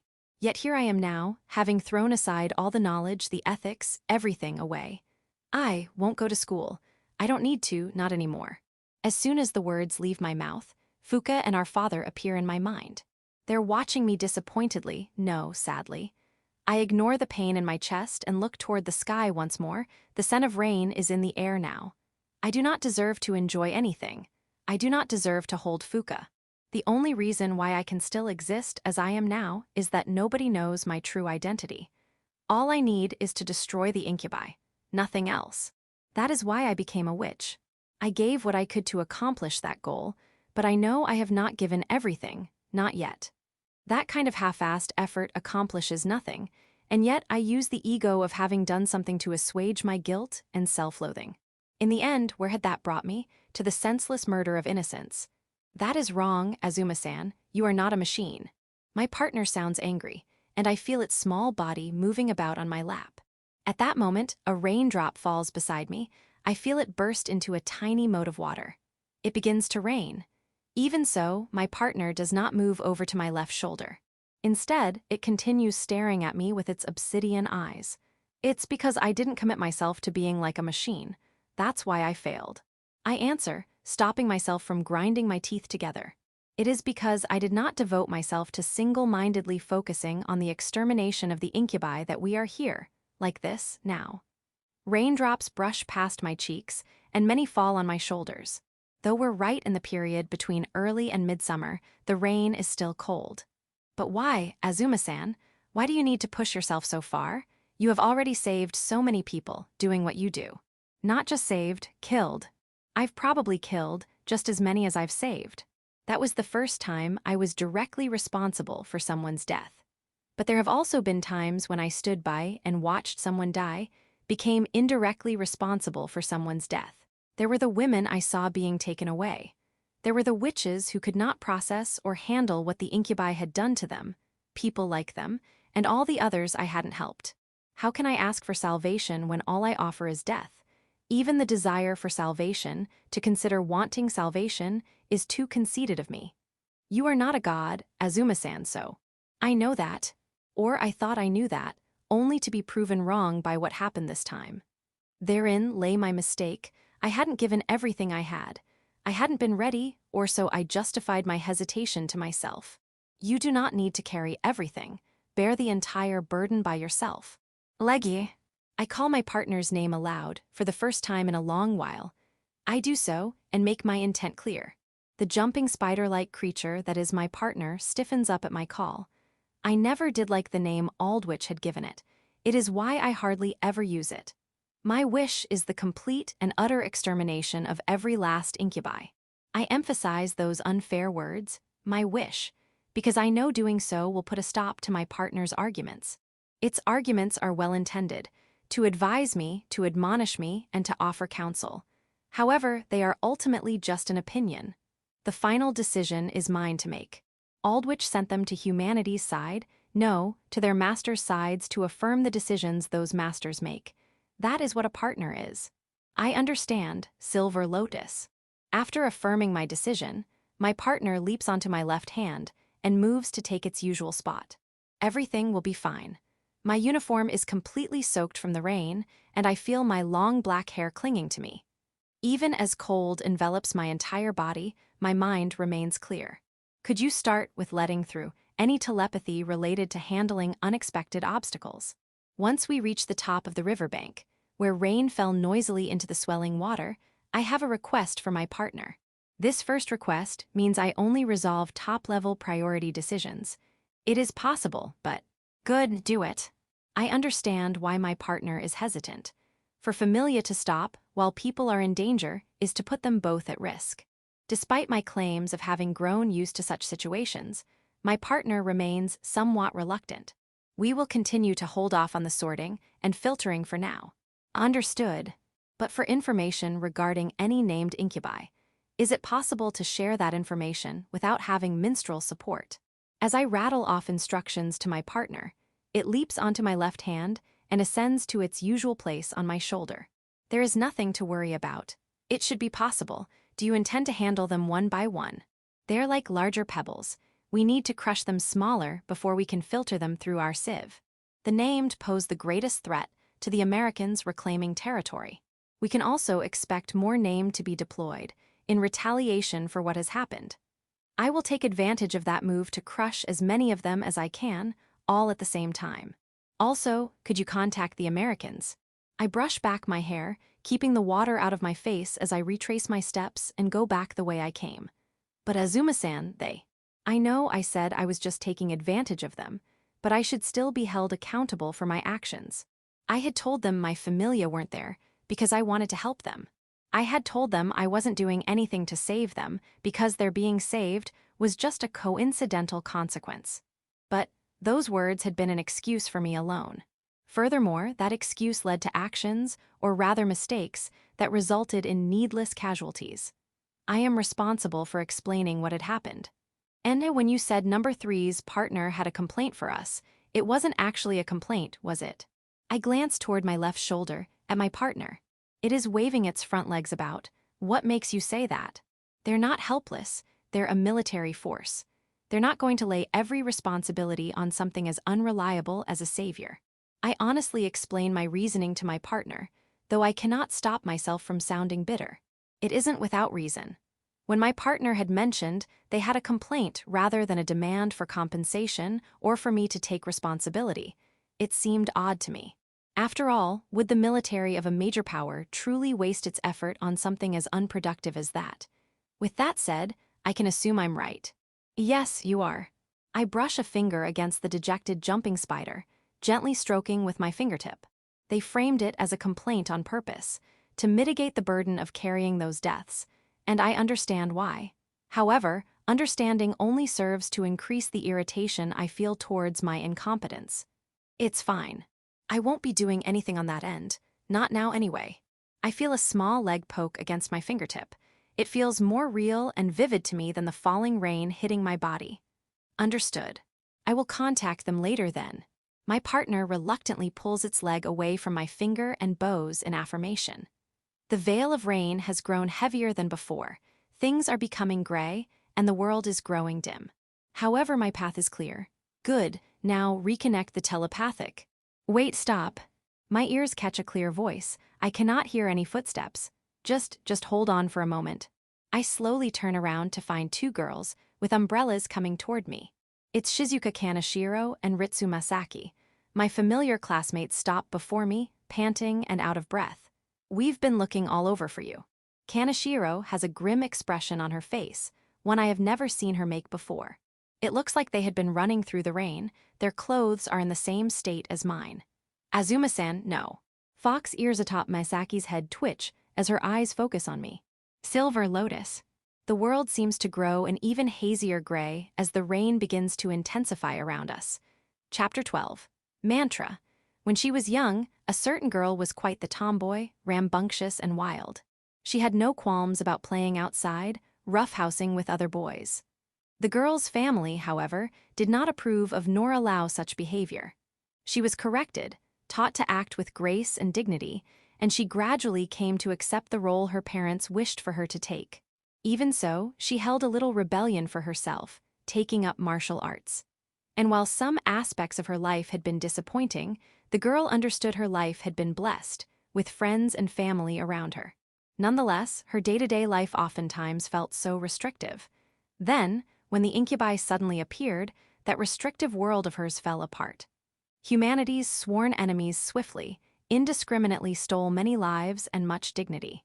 The disaster that was their invasion went so far as to affect the girl's friends.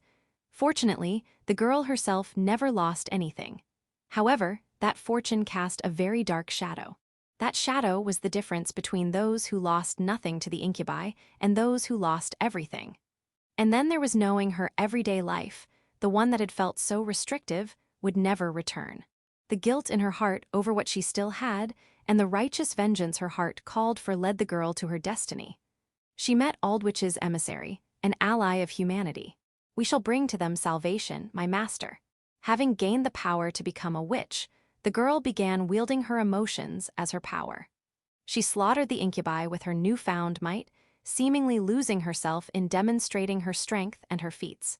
It is the result of the education she underwent when she was younger, lessons that taught her the responsibility that came with her privilege.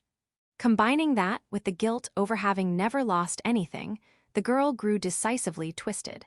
As a result, she became known as a belligerent witch, one who acted out to hide the heavy burden of obligations she struggled under. Rely on no one, yield to no one. The expectations, the pressure, she felt from the people needing her protection only worsened when she became one of the numbered. Knowing she wielded a power far beyond what children her age are capable of instilled in the girl an obsessive belief. No one can take her place. It only worsened as she took on the task of regularly culling the incubi in her designated area. The boundary between her ordinary and extraordinary blurred beyond distinction. Then, as she lost herself in her roles, the insidious shadow of defeat caught her and brought her to her knees. It took only a moment of carelessness, and the girl found herself at the precipice of a fate far more tragic and horrifying than death. Such was to be the fate of this witch who fought the incubi. You all right? If not for the callous intervention of a certain heretical witch. Disappointment did not stain those ruby eyes, there was only relief for the girl. It was a dissonant experience, for the girl had failed in her obligations. You owe me one. The condemnation she expected, hoped for, even did not come. Instead, she received something else, something so mundane that it broke the chains of the curse that bound her. No longer did the obsessive grasp of responsibility restrict her heart. A superior being had come and set her free. That was how the girl, peerless and without equal outside of the numbered, was saved. She knew the name of the witch who delivered her salvation, Silver Lotus. She knew that name as the one belonging to the very same witch who only recently became a numbered, 13. She knew this witch had performed unheard of, flabbergasting feats, and she, as well as her fellow numbered, could only guess the true depths of this witch's abilities. And that begged the question, why was this witch not given a higher rank? Only Aldwych could know that reason. What she did know was, with this invincible, unstoppable legion, that witch needed neither assistance nor help.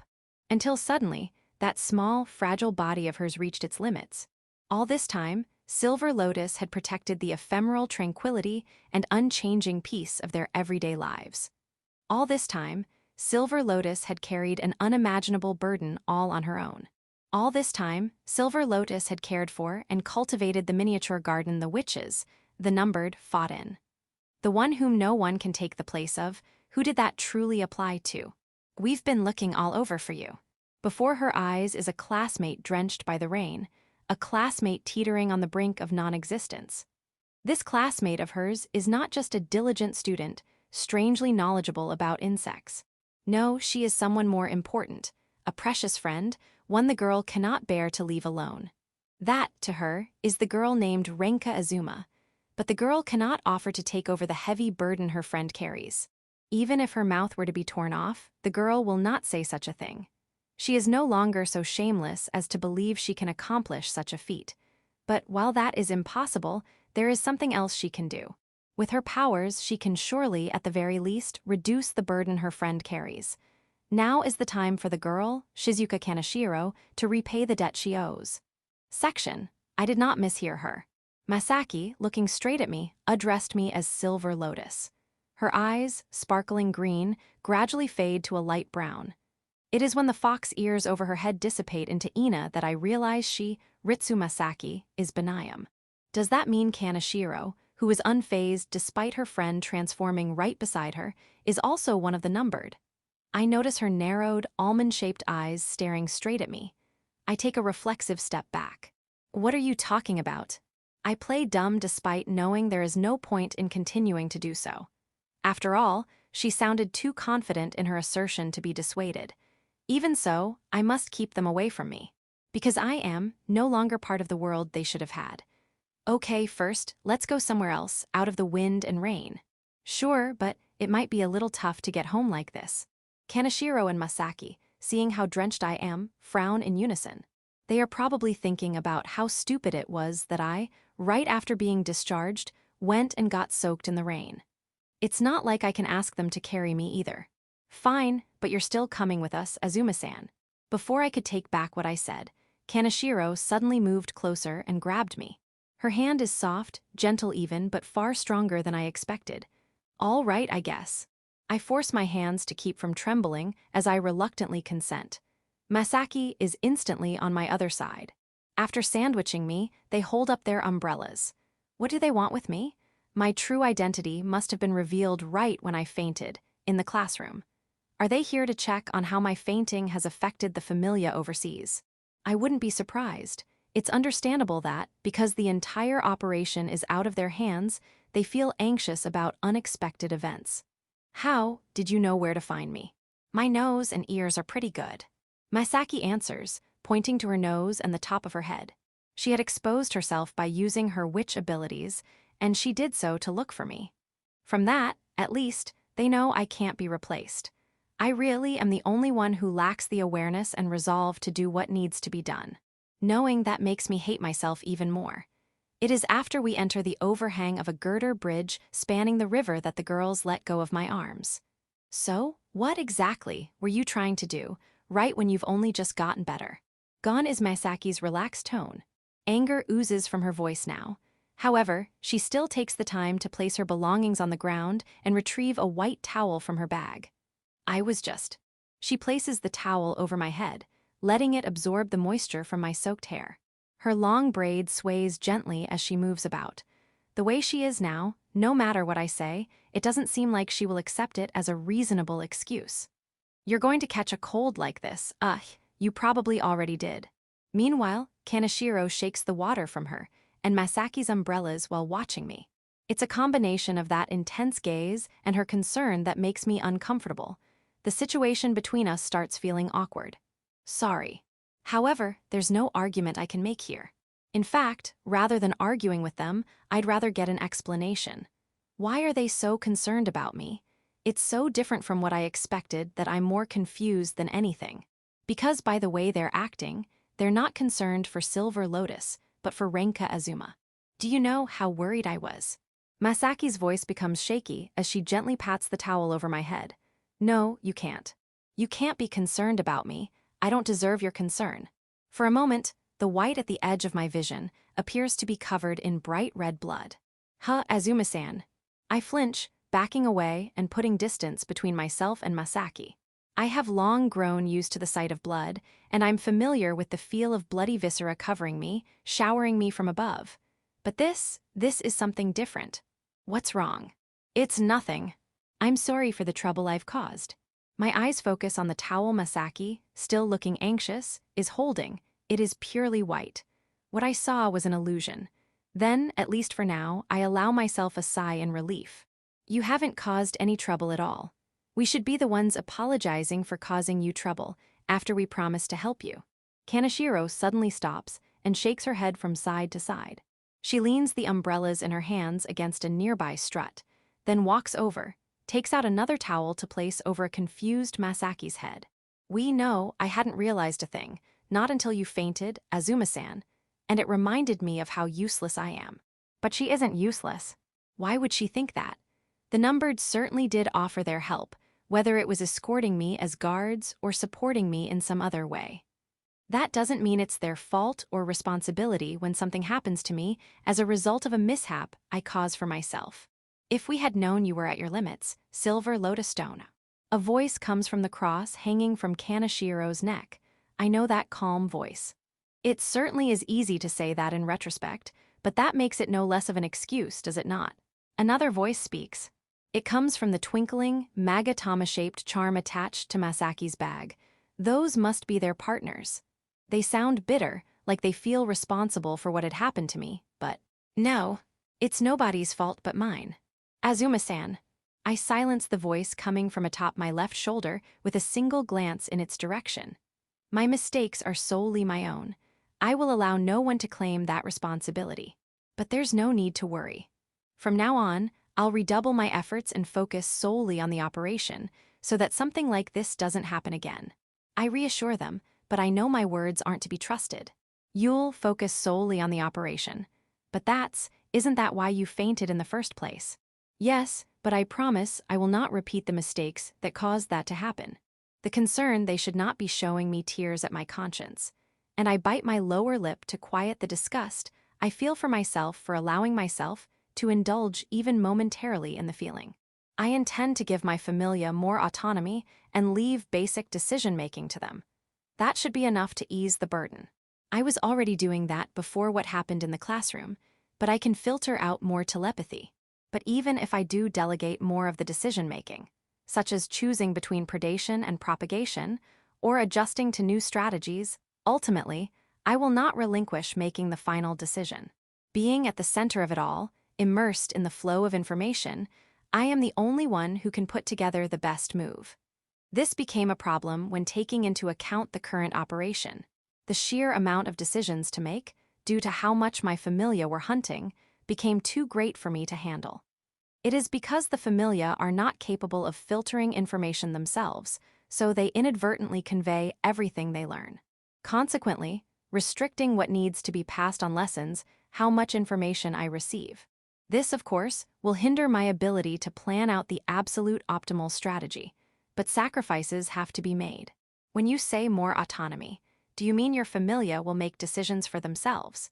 I believe this would fall in line with what we know about familia following a top-down chain of command. But Kaneshiro cocks her head in question, while her cross-shaped partner expresses its doubts.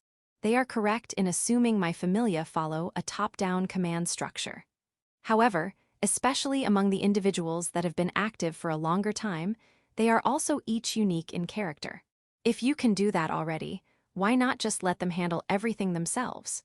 Masaki pulls the towel off her head, to reveal eyes sparkling from the ingenuity of her idea. Because there is a limit to how much they can figure out on their own. It only works now because we have the element of surprise and an overwhelming numerical advantage, both made possible because of the effort we put into stifling information. Whether we can maintain our advantage remains to be seen, especially when the Incubi begin deploying countermeasures and retaliate. The reason why we have been able to stay ahead of the Incubi and crush them as we have is because I have been at the helm, directing my familia in both strategy and evolution. Furthermore, I cannot relinquish full control. I do not want to turn the familia into unwitting murderers. So basically, what you're doing is holding the reins. I answer Kaneshiro with a nod. At the moment, our IFF system is working as it should, so my familia are still only targeting Incubi. However, if humans were to get in the way of that, my familia may turn their hostility toward them. Which is why I need to reconnect my telepathy and Silver Lotus. Almond-shaped eyes stare into mine. As she straightens her back, the Yamato Neidshiko facing me seems to exude an extraordinary determination. Would you allow me to hold the reins as well?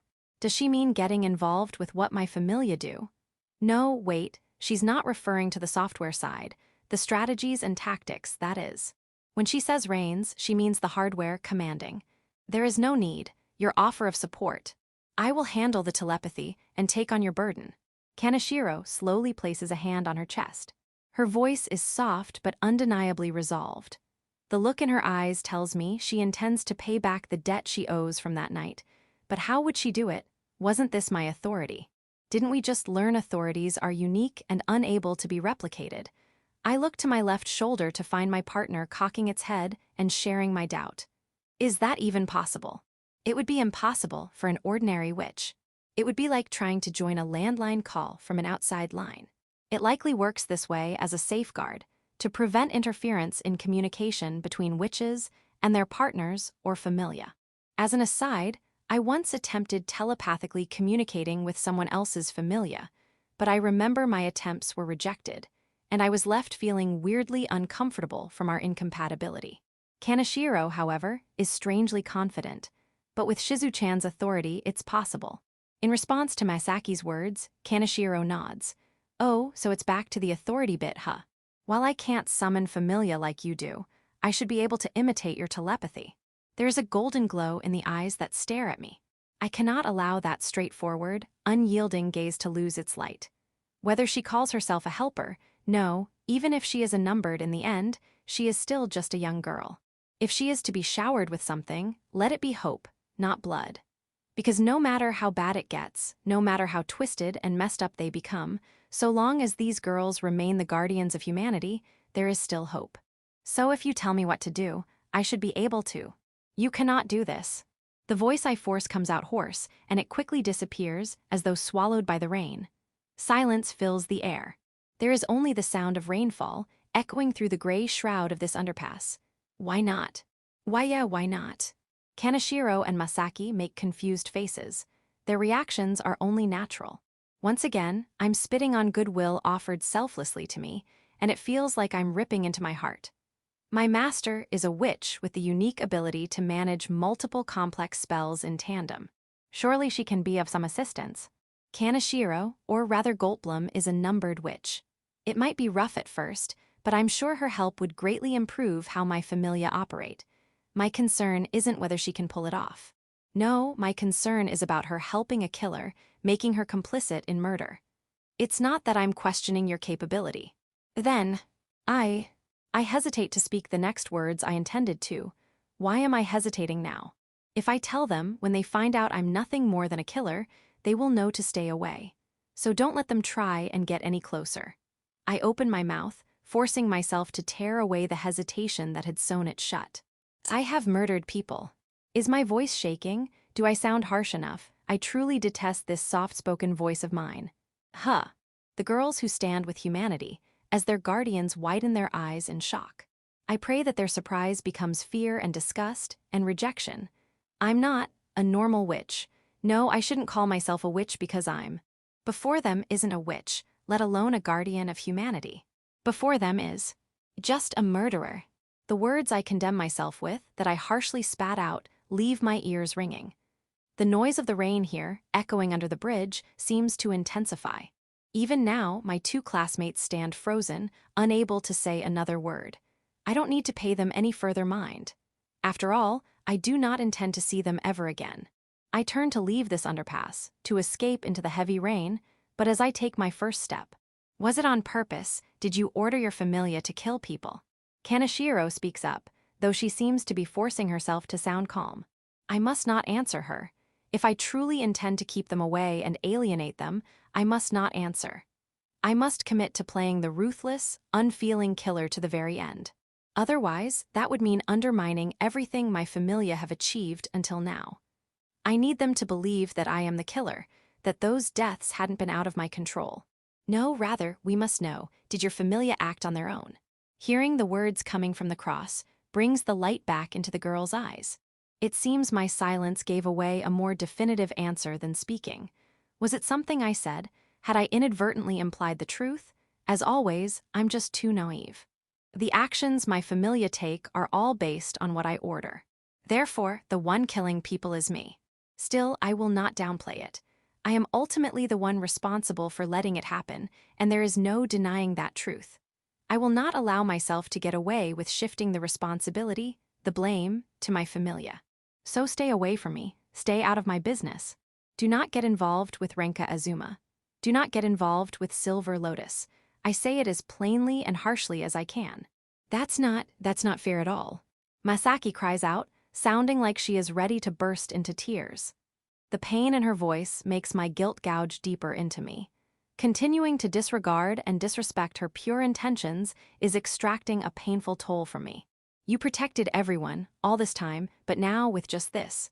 Masaki clutches her towel to her chest, desperate to keep herself from an emotional outburst.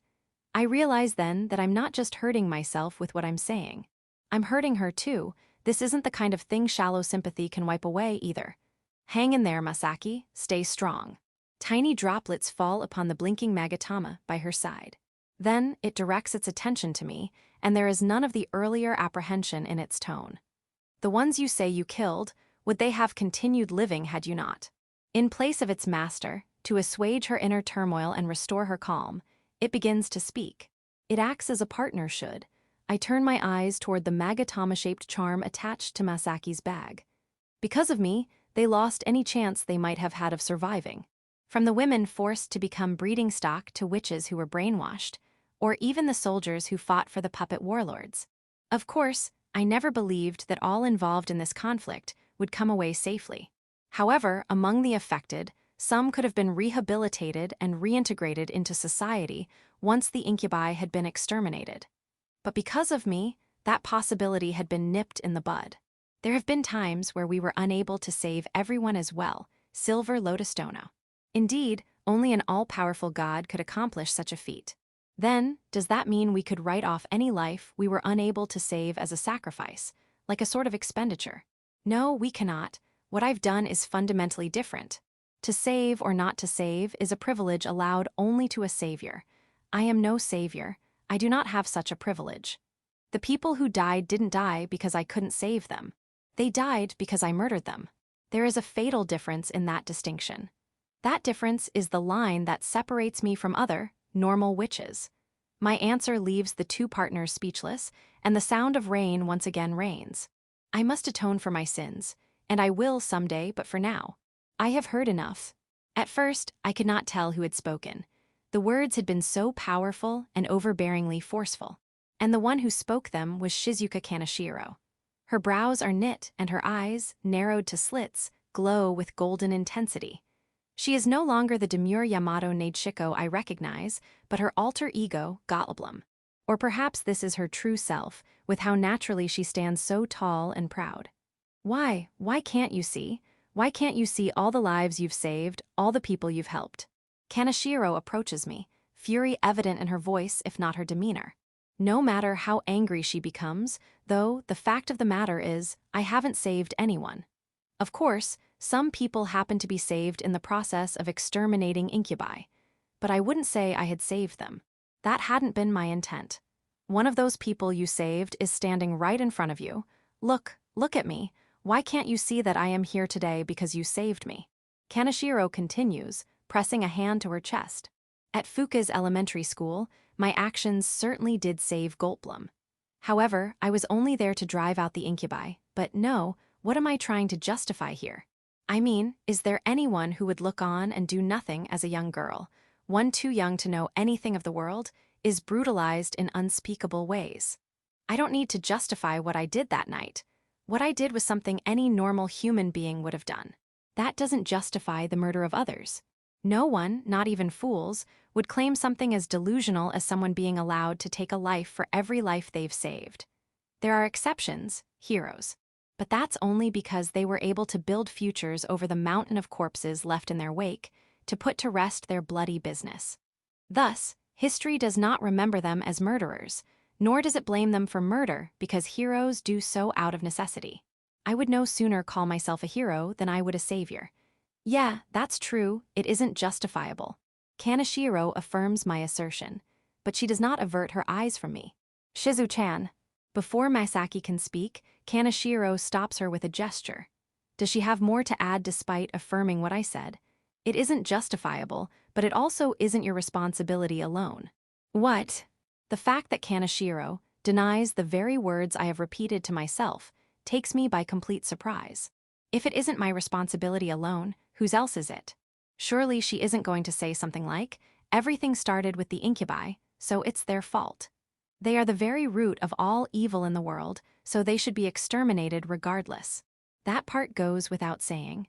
It should include all of us, who have gone about our lives without knowing who it is that keeps us safe and protects us all. By that logic, it isn't just the people I've protected who are complicit, but everyone who has ever been protected by a witch, just for not knowing. But why do they need to? There are things in this world that they are better off not knowing. Does that mean they have done something wrong by knowing nothing? I would not say so. This sin you want to atone for, it's something everyone is responsible for. I haven't protected anything. Kaneshiro, Misaki, and the other witches are the ones who accomplished that. Furthermore, they are only children. They should not have been fighting to begin with. The fact that they are is an indication I failed to accomplish anything. I haven't. Yes, you have. She denies my denial. Kaneshiro's voice, echoing under the girder bridge, sounds almost desperate. You've taken on so much, done so much nobody can take your place. But it's because we are the way we are that you had no choice but to become irreplaceable. She has faced the absurdities of this hopeless, messed up world, and even fought to fix it. And now she wants to take on even more responsibilities.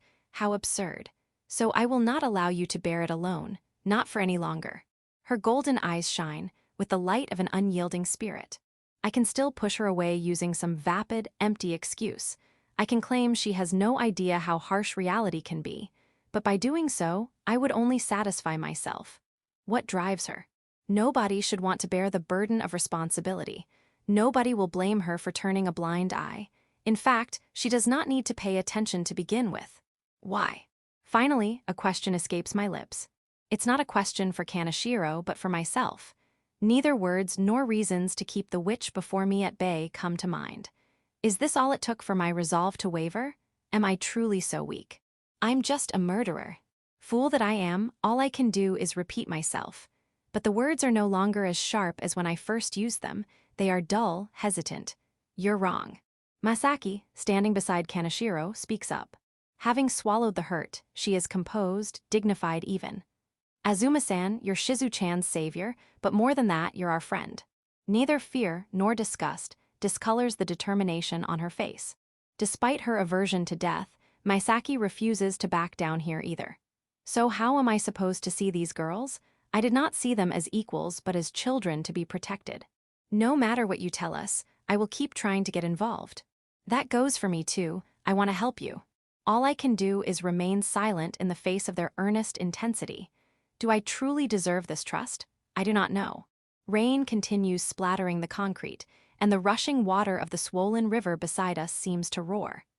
I understand now, Azuma-san, what your greatest fear is. My partner, looking at me from my left shoulder, catches my attention. When I turn and look into its obsidian eyes, I find a sternness awaiting me. And knowing that, I will still say this, why not try relying on them? You mean we should use them? Before today, that is what I would have said, yes. I realize my partner is wording things very carefully. This happened whenever I needed an excuse or an escape route out of making a decision.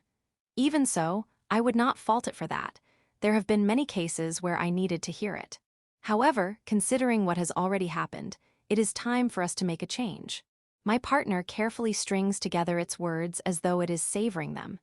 It is true that, until just recently, I could manage my familia without a problem. Now, however, there is a clear lack of resources. Furthermore, it is only natural to have limits to what I can handle on my own. That is why I am only suggesting this now. I understand where my partner is coming from. All right. The only question left then is, am I ready to do what I am about to do? I have to prepare myself knowing that I must show these girls a glimpse of the unspeakable I have been protecting them from. This is your last warning then. You will have to witness hell over and over again. The words coming out of my fragile throat sound like cheap exaggeration. But it does not change the fact that calling it hell is appropriate. There have been so many things I have had to see, from every possible angle, that I never want to see ever again, yet continue to see to make a decision. Perhaps I have already gone mad from the experience. Or maybe there's something fundamentally broken in my humanity. Or perhaps, hearing that just makes it even harder for me to let you keep doing it on your own. A defiant smile appears on Kaneshiro's face, identical to the one I saw on her that fateful night. Seeing her standing before me with her arms crossed, I see no trace of the Yamato Neidshiko I had come to know. And I told you I still owe you, remember? Of course I'm prepared to pay it back. As she is now, Kaneshiro is like a lever that refuses to budge from her position. Beside her, Misaki nods in agreement. It is clear that she has no intention of backing down either. So what will you do, Azuma-san? Even so, the final decision is mine to make. I only realize now that this discussion never needed to become so complicated. In the first place, knowing I can improve on what my familia are capable of should have been something to celebrate. My conceit had been binding me, blinding me. I don't need to worry about that. Instead, I should worry about reducing the sacrifices and exterminating the incubi. That is all I need to focus on. All right then. They said they're ready to handle this. In that case, I will try depending on you. Section, a round table of white porcelain floats amidst the darkness. This time, there are far fewer shadows gathered around the table. Anyone familiar with what the usual scene is like would find themselves doubting their eyes. How is the retreat of our comrades progressing, Grigori? The shadow that rules the incubi speaks in a solemn, billowing voice. It does not ask to hear the losses they have sustained. Its focus is on those who survived, not those consumed by the calamity. Sanchez, along with Lazarus and some others, has just arrived. They're currently assisting with the retreat. I see how many of them are expected to return. The leader of the goblins clutches its necklace, a memento of its comrade, as it makes a bitter, pained face. The calamity the incubi currently face is beyond what they know. Already, they have sustained much worse in the fight than ever before. Now they find themselves in a hopeless situation. 50%? No, wait, it will likely be less than 40%. Never before has the Witch of Calamity, responsible for this and past disasters, ever exacted such a price from the Incubi. I see. Heavy silence fills the round table chamber.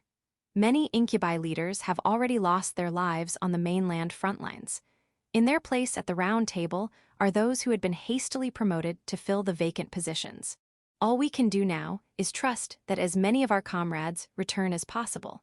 There are no Incubi who would pray for salvation to the God who created them. Rather, they do not pray, but believe in the possibility of a breakthrough with the Ina within them. Those pesky little bugs. A massive fist pounds on the round table. The crash shakes the very air, breaking the heavy silence. What kind of situation is this? How are we having such trouble dealing with mere insects? The speaker is a large, muscular incubus, the leader of the ogres. The ogres had established territory on the mainland, and when they learned of the Calamity's invasion, they had pleaded to be allowed to fight. Instead, however, they were forced to retreat per their leader's order. In other words, the ogres personally have yet to face the Calamity. Calm down, Gilman. Despite their difference in physique, the leader of the goblins, Grigori, does not hesitate to admonish its comrade. Calm down? You want me to calm down, Grigori? When it was your subordinates who first brought the Calamity to us. How am I supposed to know they carried back more than just human females? Grigori, it's because of you that Elliot's gone, and now we've lost our head too. What are you going to do about that? For the Incubi who returned from the continent, who lost their leader, they cannot contain their resentment. Their anger has only grown. The frogman sides with Gilman, the leader of the powerful ogre-type Incubi, to denounce Grigori. This is not the time to be pursuing such matters. It is an assertion far beyond the pale, especially towards one who, despite having lost the most comrades, continues to support the front lines. Grigori, however, does not argue back and instead redirects the topic. It does so out of respect to its fallen comrades, those who have succumbed to the Calamity and those who continue to fight on the front lines. Silence. Instead, it is the shadow who is incensed, and it quashes the would-be argument before it overtakes the gathering. This is what the Calamity intends, to sow discord among us to its benefit. The edges of its silhouette shimmer, under the presence of concentrated Ina. No longer angered, the voice is solemn but clear, admonishing the gathered Incubi without bias. To overcome it, we must prepare, and therein is our next move, we must endure. For a long time now, the Incubi have incurred loss after loss against this unknown witch. They know well the bitter taste of defeat. However, their shadowy leader has not given up and continues to plot the downfall of the Calamity. Every Incubi present hangs on to its every word, except for one, Gilman the ogre. Doing nothing to hide its frustration, the massive ogre haphazardly rises to its feet. Its outrageous behavior and disrespect draw disapproving noises from the other Incubi. What is there to prepare still? This is dragging on for far too long. Hefting up a mass of iron as large as it was tall, Gilman directs its vitriol toward the shadow. We know where the Calamity is coming from, don't we? It turns its attention toward a bitter-faced Grigori. There is a confidence to the ogre's words that implies it is not so much asking a question as it is looking for confirmation. It is still just a hypothesis. Gilman, don't just jump to conclusions. And that's the kind of weak attitude that brought us here. Or am I wrong? The ogre turns its attention to the rest of the table. It raises its voice as it speaks, while spreading its arms for emphasis. The Calamity is no less livestock than its fellows, so if we start taking the humans there, we can force her to come out. Gilman is confident in its superiority. There is no doubt in the ogre's mind about this. After all, it had never encountered anything that posed any trouble. To this ogre warrior, Familia is no different from the ash and dust it leaves in its wake. What we need is a win. And when we win, we take. Its confidence spreads through the darkness around the gathering. It is no surprise that the words of the strongest among the ogres incite the discontented Incubi gathered here. Gilman's right. To win, that's what we were meant to do. I had long forgotten it. We are the ones who take, we are the ones who win. There are those who returned from the mainland, following the Shadow's order. There are those who became the leader of their people far sooner than they should have. And there are those who have yet to experience defeat, and they burn with molten rage and fiery desire. Don't be so hasty, Gilman. I have no ears for the weak. Stand aside. After easily shaking off Grigori's attempt to stop it, Gilman stomps toward the large door. Many incubi rise to their feet to follow the ogre. Gilman slams open the door. Sit around longer if you'd like. We'll be back soon with good news. The ogre leaves behind a final disdainful word as it marches off like a victor. Grigori can only shake its head as the orc standing guard at the door directs a confused look back. With more empty seats than they started with, the round table meeting quickly loses what little enthusiasm they still have. Each of the remaining leaders wears varied pained expressions as they ruminate over Gilman's thoughtless exit. That fool. The shadows whisper, echoing through the chamber, is filled with quiet anger. Chapter 13, Dedication. High in an impurity-free sky, the sun shines brightly. A formation of red dual-pair wings tears across the blue sky. Damn it, how many more of them are there? Cesar, watch out. Angry shouts fly back and forth, punctuated by an occasional dying scream. They belong to the demons who once took the land. They have since learned they are no longer the apex of the food chain. There are at least 3,000 of them out there, eek. From atop a nearby hill, a goblin reports in a voice closer to a scream. After finishing its report, but before it can scurry back into cover, the goblin has been eviscerated, torn apart by many sets of jaws. As incubus blood splatters the dry sand, a swarm of army ants continues their descent. Where are Anselmo's warriors? Sinstapa. Guaza. The jet-black legion swallows up the small units of incubi it meets in its unstoppable advance, one group after another. Only one fate awaits the hapless monsters. Dismemberment and processing, with no scrap going to waste. Form up. Do not falter. If they break through us, we have nowhere left to go. Holding their ground and staring down the approaching horde, the orc warriors called for their fleeing comrades to do the same. They plant their shields in the ground and check the bolts loaded onto their crossbows. Unfortunately, the orc warriors number fewer than 100 in total. We don't have enough to hold them back. Where is Lord Lazarus? Gorilla args, damn it, here they come. The orc's eyes narrow as it stares at the wave of black bearing down from the hill. An oppressive hum, like the rotors of an attack helicopter, fills the air around them. Past the jet-black swarm is a giant, overbearing silhouette. It is the outline of an exoskeleton of terrifying strength, gleaming under the sunlight. That exoskeleton belongs to a heavyweight class familia, one capable of breaching the orc warrior's defensive line with a single hit. Loose. Countless projectiles soar through the sky on command, but they find no purchase and bounce uselessly away. Their enemy's exoskeleton is too strong. The attack does nothing to the Atlas beetle. It brandishes its wicked triprong horn and mounts a full-force charge, unconcerned with what its enemies attempt. Damn, brace, brace. The orc warriors bring their shields up to defend and fail to stop that unstoppable force. The collision is like an explosion, sending up clouds of dust across the hills. Jaya. Stay away. Stay away, ah. Orcs emerge from the blinding cloud in mad panic, tumbling every which way down the hill. Their shields crumble like paper before the might of the beetle's horns, and with each swing, another orc warrior's arm shatters. Their will to fight completely crushed, the orcs scramble to escape. However, there will be no survivors. The army ants in pursuit guarantee it. Meanwhile, the Atlas beetle pauses after stepping over an orc's fallen body. It listens carefully to the mother's voice. Its elytra open, unfurling gossamer wings that buzz with motion. The mother has issued it a new command, and the heavyweight class familia moves to obey. It has a new target to find. Commander, the west. Our west flank is about to fall. The report comes from a white-furred lycanthrope, howling as it dashes on all fours down a gently sloping hill.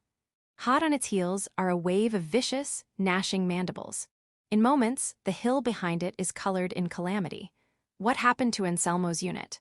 The young leader, the gray-furred Lazarus, calls without turning around. Blood mats its fur, but it quickly dissipates, returning to Ina. What remains are the scars from a fierce battle. They've fallen to the calamity. There were too many of them. Lazarus's face contorts with hatred and bitter anguish upon receiving the report. They are losing more of their precious orc warrior with each passing moment. Already, there is no one left to take charge of them. Curse you, calamity. It goes without saying that the Incubi deployed to North America have found themselves in a dire situation. Everything began some days ago. The calamity, after being listless for some time, suddenly became active, seemingly reinvigorated. Only a few days later, the Incubi, holding the northern edge of the continent, succumbed to dark clouds and were annihilated. Meanwhile, the remaining Incubi, stationed along the southern side of the continent, sustained a mountain death toll as they fought to defend their portal for escape. Let's keep going down this way, meet up at the bottom. Hearing its subordinates' advice, Lazarus looks toward the foot of the mountain. There, their comrades are reforming a broken defense line, buying time for those fleeing from the calamity.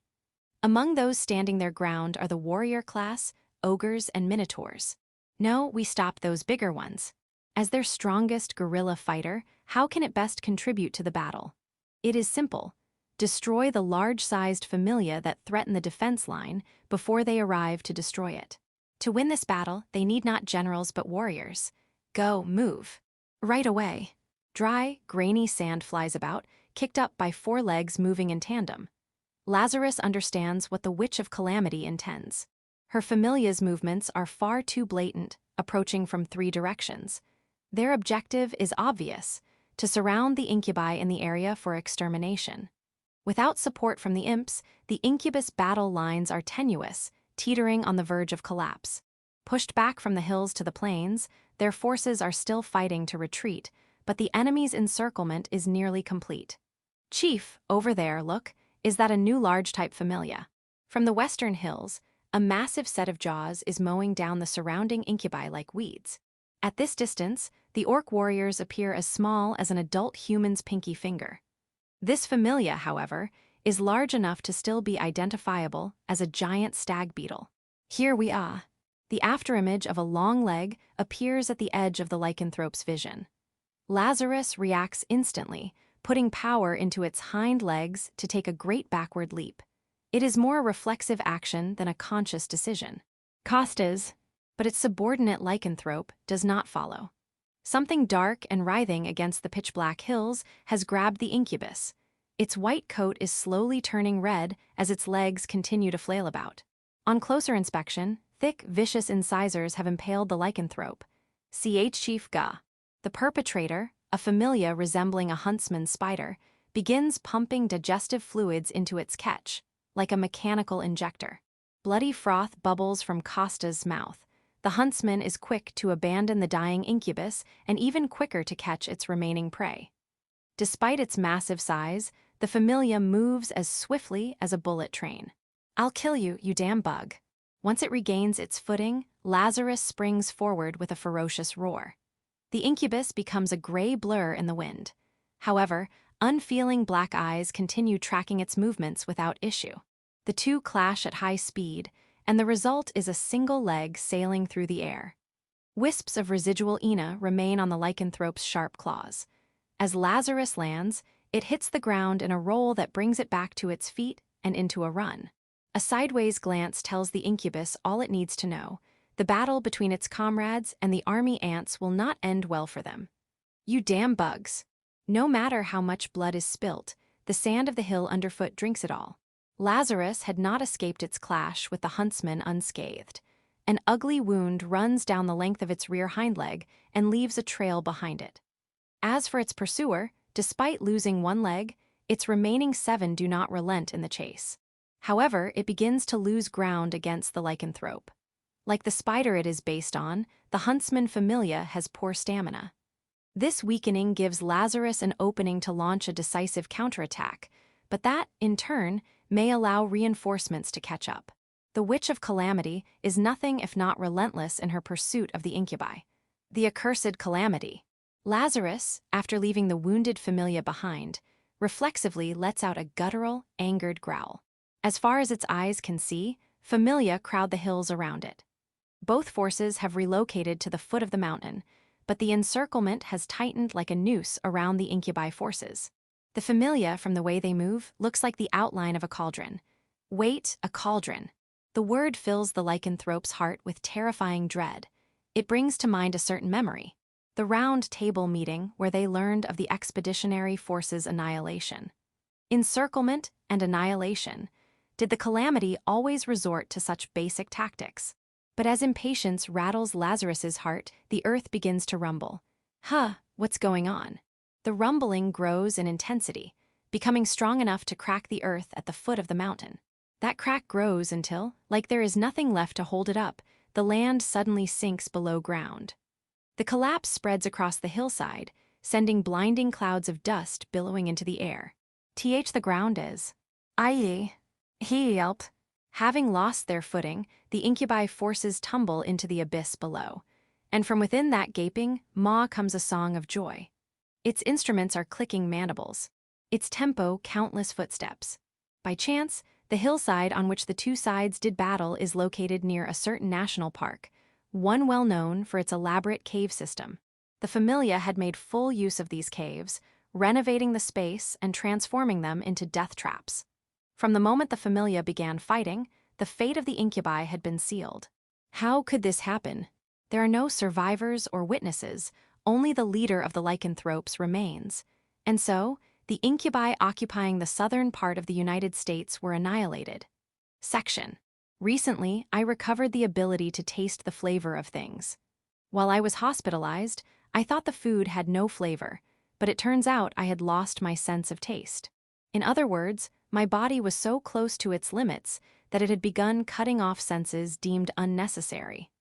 Now, however, I can even taste the strong broth used to make this tamagayaki. Of course, that also means I have recovered well enough that I now see the problem I hadn't realized before. Kaneshiro-san, are you sure you can handle it? Yes, I'll be fine. Sitting beside me, and eating slower than usual, is Kaneshiro. It is thanks to her that my burden has become much lighter. However, it comes at a cost. She takes on the telepathic load I am not. Maybe it wasn't a good idea doing this. The telepathy Kaneshiro takes on covers information regarding combat tactics, including analyses of effectiveness. Even just that much, however, is a significant burden. You don't need to worry about me. She stares me straight in the eye as she answers. Kaneshiro is back to her usual Yamato Neidchiko self, but her clear eyes reassure me of her resolve. It doesn't seem like she is just putting on a brave face. As it turns out, the speed with which her mind can process thoughts is far beyond what I am capable of. In addition, Golpum's authority is control. In addition to being able to handle complex magic, she can interfere with magical phenomena that do not originate from her. Her authority is even capable of managing the torrent of information coming through as telepathy. The real problem is, Kaneshiro waves away the bluebottle butterfly that had landed within her long black hair as she continues speaking. All of these butterflies. I can barely handle being around so many of them. Before she finishes speaking, another butterfly, a blue admiral, lands on her trembling shoulder. In the deserted courtyard of the school, the butterfly farm has returned once more. Like before, they form a bright carpet of color around the bench. Oh. As for me, I have already resigned myself to this fate, allowing the butterflies to do as they please. However, it is a different matter for Kaneshiro, who is experiencing this for the first time. I recently learned that she doesn't actually hate insects, rather, she has a low tolerance for them. What? Well, personally, I like it. Don't you think it looks like a field of flowers? Masaki, sitting on my side opposite Kaneshiro, speaks in a leisurely tone. Her appearance is almost back to normal. Instead of fox ears atop her head, however, butterflies have gathered around like a crown of flowers. She pays them no mind, but she does gently brush away the Chinese windmill that tried to rest on her wristwatch. Sure, but there's a limit to how much I can take. I guess, well, it does look like you're having trouble eating. If you didn't come with me. Noah, you're not allowed to say that. No. Masaki and Kaneshiro immediately interrupt me. On the day they confronted me, I ended up promising to return to school as well. As I expected, it was suffocating to be in class, being the focus of my classmates' concern.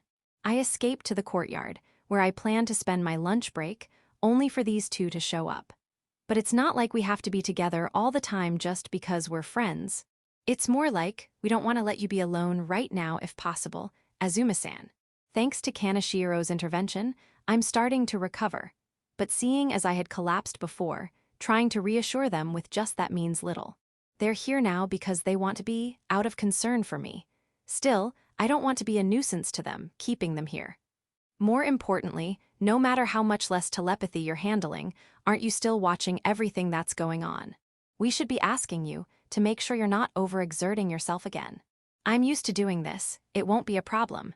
The fact that you're used to it means it is a problem. I feel bad for worrying Kaneshiro, but I do not intend to compromise more than I already have. And while I will admit that her exceptional abilities allow her to handle telepathic communications with my familia without issue, I will not allow her to go any further. The battlefield must remain under my sole jurisdiction. I am the only one who needs to face the horrors of the fighting. It brings me no peace of mind that Kaneshiro is helping me, but this way, I can focus more on the battle, I can kill more Incubi. Just yesterday, through coordinating with the American forces, we sprung a trap by tunneling through the cave system, eliminating the Incubus forces all at once. Well, it's time for lunch, so let's leave it alone and… Masaki, pouting, begins pouring tea from a thermos into a cup. Now that I think about it, being able to fight all the time sounds like a great idea.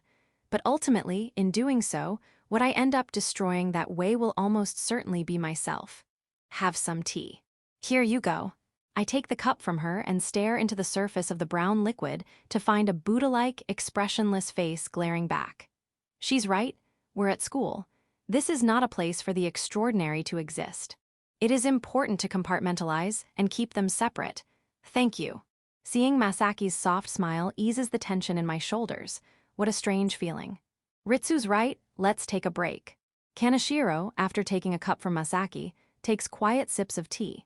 Many bluebottle butterflies continue dancing elegantly through the air. Despite the lack of flowers, butterflies have gathered in this courtyard. But wait, don't I have a flower in each arm? I quickly push the delusion out of my head as I savor a sip of oolong tea.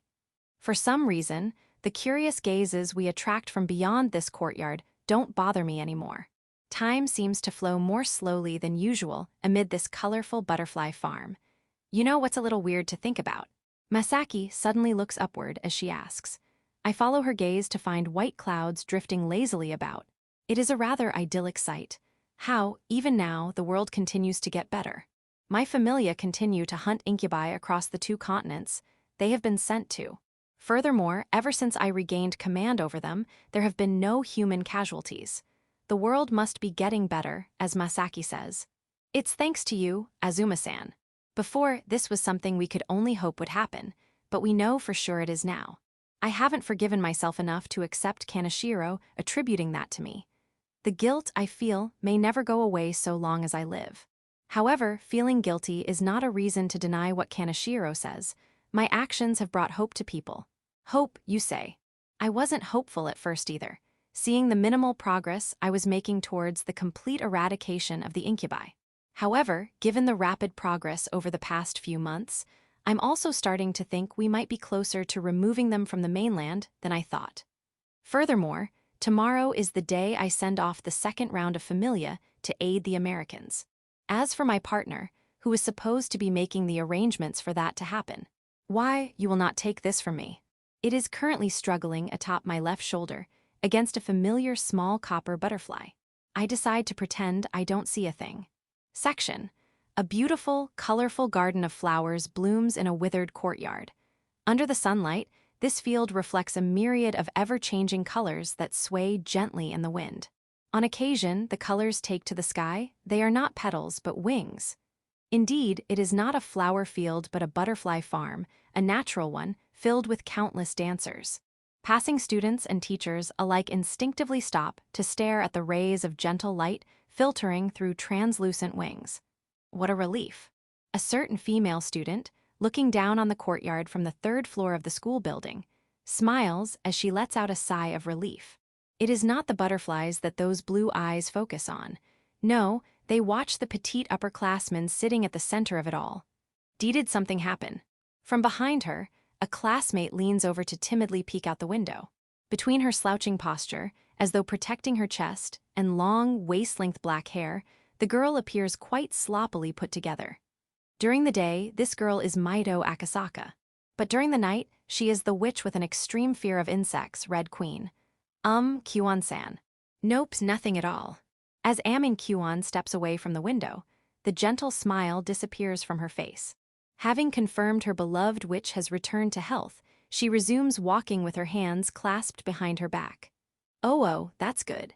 Akasaka quickly chases after her, and the footsteps they leave behind echo unheard across the deserted third floor. Good indeed. Kyuan does not turn around. Instead, she sheds the mask she wears, that of a mild-mannered schoolgirl, to reveal the calm, collected face of a witch. After seeing her beloved idol return to health, the heavy tension that had been present since that night has dissipated. I guess it really was just a matter of putting the right person in the right place. A faint melancholy colors the monologue that fills the empty hallway. Amin Kyuan, that is, Azure Nova, is an outsider to it all. She is aware of her status as an irregular capable of overwhelming even a numbered witch on her own. However, while her immense strength allows her to destroy her enemies with ease, it does not allow her to hold anyone close. A sword, after all, cannot be used as a replacement for a walking stick. Realizing that fleeting, momentary emotion is loneliness despite having lived this way for so long, makes Kyuan want to laugh. After all, it is far too late to have regrets. Akasaka-san. In front of a classroom far from the stairs, she stops and turns to face her buddy. Why yes. Akasaka's shoulders twitch at the call. She is quick to hide herself from the intense gaze using her bangs. Despite how long the pair have worked together now, it seems she is still unable to stare at Kyuan's face for too long. What do you intend to do from now on? Hi. Hearing the unexpected question causes Akasaka to lift her head in surprise. Their relationship is rather complicated, after all. One is the observer, while the other is the observed.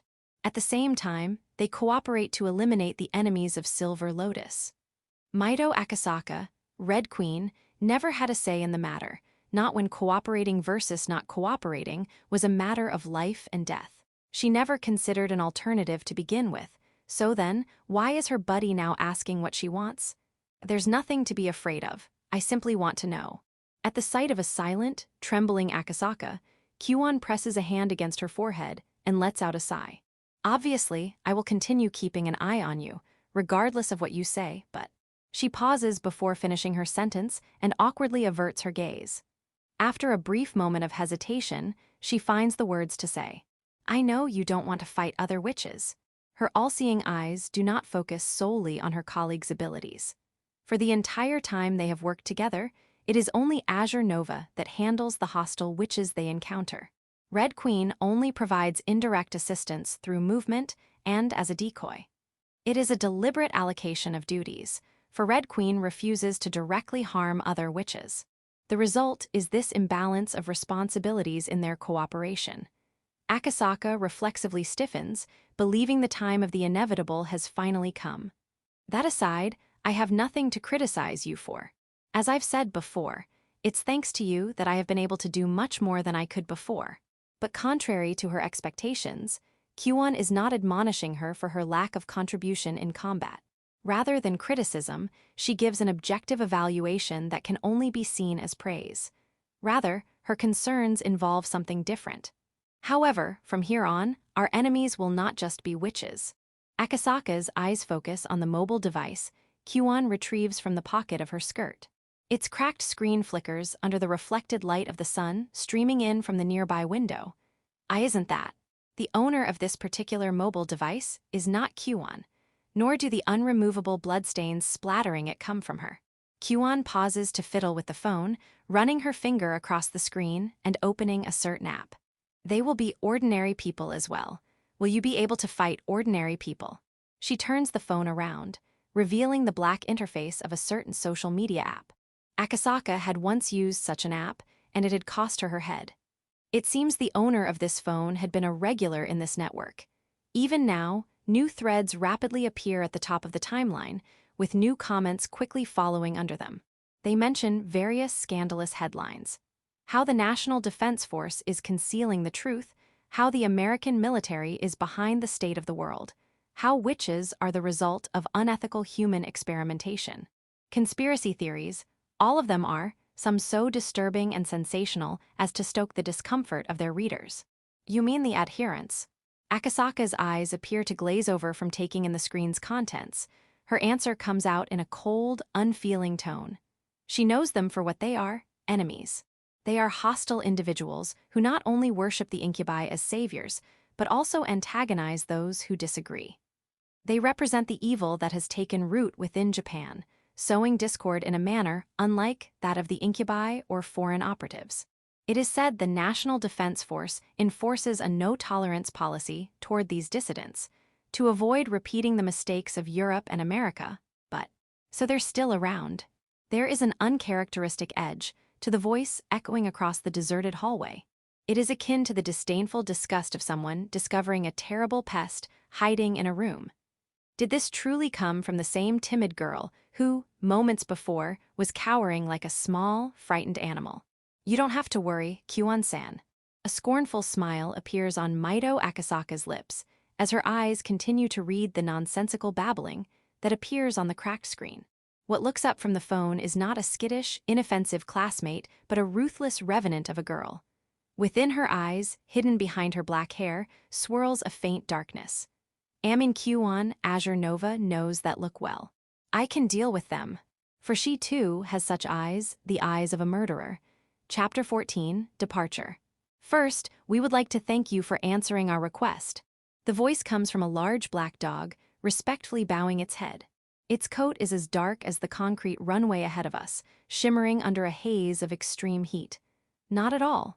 If anything, I'm sure there is a lot your side has to protest. No, as the ones who asked for your help, we have no right to complain. This large, talking dog is the partner of witch number 3. Standing behind it is our point of contact for the American military, Lieutenant Morgan. Their sacrifices we all have to bear.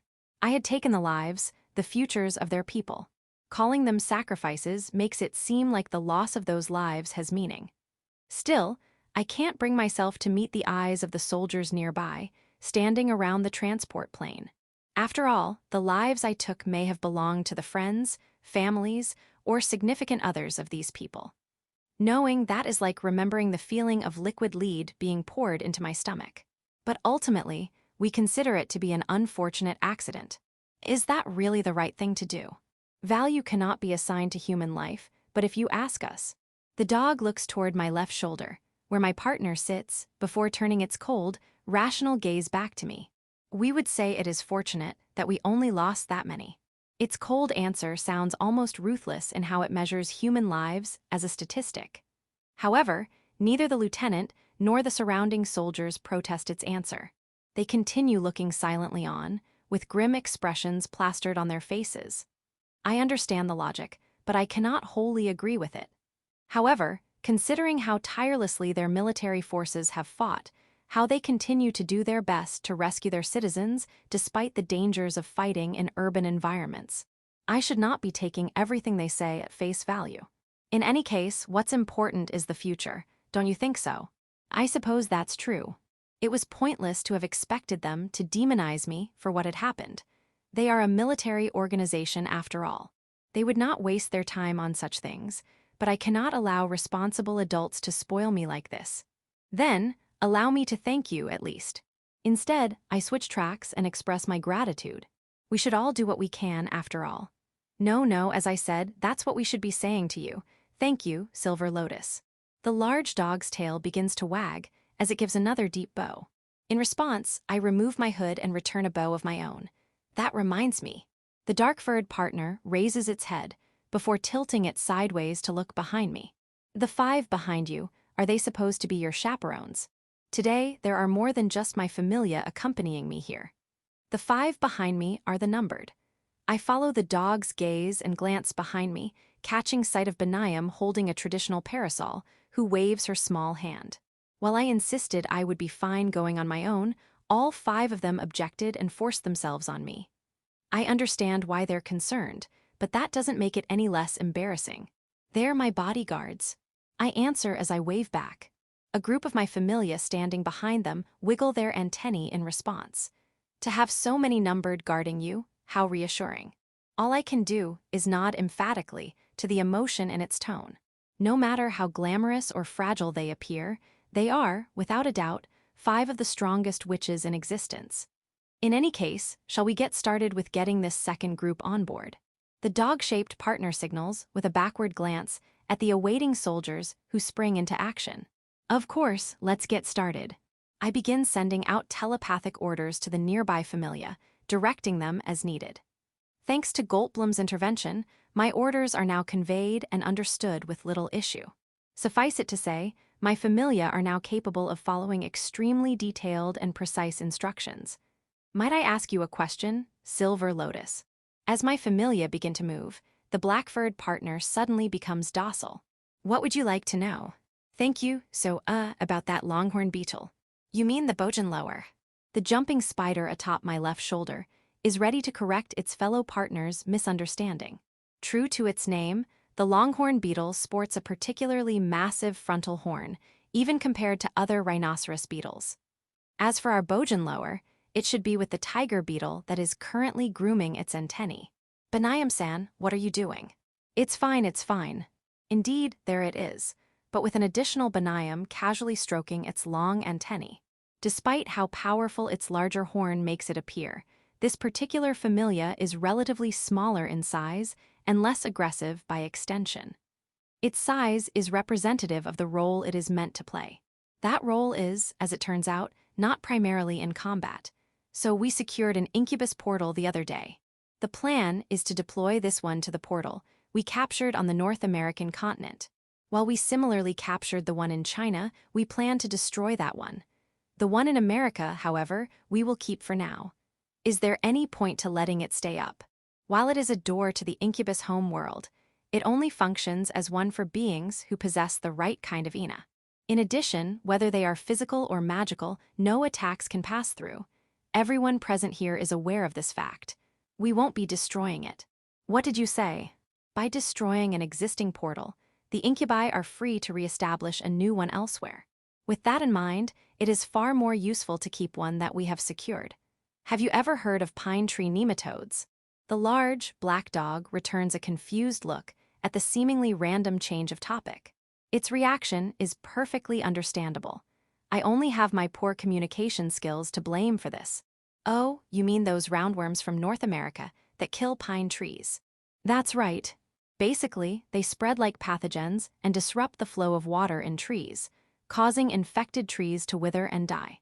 Thanks to Prima Verde volunteering information, I can follow up and explain my plan. The official name for the condition itself is pine wilt disease. Pinewood nematode refers to the creatures that cause the condition. So, what do they have to do with this operation? I look over to see crimson eyes, glittering with curiosity. Their owner asks not to push the explanation along, but out of curiosity. The owner in question is, of course, Iglance. Among the numbered, she and Prima Verde are especially curious and eager to learn. Our bojanlower resembles the bark beetles that act as the nematode's vectors. In other words, it can interfere with the Ina in things, from eroding to modifying. From my left shoulder, my partner takes over the explanation. I originally summoned one of this familia to study the characteristics of Ina. As far as we know, an incubus portal is constructed in such a way as to allow only specific kinds of Ina to pass through. Besides themselves, incubi are also able to bring over the women they have used, women carrying incubus Ina within them. On the other hand, we have never seen incubi attempt to return with the bodies of their comrades who have fallen to Ina-based attacks. From these observations, we can hypothesize that portals only allow bodies containing incubus Ina to pass through. Corollary to this, every other type of Ina is denied entry. However, as far as we can tell, there is no defense mechanism in place. Or at least, that seemed to be the case. It was impossible to verify before because most portals instantly disappear after use. So, with the help of our bojanlower, we should be able to modify the portal in such a way as to allow our familia to pass through. Wait, doesn't that mean? This is a perfect opportunity to begin the next phase. In short, we plan to interfere with the portal in a way that changes what kind of Ina is allowed to pass through it. Will this really work, Silver Lotus? I don't know, but it's still worth trying. There is no way for me to answer Iglance's question, at least not yet. Everything I mentioned is still uncharted territory. From what I have tested so far, it is possible to fool the portal by covering anything passing through with incubus blood. Anything further than that will be up to the familia currently having its antennae played with by Benayam. Ultimately, if we can send reinforcements across the portal, we will be able to exterminate even more incubi. The ideal outcome is being able to send more familia, including the heavyweight class, across the portal and push the incubi even further back. In addition, while it may be wishful thinking, this could mean rescue operations become possible. Wait, slow down, there's, one other thing I want to ask from what you've mentioned. The dog-shaped partner, as though looking for the right words, cautiously asks. It doesn't need to be so hesitant. You just said, send reinforcements across the portal, right? I did. Our familia still hold the upper hand over there, but before anything changes. Before I finish my sentence, something starts feeling off. I look around. For some reason, it isn't just the large dog but the numbered behind me, as well as the gray witch in front of me, who are staring at me in shock. I want to send reinforcements over to assist. It's after I finish that I realize our discrepancy.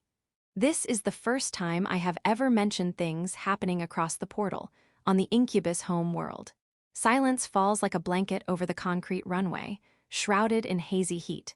It becomes so quiet that I can even hear the voices of soldiers coming from further away. So, how did you get your familia across the portal in the first place? The black-furred partner asks, sounding skeptical. The look in its eyes says it all. It can hardly believe what I said. I just had one of my familia lay its eggs into some of the incubi I allowed to return. I considered making up some lie or excuse, but doing so would only sow distrust between us. Instead, I answer truthfully here. You had your familia lay its eggs in incubi. That's right. The portal's exclusion protocols are rather lenient. I more or less realized this fact by accident after experimenting on the Ina of a captured incubus. It did take a few tries, but it hadn't taken long to figure out and execute. In doing so, I gained a useful tactic. W8, does that mean some of your familia are parasitoids? I nod back at Prima Verde, whose eyes begin quavering with fear. As it turns out, this method yields higher quality Ina than what is harvested from their corpses. Learning that my parasitoid familia could reproduce this way was a truly groundbreaking moment. As a bonus, the familia grown from the Ina of a still-living incubus tend to evolve at a terrifyingly quick rate. Our onyx is a good example of this.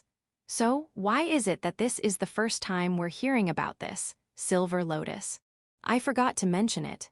I quickly avert my eyes from Iglance's questioning glare. The truth is, I didn't forget to mention it. It's more like this is a topic I do not want to. After all, using incubi as surrogate breeders is a tactic that goes far beyond common sense, unlike having my familia feed on them. Okay, wait, so let me get this straight then. Dahlia Noir suddenly interjects between me and Iglance. The amber eyes beneath the pointed hat stare directly into my eyes as she directs her question to me. This entire time, you've been fighting back too. Yeah. In response, I answer with an affirmation. Relatively, it hasn't been that long since it started, but it does make steady progress in taking territory from the incubi. In fact, it has gone so well so far that it wouldn't be wrong to call it a counter-invasion. You've seriously got to be kidding us, girl. You said it, I seriously thought there weren't any surprises left. Who'd have thought there was still this the whole time? A voice of admiration comes from the machine gun hanging from Dahlia Noir's shoulder, while the witch herself nods in agreement. As for me, I'm more surprised I'm the only one who ever considered a direct retaliation against the incubi. Then again, I also never encountered any other witch's familia besides my own. In all likelihood, I may be the first successful case. You are truly beyond compare. Having lost its skepticism, the black-furred partner stares at me once more. In its gaze is equal parts envy and pity. This is the first time I have ever received such an expression. This means, this entire time, you were up against an entire world of them on your own. Hearing its words stirred something discomforting in me, as though something had been torn off. I'm not sure what this feeling could mean. I don't think I'm facing all of them. There are too few at a time for it to be their entire world's worth. We still have yet to discern the full extent, the total population, of the incubi. Among that, we still do not know every species or their numbers. We also have yet to learn if they have a ruler above them all. In short, bringing about total extinction is not as easy as it seems. So that explains why some telepathic messages seem to come from insane distances. Following my urging, it is finally the Bojanlower's turn to move. Nearby, Goldblum has crossed her arms as she stares at me with half-lidded eyes. Beside her, Benayem wears a wry smile. Sorry. I never thought the day would come when I would have to share this information with anyone. Still, if I continue to withhold information, we won't be able to cooperate effectively or efficiently. The takeaway from this is that even if the results seem undesirable, it is better to share what I know or have learned. Seriously, you could have at least told. Goldblum does not finish her sentence. From high in the sky, at a place far from here, a dragonfly notices a sudden influx of foreign Ina. Besides Goldblum, the fox ears of the witch next to her also perk up. In moments, the aura about her has shifted. This Ina is. Yeah, Incubi have appeared. I nod, affirming the incoming telepathy shared with Goldblum. Many of the dragonflies high in the sky, acting as aerial observers, begin sending telepathic alerts. Their reports mention both identified and unidentified species, as well as their numbers. As for the location, this incursion appeared in the center of the city, where the population is most concentrated. This is not some small-scale skirmish like before. I can deploy as many familia as necessary to quash the attack, but doing so will also inevitably induce widespread panic among the people. So it's a job for the three of us, huh? Dahlia Noir is already in motion. Her machine gun has taken on a broom-like shape and is already bringing her into the air. Indeed. An urban battle means we are the ones best suited for the job. Prima Verde, clenching her fists in anticipation, floats into the air to join Dahlia Noir. There is no impatience in her. She is the very definition of calm. Number 8, Number 9, please remain here as Number 13's escort. Iglance, from the arms of her mechanical guard, is no less calm.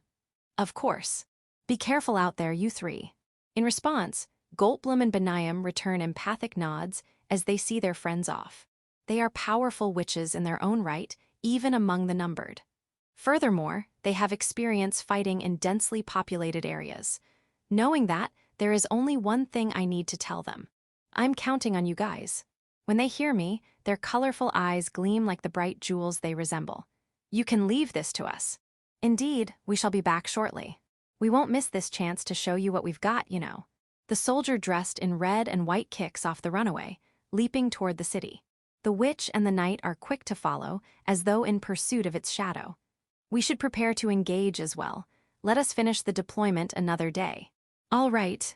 As the witch and partner of the American forces quickly take their leave, I order my familia to stop. At the same time, soldiers carrying firearms come running from the hangar. It seems they, too, have received word of what is happening. It seems this incursion is of a scale beyond what we've previously had to deal with, Silver Lotus. I'll make my preparations as well then. Of course, thank you. I understand it to mean this is a serious, full-scale assault, and not more reconnaissance. In other words, this battle will likely involve not just witches, but also the intervention of the National Defense Force. I should assume the worst-case scenario may happen, so I begin moving my familia into position in case they need to immediately enter the city. Fuka suddenly comes to mind. No, she'll be fine. Today isn't a day when she would be out of the house. There's no need for me to panic. That will just make things worse. It's a little frustrating, isn't it? Being told to wait.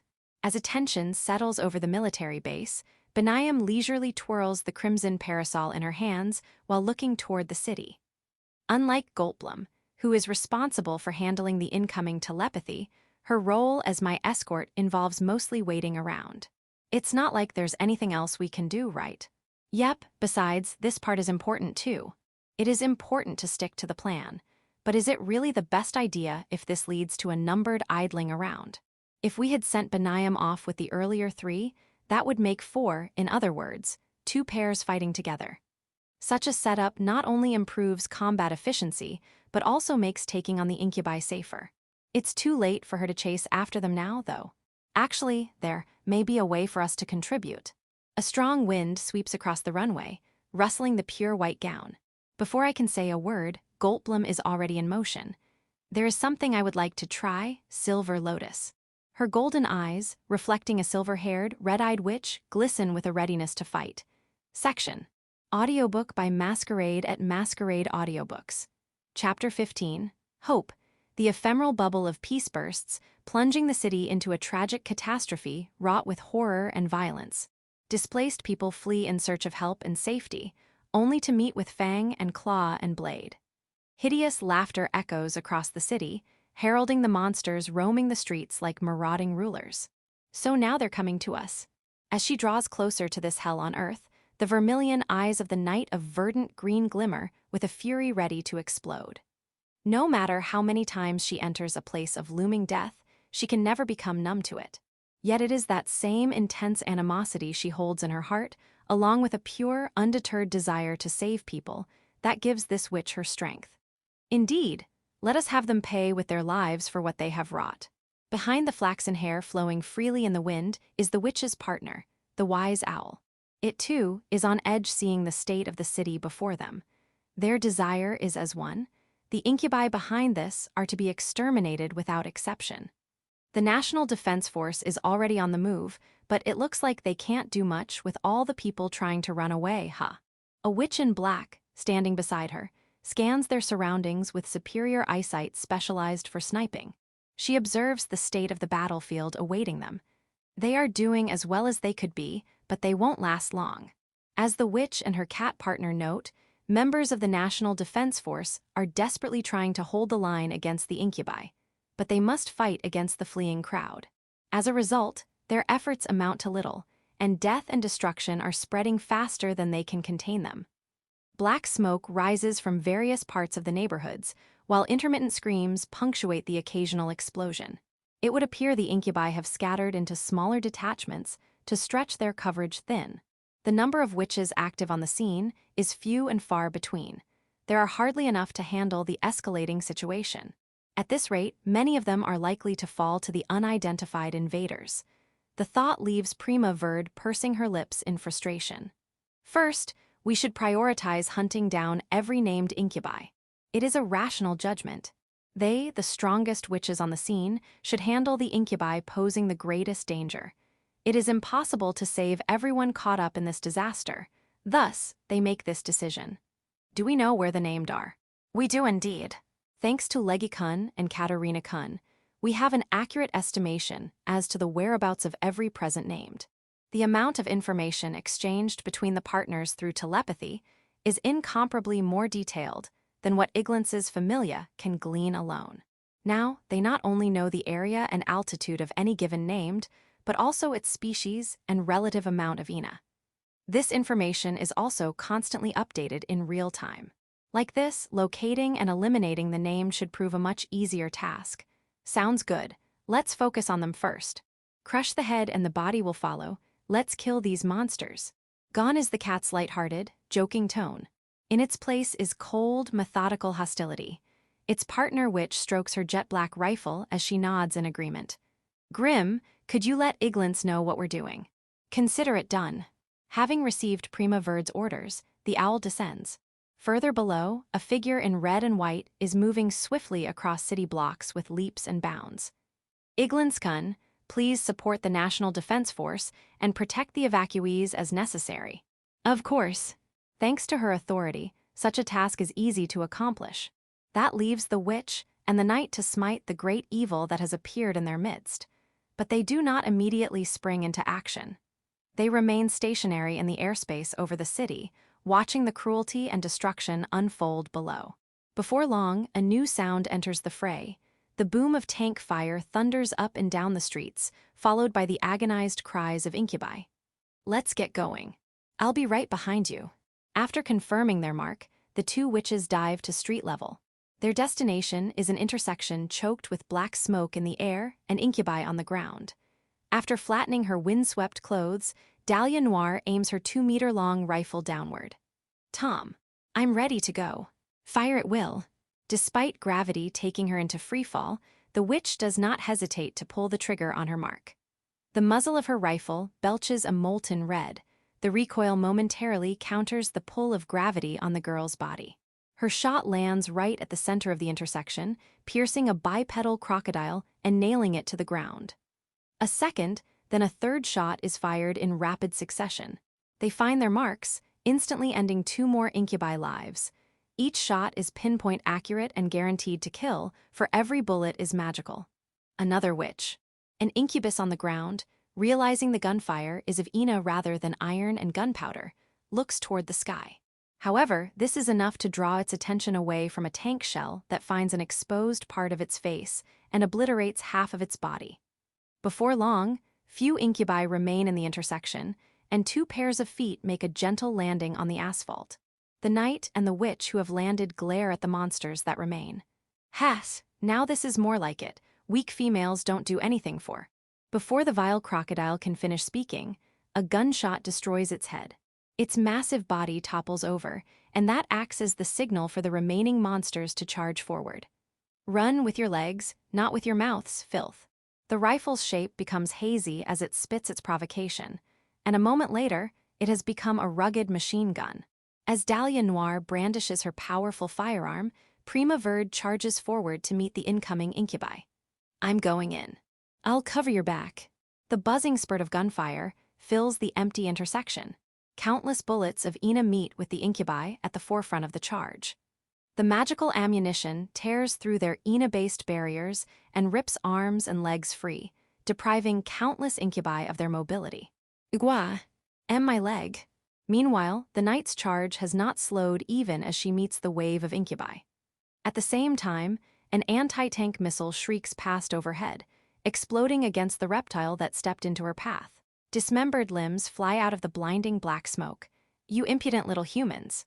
A deadly blade cuts away the black smoke, revealing a towering figure as massive as an ogre.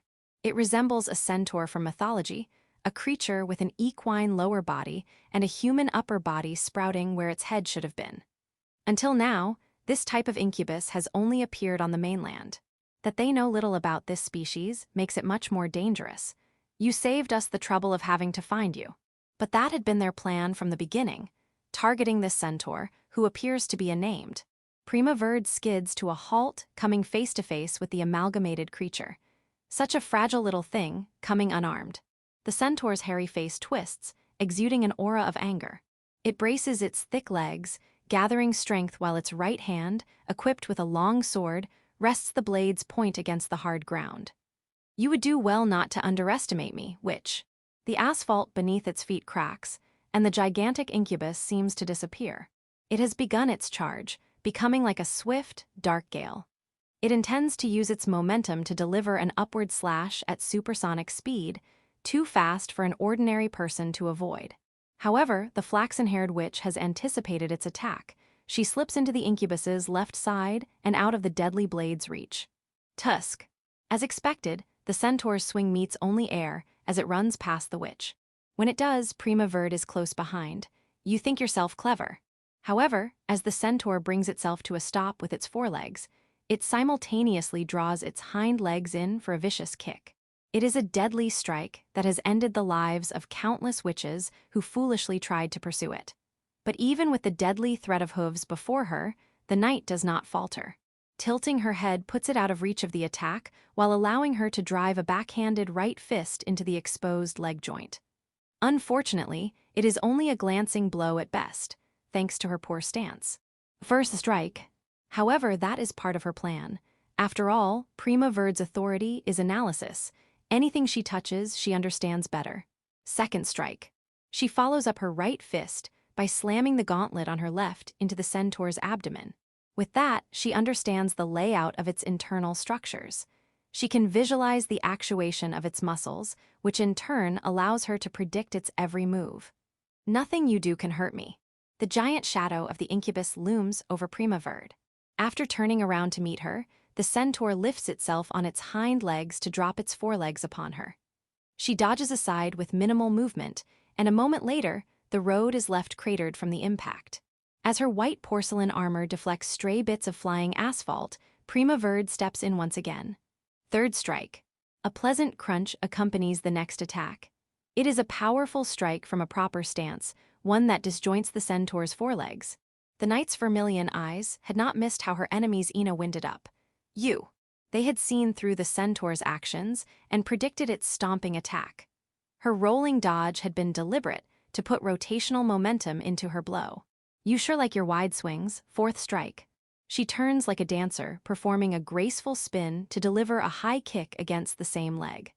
Unbalanced, the centaur's upper body staggers backward from the hit. Damn you! Then, as if responding to its anger, the incubus's Ina takes on a foreboding purple glow. The Green Knight watches as the toxic hue circulates her enemy, then she takes a stance. The ominous Ina suddenly moves into the centaur's right arm. Try and avoid this, and gathers around its sword. Once its forelegs find footing on solid ground, the centaur swings its empowered blade. The weapon unleashes a violent torrent of Ina. The shockwave tears through the street, gouging asphalt and leveling the apartment building at the end of its path. Despite the destruction, there is no sign of an incapacitated witch. Instead, among the falling shards of broken glass and billowing clouds of concrete dust coming from the collapsing building, did you really think that would work? Is an untarnished suit of porcelain armor, resplendent under the sun. She had taken to the air, taunting from above. With her crimson eyes locked on her target, the knight raises her leg above her. Fifth strike, and drops a full-force kick squarely upon the centaur's head. Gah! The powerful blow, combining gravity and power, rattles the creature's skull. However, the giant does not fall. The knight kicks off the impromptu platform, flipping backward and away from her enemy. She retreats just in time. The centaur's left arm tries to grab her flaxen hair, but catches only air. Prima Verde lands lightly on her feet, putting the same distance between herself and her opponent as when they began. Damns you! Every hair on the centaur's body seems to bristle from its rage. Its eyes are narrow, glaring slots, while its face boils with unbridled fury. Its sturdy legs tense once more as it gathers power to mount another charge. No, you're finished. As she lets out a sharp breath, Prima Verde widens her stance and readies her fists. With her fifth strike, she knows everything the centaur before her is capable of doing. And she knows it is not capable of stopping her. I'll crush you. As the incubus rapidly accelerates toward her, the witch stands unflinching to meet it. Amid its charge, the enraged centaur cannot comprehend her behavior. Éclaté. The girl's fist pulverizes the horse-shaped lower body. What's going? The explosion of gore liberates the upper body, flinging it into the air. It crashes against the broken asphalt, bouncing ungainly along before coming to a stop. Its bearded, disheveled face is frozen from the shock of seeing the blood trailing behind it. Enjoy the rest of your day. With one final swing of her leg, Prima Verde consigns the incubus to eternal darkness. In a final show of resistance, the corpse splatters the witch's light green surcoat, swaying from the wind with fresh blood. I am possible. How could this happen? The surrounding incubi do not understand how this witch slew their mighty champion in less than 7 hits. But they do understand they can overwhelm her with their remaining numbers. Now, which one of you? How dare you do that to Bernard? A spear comes toward her blind spot, only for a backhanded fist to block it and redirect it into the chest of the next eager centaur. The hapless incubus's lower body bursts like a water balloon. WHYA. Then an elbow smashes its dumbfounded head, reducing it to a bloody mist. Would like to try fighting me next. The knight, whose light green surcoat is quickly turning red with the blood of her enemies, stands with readied gauntlets, awaiting the next challenger. With her analysis of the centaur's Ina complete, no armor of theirs can protect them from her. Her aim is not them, but their Ina, forcing it to rupture their bodies and destroy them from the inside out. That is how witch number 11 hunts. Any incubus that comes in contact with her fists is already dead. Section. There is no such thing as eternal peace. Being reminded of this fact has cost many people their lives. Red flames erupt from buildings, red blood flows down streets. From a distance come screams so horrifying that no ears can bear to hear, and explosions so powerful they shake the body to its core. What was once a familiar town has now become a bloody battlefield. Fuka-chan, wait for me. Don't worry, I'm still with you. Let's try to make it over there. Running through the disaster is Fuka Azuma, holding her best friend by the hand. There are no adults around, only unmoving bodies fallen and strewn haphazardly about. The pair dash through the streets and take cover under the shadow of a bus, one overturned onto the sidewalk. Huffs. Why is this happening? Fuka holds her teary-eyed best friend close, making sure she does not see the hand sticking out from the bus's window. They had come out together to choose a gift to celebrate Fuka's sister being discharged from the hospital. The thought of abandoning her friend never crossed her mind. Then there is the smoke burning her lungs, the exertion weighing her heart. I can't cry, not now. Even so, Fuka pushes down the terror threatening to draw her tears, instead focusing on the intersection beyond them. She cannot go crying to her beloved sister for help after all. How would she, when Fuka had gone out in secret? Nobody could. We need to find a police officer. If you ever find yourself in an emergency, go find a police officer, her reliable older sister always said. She always did make sure Fuka would know what to do if she wasn't around. Because of her, Fuka isn't completely helpless now. Get ready to run. Okay. The girls desperately try to catch their breath as they hold each other's hands. A sudden, nearby scream stops them from moving, and they duck back behind the bus. You must not let the monsters catch you. With everything that has happened, Fuka finally understands what her sister meant. However, they can't stay cowering here forever. Caressing her long black hair reminds her of her older sister, and with that thought in mind, Fuka musters up her courage. Let's go. The girls emerge from the cover of the bus and dash toward the intersection. As far as Fuka can remember, after turning right at that intersection, the station and a police box await just ahead.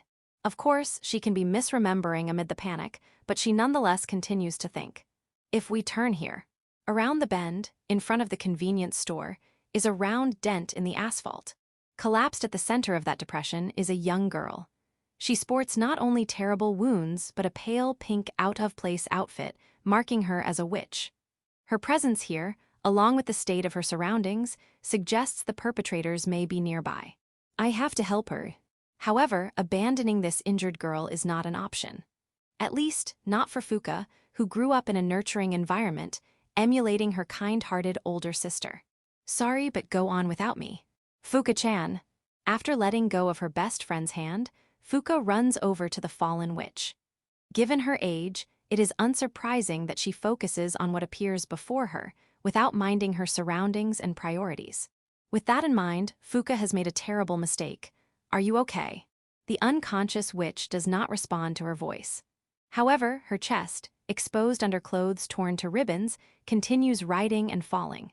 Fuka crouches down and begins administering the first aid she learned in class.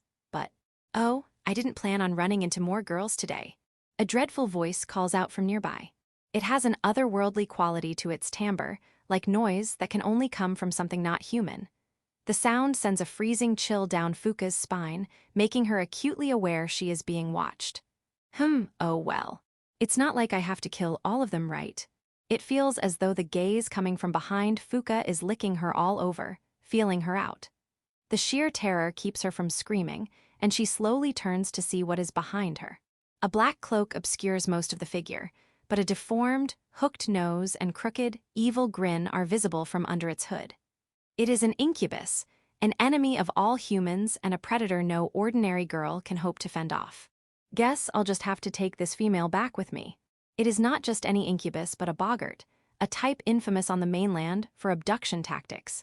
The deformed creature wears a vulgar smile on its face as it reaches to grab Fuka. Get down. Hearing a familiar voice, Fuka does not hesitate to hold her head and crouch low. A bullet whizzed by, slamming into the boggart's face. An Ina barrier stops the projectile from penetrating. However, the gunfire continues despite that, and many more bullets rain upon the incubus. The powerful hail forces it to give ground, but as the boggart takes a defensive stance, tisk how annoying og.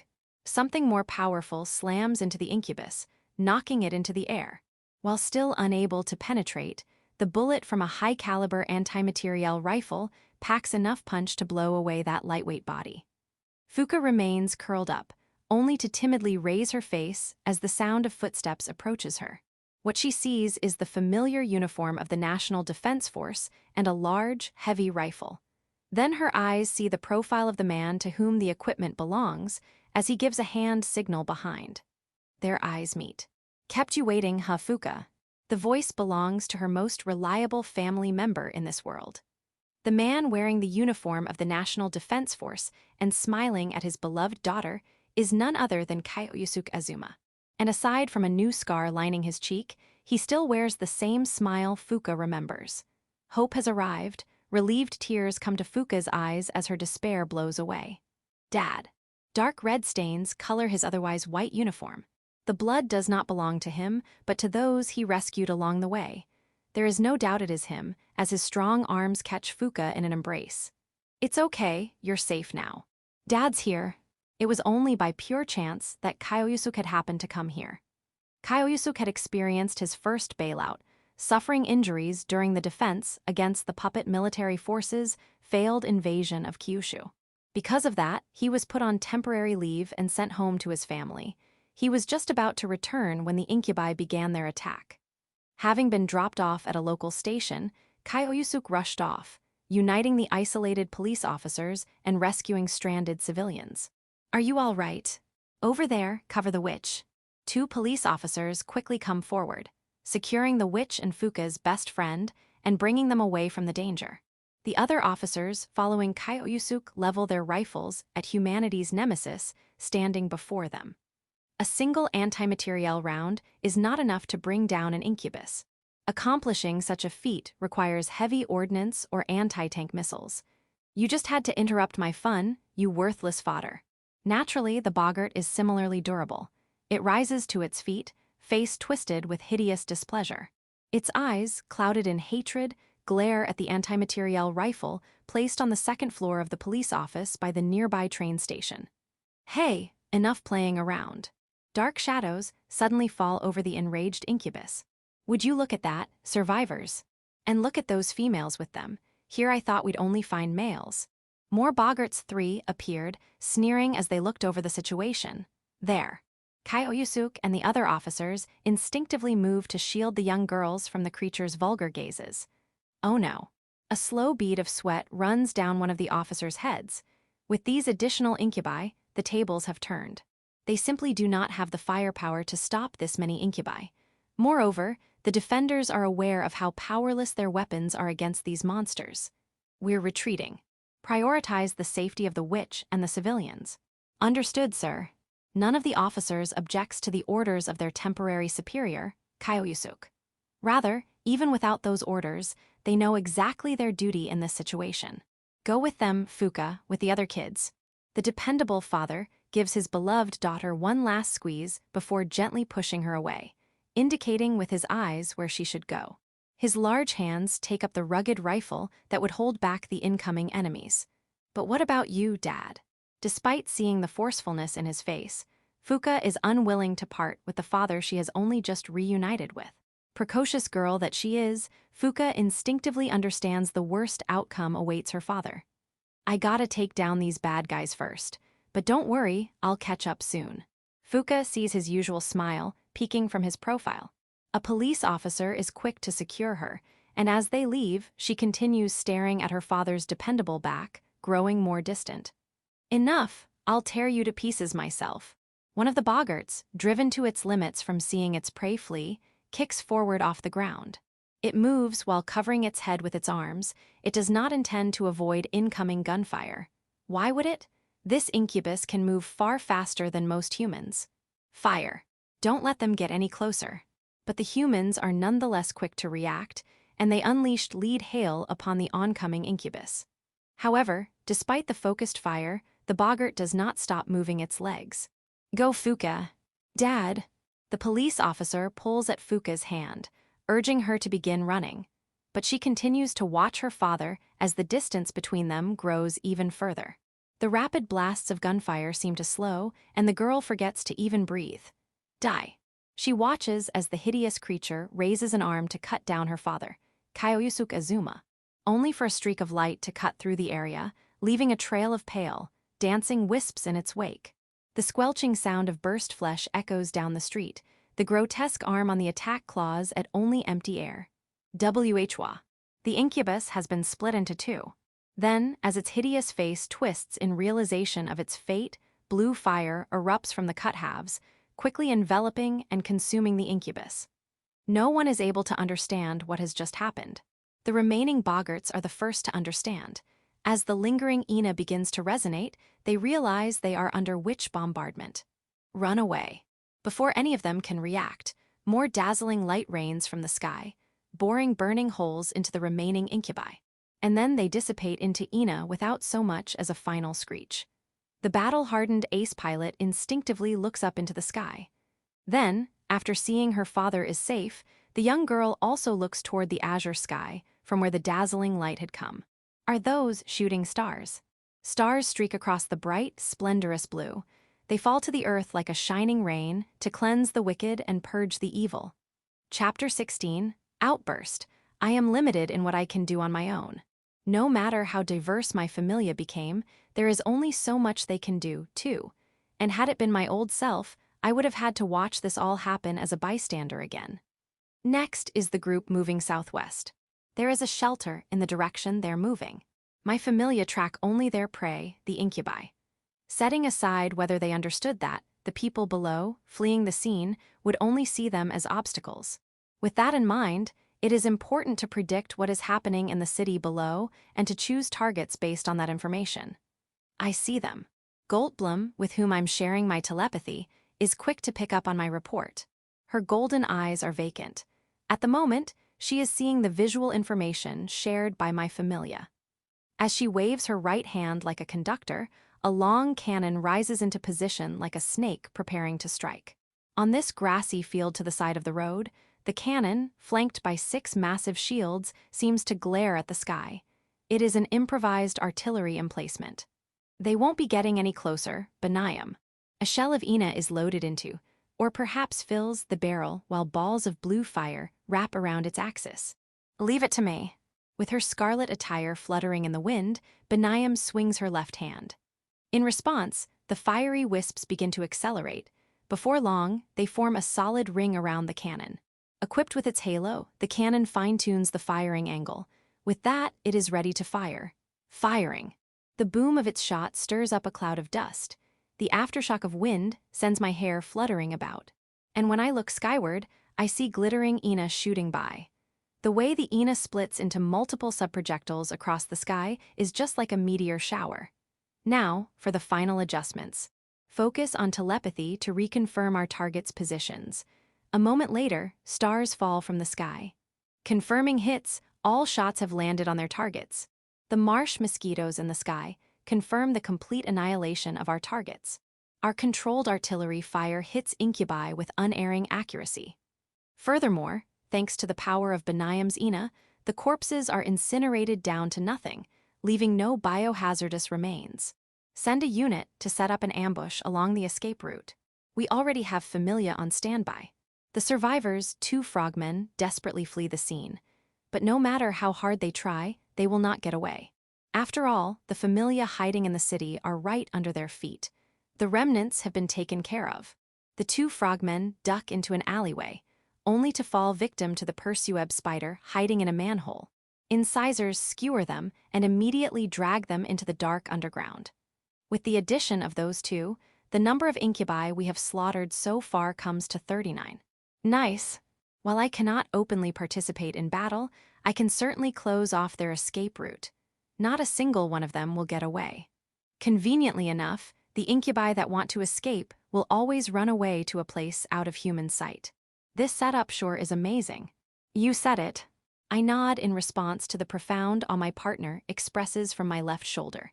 Never before have I considered using my familia as artillery spotters. And while some of them are equipped with projectiles or other ranged options, operating at this distance, let alone accurately, is not possible. In other words, this kind of thing is impossible for me to do on my own. The caveat, however, are you all right? I'm fine, is what I want to say, but my accuracy is definitely getting worse. Is the tremendous burden it places on Goldblum. The witch in question has her brows furrowed in concentration. Not only is she still handling the telepathy, she is also calculating the firing angles and handling the artillery shelling. In addition, there is also the burden of reconstructing the magical cannon, which self-destructs after a single shot, quickly enough so we can fire at a constant rate. I can take back managing my familia, but the burden of the remaining operations will still be heavy. Do you want to take a break? No, not yet, I can keep going. She smiles bravely at a worried Benayam, but her pale complexion makes her reassurance unconvincing. Is she using how I looked not too long ago as a reference? That's a pretty bad example. We're taking a break. Hey, wait. Before the next round is prepared, I forcibly pause the operation by cutting our telepathic link. Who was it that said, "I will not allow you to bear it alone again"? I look straight into the golden orbs of discontent that are her eyes. Since we reduced the Incubi forces to about half, the local witches and the National Defense Force can start regaining control. If you overexert yourself, you won't be able to do your best. I agree with their sentiments, my master. Goldblum's frown only deepens when she hears the voice coming from the cross hanging from her chest. Even so, the light returns to her eyes before she closes them, and she nods. All right, fine. Benayam quickly unfurls her parasol before linking arms with Goldblum and marching her over to the shade. Our outfits are much too thick and heavy for the season. Witches, despite their superior physical capabilities, are still vulnerable to the heat. There are fewer of those beasts around now, and most of them seem to be named. I put my hood up to block out the sunlight as I continue monitoring the fluctuations in Ina concentration around the city. It is most intense at the center of the city, indicative of how fierce the fighting has been. We just have to believe in them. I did say I would be counting on them. Then, I will trust they can handle it, and I'll focus my efforts where I can instead. Yes, so let's believe in them. Yeah. The reflection of me appearing in its obsidian eyes doesn't look unwell. I busy myself stroking the head of a nearby tiger beetle awaiting further orders, before looking over at the American forces scrambling around the base. They have been in a state of high alert since this started. There aren't any vehicles in sight, but it seems like they're mostly infantry here. Still, not too long ago, an attack helicopter had deployed from the hangar. Do you think the Americans will join the battle? If they do, they'll probably start by sending their witches out first. Benayam's overhead ears twitch occasionally as she follows the soldiers' movements with her eyes. None of us can be sure if the American military will sortie, not since they grew to distrust the National Defense Force after that one incident. As for Lieutenant Morgan and the other girls, they are standing around, waiting in front of the hangar. Maybe they're just waiting for orders. Considering they are part of something as large as the military, it isn't likely that their inaction stems from an emotional impasse. Comparatively speaking, my familia will not be part of it whatsoever. Making the wrong move can lead to the worst happening, so I have to take careful steps. In any case, the Americans are nonetheless organized and ready to deploy. Massive Ina fluctuation detected. A moment later, the Ina in our surroundings swells as though to suffocate us. This can only be. A Japanese-style parasol flies skyward, while the 6 massive shields pull free from the ground. Each of us knows what this means. Yeah, it's a portal. It is a sign indicating that a door to another world will be opening. It will appear where the Ina is densest. Currently, that is at the center of the nearby runway, shimmering under a haze of heat. Everything begins not a moment later. An eerie whistling noise fills the area, and a crimson streak flashes across the center of the runway. Then that space begins to distort. This can't be a coincidence. It certainly doesn't seem like one. Then the world inverts in color. Goldblum, holding a wing-like shield at her side, tightens her grip on her lead-colored mace. At the edge of my vision, I see Lieutenant Morgan and the other American soldiers beginning to move. We'll attack there. You didn't have to say a thing. I draw my kukri from its waist sheath and give it a practice swing to check the balance. At the same time, the tiger beetles and wood ants scurry over to the portal, surrounding it. Then first, motes of blue foxfire appear around Benayam as she points a finger at the crimson vortex. I order my wood ants out of her line of fire before nodding as I look back into her emerald eyes. At the same time, an overly muscular arm reaches out from the depths of the portal. Let's burn it. A trail of ghostly blue accelerates toward the massive body emerging from the vortex. There are 18 motes in total, but they look more like rays of light than fireballs. They explode on impact with their target, sending up gouts of fire that bathe the runway in light. However, the incubus has not burned away. Instead, it emerges fully from the portal to stand on the concrete of our world, staring leisurely around even as blue fire covers its body. What a greeting, what's this? Its unrestrained voice shakes the very air. There is an unmistakable ease in its tone. It is the kind of attitude that shows how little it sees the fire covering it as a threat. In response to the clattering mandibles of the familia surrounding the portal, the giant incubus lets out a derisive snort. It does what other incubi do, underestimating my familia. This one, however, appears capable of resisting the onslaught. After all, the current familia I have deployed lack the strength to take it down. An ogre, Ogres, massive incubi with physical strength and toughness, far beyond that of orcs, are fearsome enemies in close combat. However, this one in particular is far larger and carries much more Ina than any I have ever seen. More ogres like it appear from the portal, until there are a total of 6. You're the Witch of Calamity, we've finally got you. The largest among them, brandishing a mass of iron as long as it is tall, turns its attention to me with a glare and snarling mouth. Section. Are they new to this? Having changed back to her red and white military-style outfit, which number 10 turns an absent-minded gaze toward the city. Beside her is the corpse of a boggart. 8 sabers have run through the dead incubus. Master, I would advise proceeding with the plan.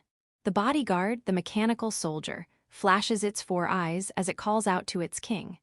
At the same time, it pulls away one of the sabers stuck into the dead boggart, specifically the one in its mouth. That is my intention, yes. Iglance nods in affirmation as she turns around. Behind her is a crowd crossing a road protected by a row of National Defense Force vehicles. No matter their age or gender, they all wore the same fearful, anxious expressions as they made their slow procession. I only need to focus on escort and support, after all. Her amethyst-like eyes reflect the flower bed growing on the sidewalk beside her. Suddenly, she disappears. Her entire silhouette, including her outfit, seems to dissipate like a mirage. A frogman, the one responsible for breaking that illusion, lands on the road before scanning its surroundings. Realizing its surprise attack has failed, it comes to a quick conclusion. Withdraw immediately before a barrage of counterattacks comes for its head. So it jumps and lands upon a nearby traffic light. Only for a white blade to sprout from its skull. Its eyes widen in shock as it sees the mechanical soldier standing under the traffic light and defying gravity. Beginning disposal. An instant later, sabers from every direction skewer the frogman, just as they had the boggart, and end its life. Iglance, still standing where she had been, takes a quick step forward under the traffic light to avoid the splatter of blood. As she does, the 6 mechanical soldiers, crossing their blades over her head, begin disappearing until only one remains. This last soldier brandishes its saber and cuts the corpse down from the traffic light. Without so much as a passing glance at her work, Iglance proceeds toward the center of the intersection. Number 13 certainly is full of surprises, isn't she? Affirmative. We erroneously believed an incubus incursion like this was impossible. It seems as though they have had nothing but shocking events happening ever since they met Silver Lotus for the first time that fateful night. As for this incubus attack, her familia provided not only astonishing information on their enemies, but also constant battlefield updates. Because of her, there has been no reason for any of them to summon a familia for scouting. Mayor, could you expand the theater any further? In other words, she intends to focus all of her Ina on combat. It is possible to cover a radius of 3 kilometers. Her partner, falling into step behind her, delivers a calm conclusion. Those 3 kilometers are the maximum radius for a concentric circle, of course. In addition, it is extremely inefficient. I see. Of course, Iglance, the partner's master, understands its sentiment. After all, not knowing her limits is the same as not knowing how many enemies she still has to fight. It is as simple as that. Now then, shall we begin? At the center of the intersection, the king in red and white closes her eyes. Understood. Commencing identification of individuals for disposal. Her mechanical guard bends a knee before her. Its 4 eyes begin blinking rapidly. Their targets, the leftover Incubi Goldblum's artillery fire had missed. Authority, limited release. Iglance opens her eyes, revealing shining jewels that glimmer with bright Ina. For a moment, the world inverts in color, and when it returns, it brings with it a pure white baton in Iglance's hand. The king in red and white flourishes her instrument like a graceful conductor and speaks. Curtain call. She begins emitting invisible waves that flow outward, silently, across her surroundings. However, they appear to change nothing about the world. The city remains in turmoil, marred by chaos and an absence of people. The witch, remaining still at the center of the intersection, does not move. Something does stir, however. Soft, delicate footsteps bringing 3 invisible creatures from 3 directions. They belong to cunning frogmen, having bided their time and avoided combat. This lapse of attention is the opening they desired. Their clawed hands, laced with deadly incubus toxin, reach for the witch's neck. Arg! But never find purchase. Countless naked blades have intercepted not just that hand, but the 3 unsuspecting incubi. Skewered and robbed of their freedom, all that awaits these hapless frogmen is certain death. What just? Having at least avoided instant death, the frogman widens its eyes in surprise. Where the Ina flowed, stands no human. Blades grow from where the figure's head, its arms, should be. It is no human, but a thistle with thorns of steel. One of the many blades flashes a stark white, and a moment later, everything goes dark for the remaining frogmen. First, let us dispose of the unit in the southeast. An unfazed Iglance descends upon the blood-splattered pavement and announces dispassionately, "Understood." Her headhunting partner, having finished the lone frogman, answers with equal dispassion. As for the strange flower that sprouted in the middle of the intersection, it has disappeared. Not even a trace remains. It is as though it never existed to begin with. Few understand that this is the authority of Withk number 10. Furthermore, any hostile forces caught in her 3-kilometer radius of influence fall under the spell of her trickery. What's going on? Elsewhere, a boggart is overwhelmed by the sight of red and white shadows, tearing into the bellies of its former comrades.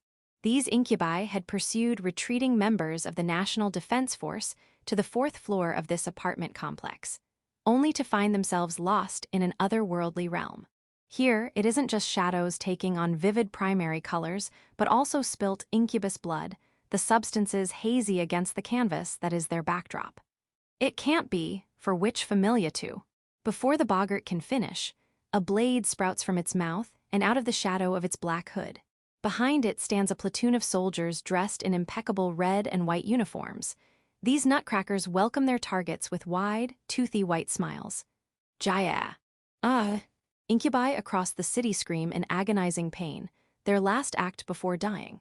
One particular incubus, resembling a bipedal alligator, happens to avoid the danger because it had chased evacuees beyond the radius. However, as soon as it crosses the boundary line at a certain intersection, it too discovers a world painted in vivid colors. What the?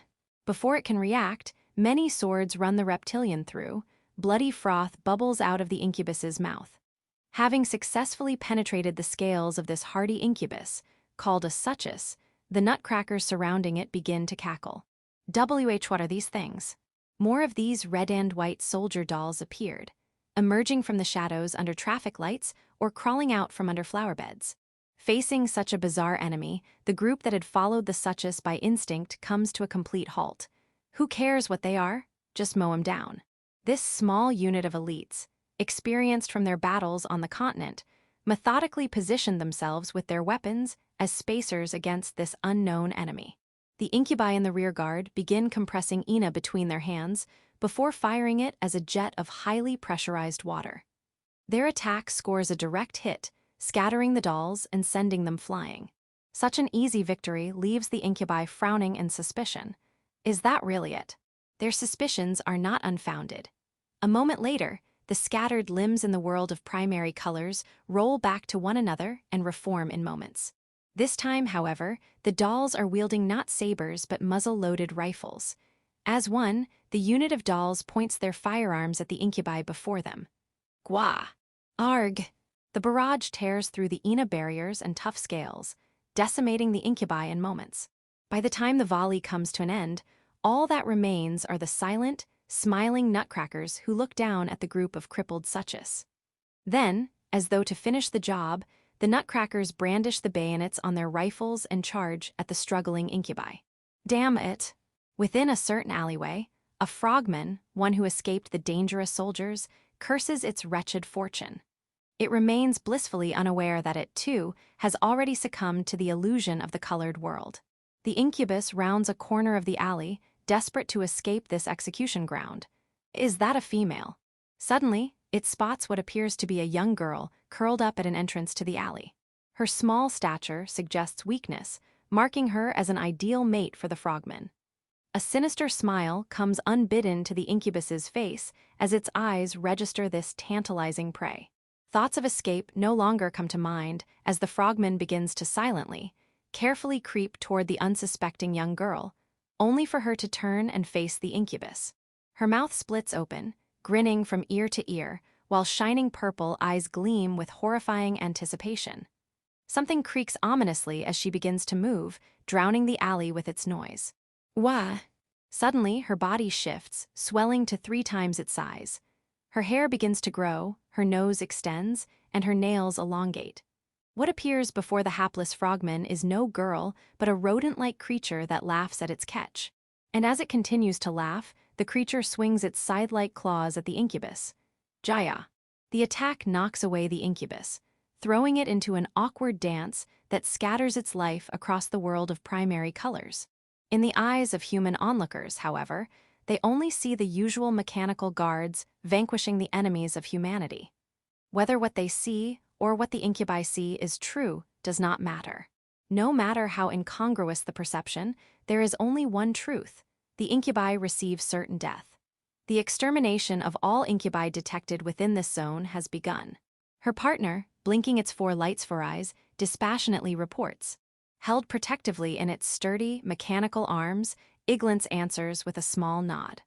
While powerful, the amount of Ina this ability consumes is on a completely different level, limiting the duration Iglance can maintain it. The rest is up to you guys.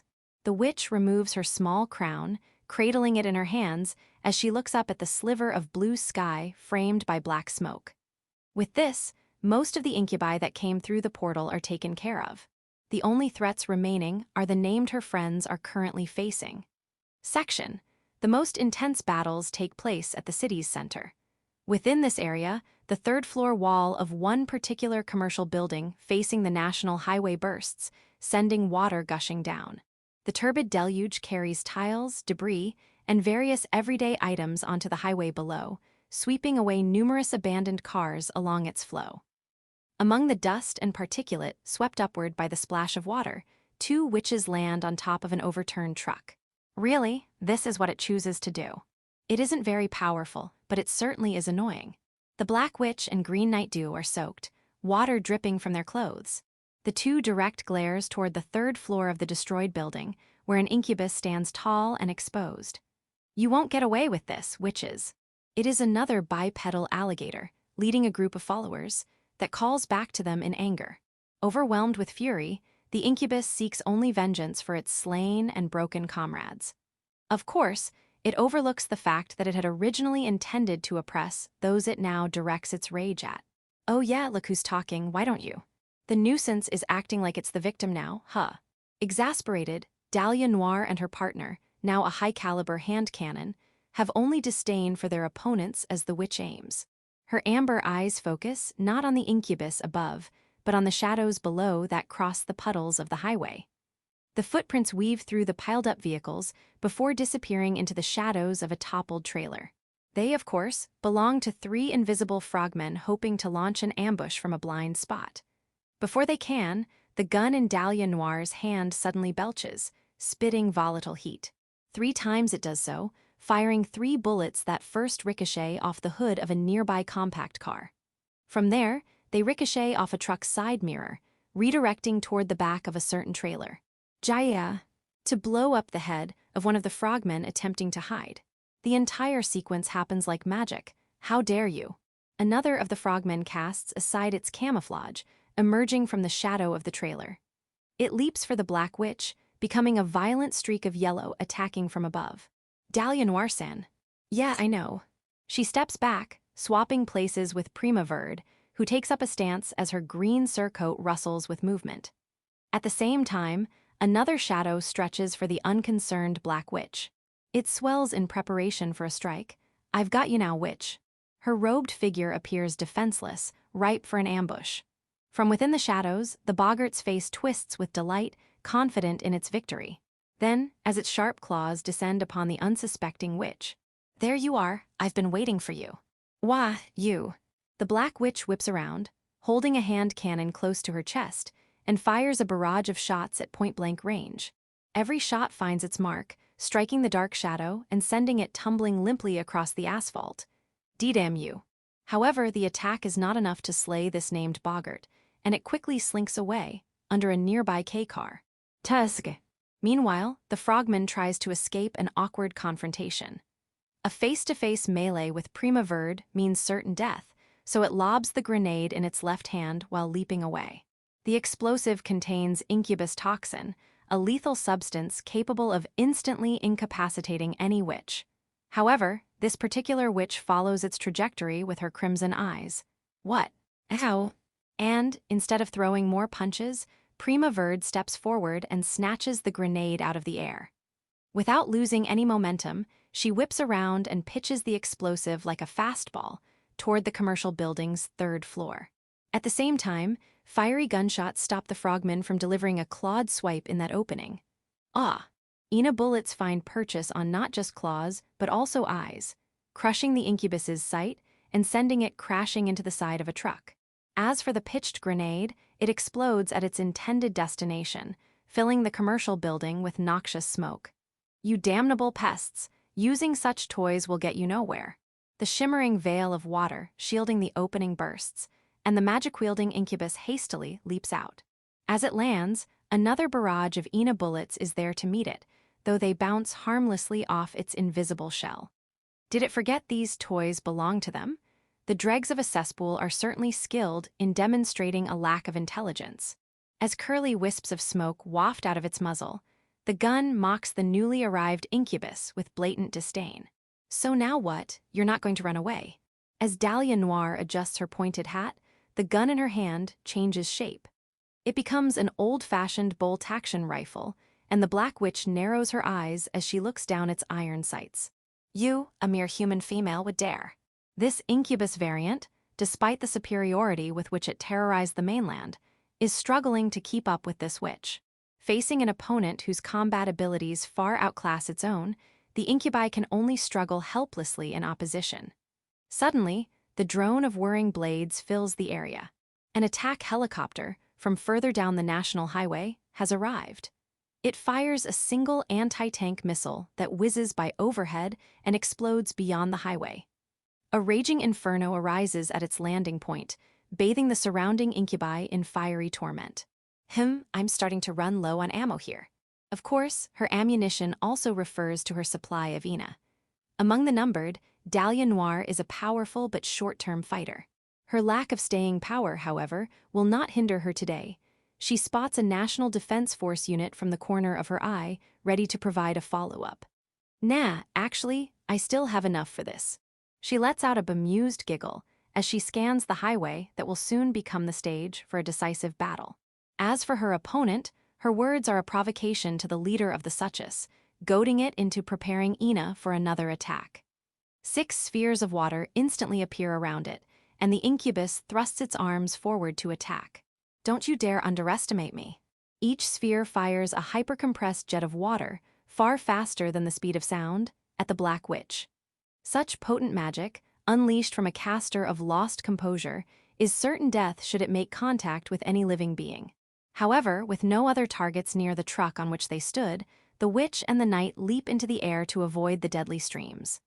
The jets, like high-powered blades, rip apart the truck and tear through concrete following the 2 witches.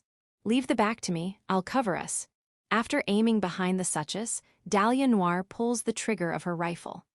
At the next moment, the flipped tanker truck that was her target explodes, engulfing the nearby incubi in oil-slicked fire. The explosion is so overpowering that the ripples of the aftershock shatter the windows of nearby buildings, sending shards of glass tumbling down to the streets. "I'll start by killing them then." Some distance from the two combatants, the shadowy boggart turns its attention to the National Defense Force unit. Of course, its suspicious behavior does not escape the eyes of the Black Witch coming down from above. The reinforcements from the National Defense Force, including a battle tank equipped with a bulldozer attachment, stand no chance against an undetectable enemy. Tom, one shot, one kill, right? Let's do it. You're the best. The pair touch down on the roof of a sports car, rifle at the ready. Dahlia Noir begins focusing her remaining Ina to expand the range of her shot. Authority. Limited release. Her target ducks and weaves through the shadows, putting as many obstacles between itself and her as possible. However, this does nothing to deter Dahlia Noir from pulling the trigger. The bullet soars forth, cutting the air it passes, but ultimately misses her target. However, denial. Her authority overturns that failure state. The bullet suddenly changes trajectory, ignoring the laws of physics as it circles back around to hit the shadow on the road. As a projectile of pure Ina, the bullet seemingly crosses dimensions and bypasses the boggart's barrier and pierces its chest. What? It could not have predicted being hit by sniper fire beyond its detection. Thus, the boggart, receiving a mortal blow, expires. Its death is so sudden that it cannot begin to fathom what has occurred. Caught in a narrow space, its corpse falls silent, disappearing for good. Nice work. Yeah, but now I'm all spent. Toward an approaching Prima Verde, Dahlia Noir gives a wry smile. Meanwhile, another anti-tank missile streaks by overhead, while a tank cannon unleashes a powerful blast. The continued ferocity of the National Defense Force makes quick work of the remaining Incubi, and before long, few creatures still linger on the battlefield. This isn't over. A lone centaur emerges from the blinding smoke, charging forward along the wall of a collapsed building. In response, the attack helicopter attempts to make a sweep with its machine gun, only to fail to correct its aim in time. However, the Black Witch below waves her hand, and the awry tracer rounds instantly correct themselves before flying toward their target. Gyua! Lead hail strikes the horse-like creature with powerful, rapid-fire force. As the incubus ripples over, it sends up another cloud of dust. Insolent livestock, don't you dare think. As it tries to right itself, however, the centaur realizes the gaping maw of a tank's cannon is pointed directly at it. The steel beast roars, unleashing fiery crimson. Its payload, an anti-tank shell, flies straight and true across the highway, and futile resistance can do nothing to stop it from pulverizing the upper body of its centaur target. The remaining lower half of the corpse remains, but while it continues to burn, the gunfire and explosions cease. Look sharp, you two, we aren't done yet. A sharp call to attention comes to the witches from above, from the owl partner overhead. As though affirming the warning, the girls sense a sudden influx of Ina coming from behind. There, a torrent of water is gathering. This isn't over, witch. The water quickly extinguishes the blaze, while continuing to grow. Controlling it is the Suchus leader. Its entire body has been charred black from the flames, but still it persists. Even now, it has its hands raised to the sky, controlling the liquid vortex over its head. I'll wipe everything out, even if it's the last thing I do. The incubus isn't manipulating just ambient Ina, but also channeling its very life into the spell. Its intention is clear.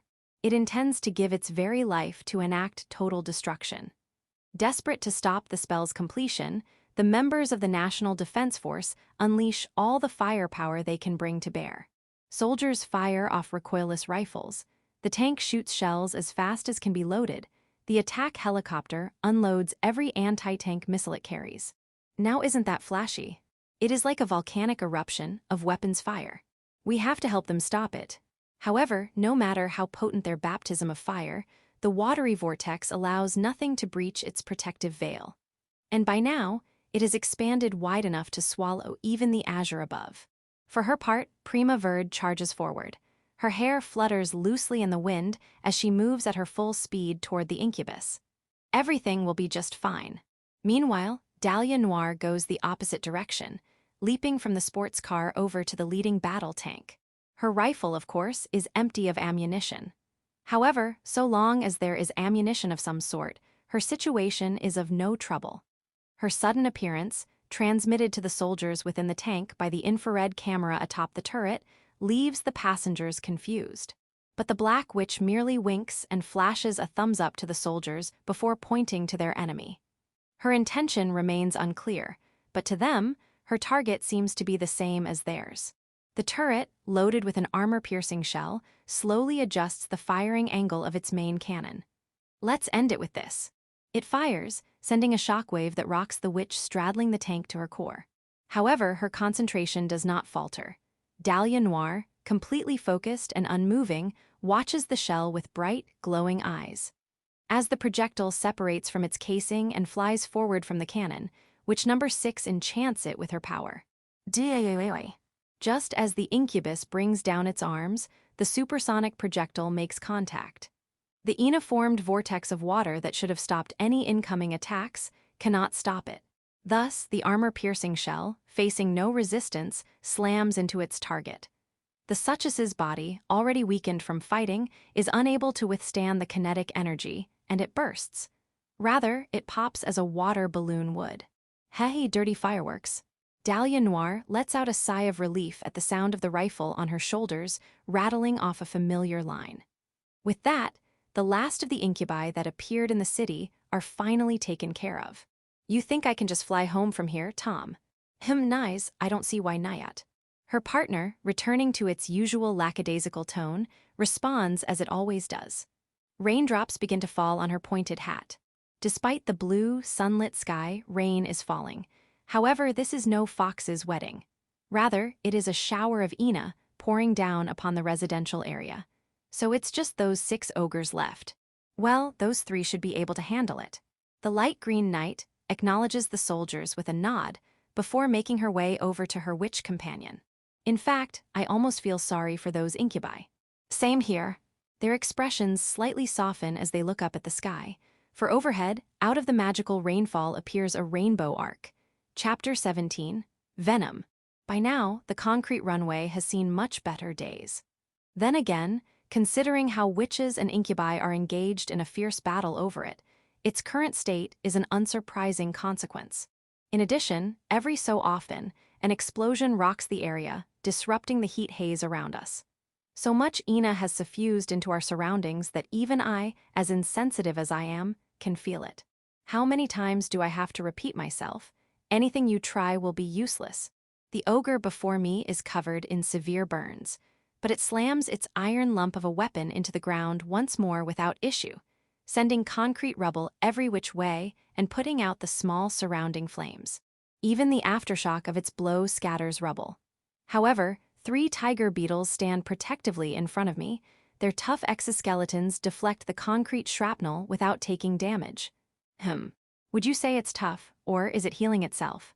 From above, Benayam calls down in a leisurely voice. Circling her is an array of 18 balls of blue foxfire.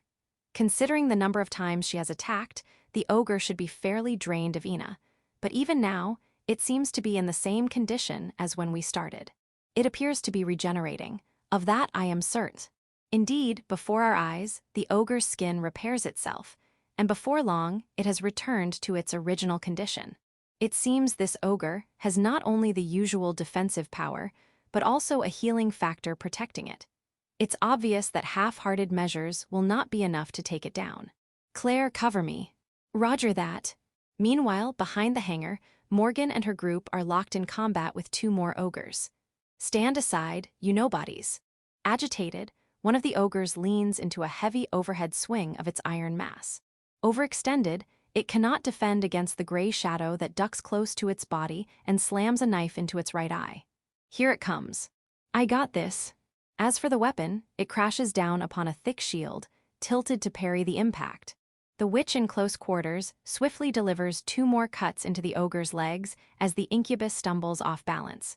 Despite the attacks, the wounds they leave are shallow. I'll crush you, Arg.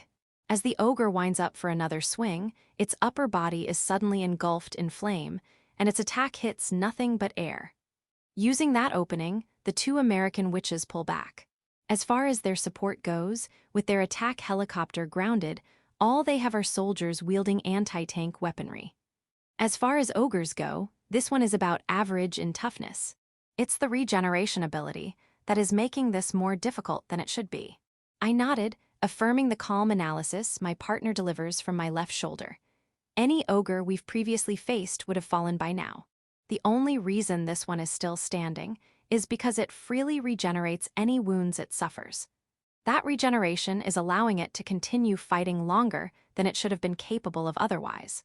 Still, I'm used to handling these kinds of unexpected turns. From the edge of the runway comes a deafening boom that sends up a cloud of dust. Out of the blinding cloud emerges a figure dressed in pure white and flanked by 6 large shields. Sliding across the ground and scattering the scant greenery, Goldblum reaches into one of her shields and draws a new set of weapons. In her right hand is a lead-colored mace, in her left, an estoc. You're not getting away from us. We'll kill you if it's the last thing we do, which. Emerging from the cloud hot on her heels are 3 more ogres whose faces are flushed with anger.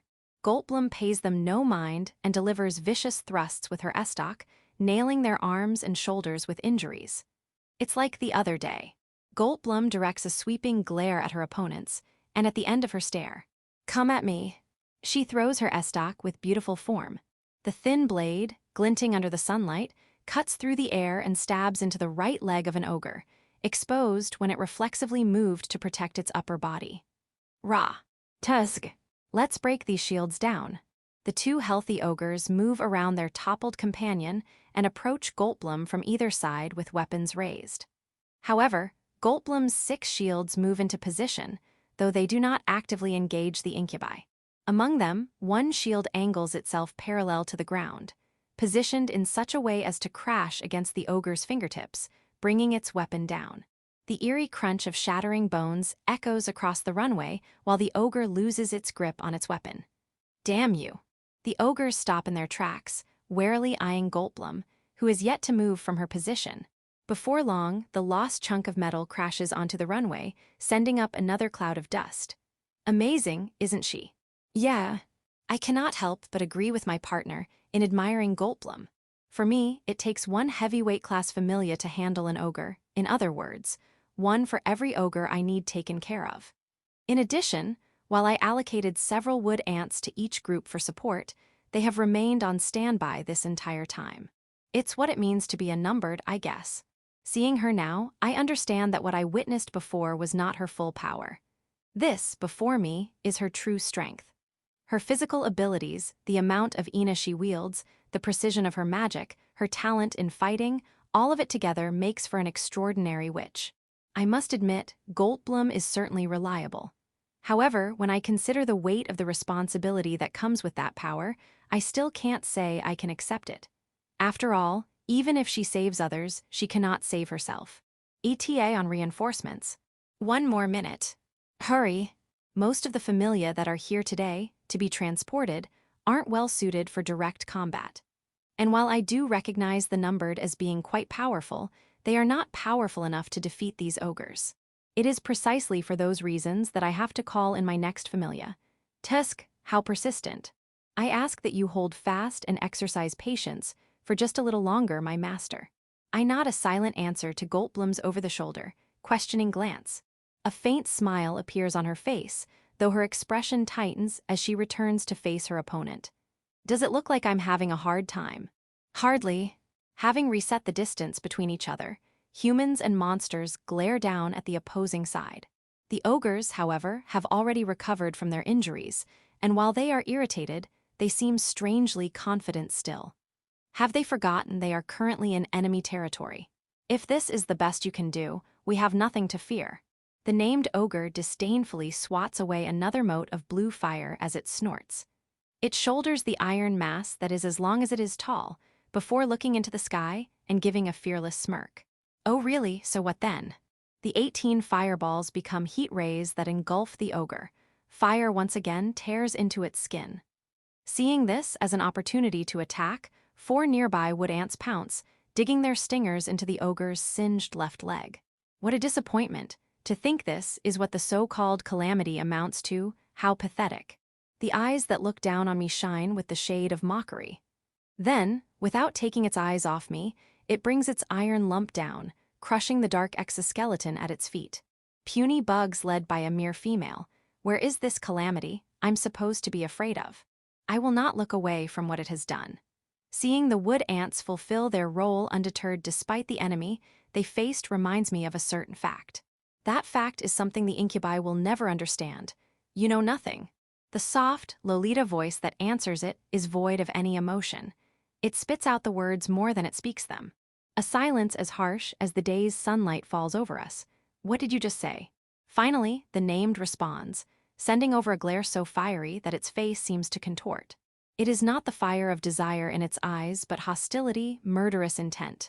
It's comedic, really. For all the yapping and taunting it did, this ogre has a laughably short temper. The bogey before you is a genius in comparison. How dare you? I'm inferior to a mere trainer. Far inferior. That particular incubus had been much harder to deal with. The fact that it took so little to rile up this ogre's pride solidifies that point. Going by how much the weapon in its hand is trembling, everything is going according to plan. Big talk for a coward, come on then. Show me what you're made of. Oh, I see. I understand why it wants to kill rather than capture me. Maybe it is cowardly that I don't fight my own battles, but why should I care about the opinion, much less the humor, of an incubus rudely calling my familia mere bugs? There is only one thing these fiends deserve, the only thing I will be showing. I raise the kukri in my hand, holding it steady as I point at the ogre's left leg. It remains unaware of the footsteps and wing beats closing in on our location. It is up to me, then, to put it back in its place as prey. It is how the likes of you are to be exterminated. Something flashes at the edge of my vision, and then the named ogre's left leg pops like a water balloon. A moment later, a thunderous roar echoes through the air, drowning out the ogre's dumbfounded grunt. Despite losing its entire leg, the incubus manages to remain standing, albeit on shaky footing. The regeneration of its lost limb is also slow to resolve. Our reinforcements have arrived. The buzzing is unmistakable now, coming from countless wings approaching us from low altitude. There are enough to fill the entire airspace over this runway. Yeah, I see them. Patterns of yellow and black, like signs indicating caution, seem to recolor the sky, and the families to whom the colors belong begin to click their powerful mandibles together in anticipation. 3 clouds of midges also arrive, landing on my outstretched left hand before starting at me with their cocked heads.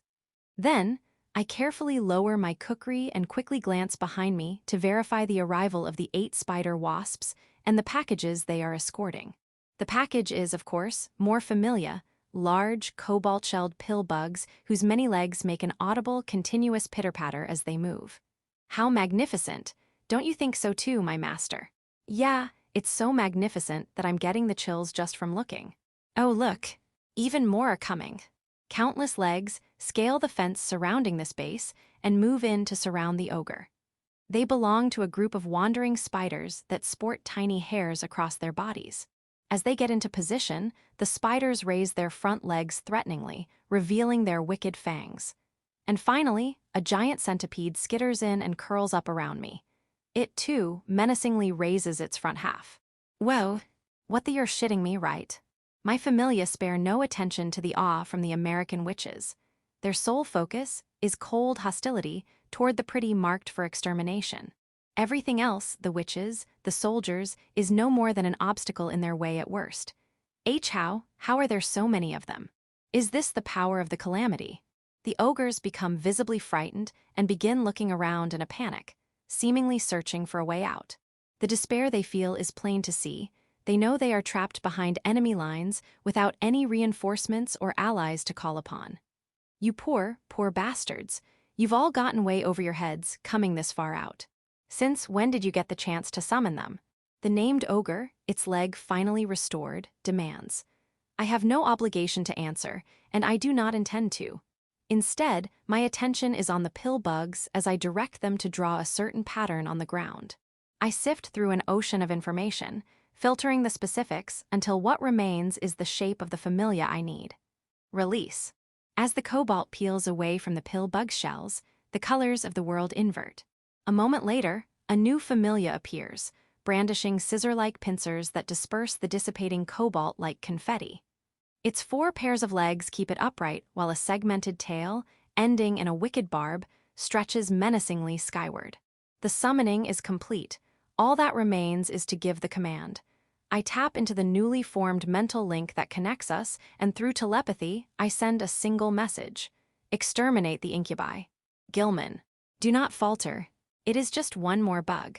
A swarm of hornets falls on the ogre from above, while clouds of midges sweep in like a black wind. The familia move in as one, and in response, the massive incubus crouches low, preparing to counterattack. But before it can act, the hornets douse the incubus in their venom. The named isn't the only victim. They target the heads of the other ogres as well, aiming to cripple their senses. Arg! How annoying, you pests. Unable to bear the assault, the incubi are forced to protect their faces.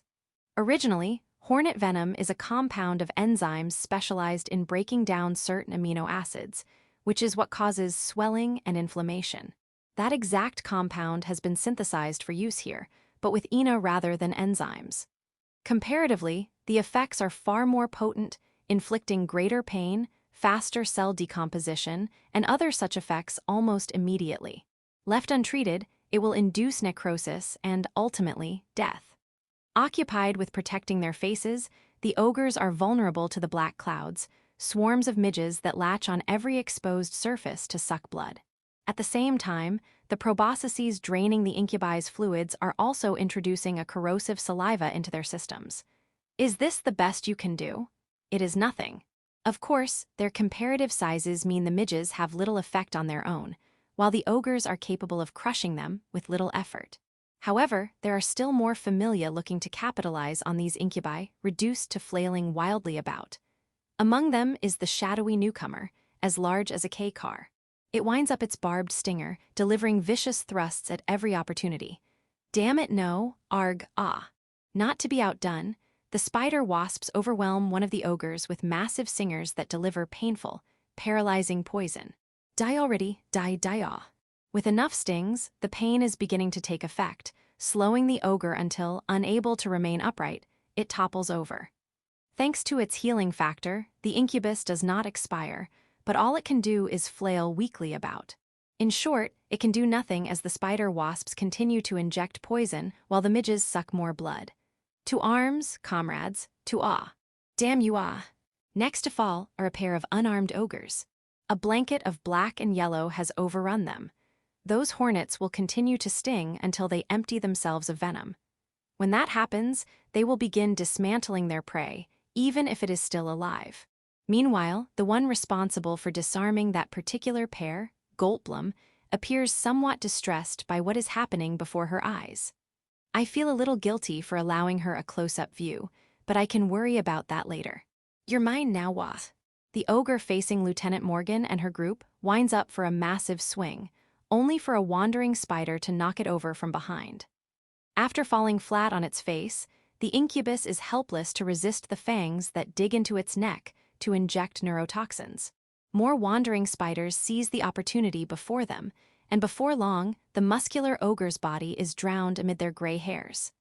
Ak. The giant centipede, towering over the ogres, also takes advantage of the distracting midges to silence another unsuspecting ogre. This takedown happens right in front of the regular soldiers, and they watch in stunned silence as the centipede digs its mandibles in to inject poison into the ogre. There is no escape for this incubus. 21 pairs of legs secure it in place and do not allow any room for movement. I suppose we should have expected a named not to fall very easily.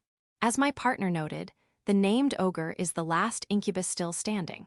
We wouldn't have to fight if it were that easy, thanks to the big swings it takes with its massive, human-sized iron club.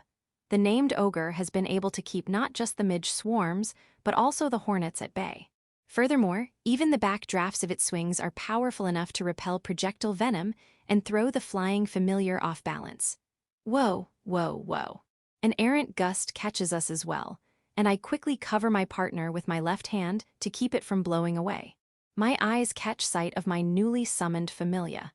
Like the deathstalker it resembles, the yellow-green family tenses up, preparing to jab with its stinger. What are you trying to do, you damn bug? The named ogre is quick to notice and lets out a furious roar.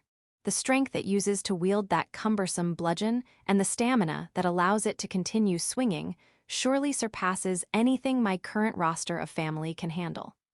Therefore, it would be foolhardy to fight a battle of attrition. Gulplam Benayam. Instead, I'll play my most powerful cards to deal with it. So it's up to us for that one, huh? I need you to take out its legs. As Benayam descends and Gulplam shoulders her mace, I briefly explain what I need from them. Oh, let me handle that.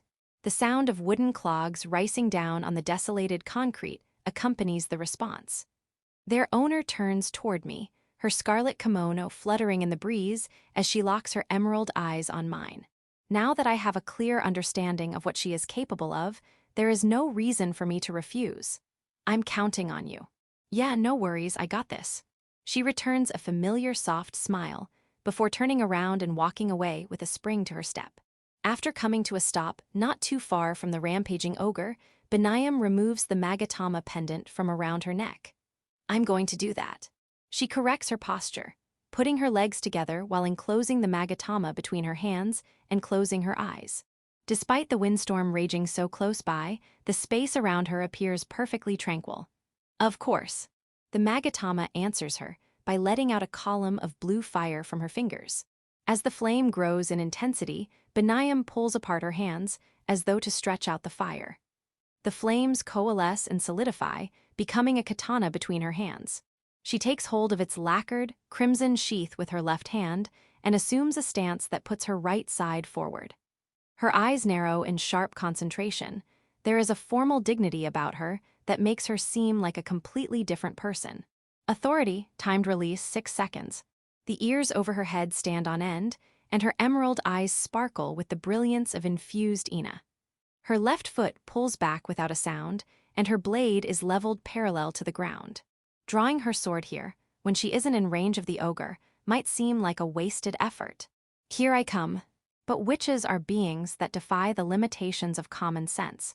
The authority she wields is acceleration. Chitin. In the moment she speaks, her blade leaves its sheath. That is all my eyes can see.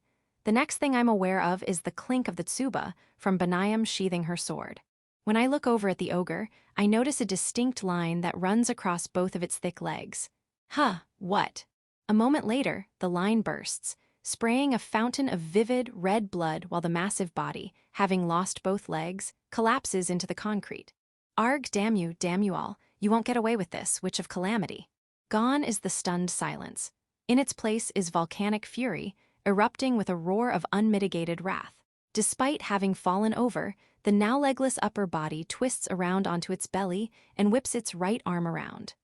My eyes barely register the lump of iron coming straight towards my head, but I do not react. 6 massive shells put themselves between me and the makeshift missile. The result is the metallic shriek of a deflection. At the same time, the scorpion rushes in and locks its legs in to restrain the named ogre's arms. Just die already. As though Gulplam's complaint is its cue, the scorpion nails its tail into the incubus's neck. No, damn you. The stinger pumps neurotoxin into the ogre, specifically a poison that will paralyze its body and eventually induce respiratory failure. However, the named continues to struggle and flexes with the full strength of its arms to try to break free. However, it is a futile struggle. Its current position leaves it completely at the mercy of the approaching familia. Countless stingers pump it full of different toxins, and before long, all its body can manage are weak, erratic spasms. I walk over to the incapacitated ogre and look over its body, checking for visible differences between it and what we have encountered before. This isn't over, once I've recovered. You won't. I stare into its brutish face, visible through a gap among the familia, and correct its misunderstanding.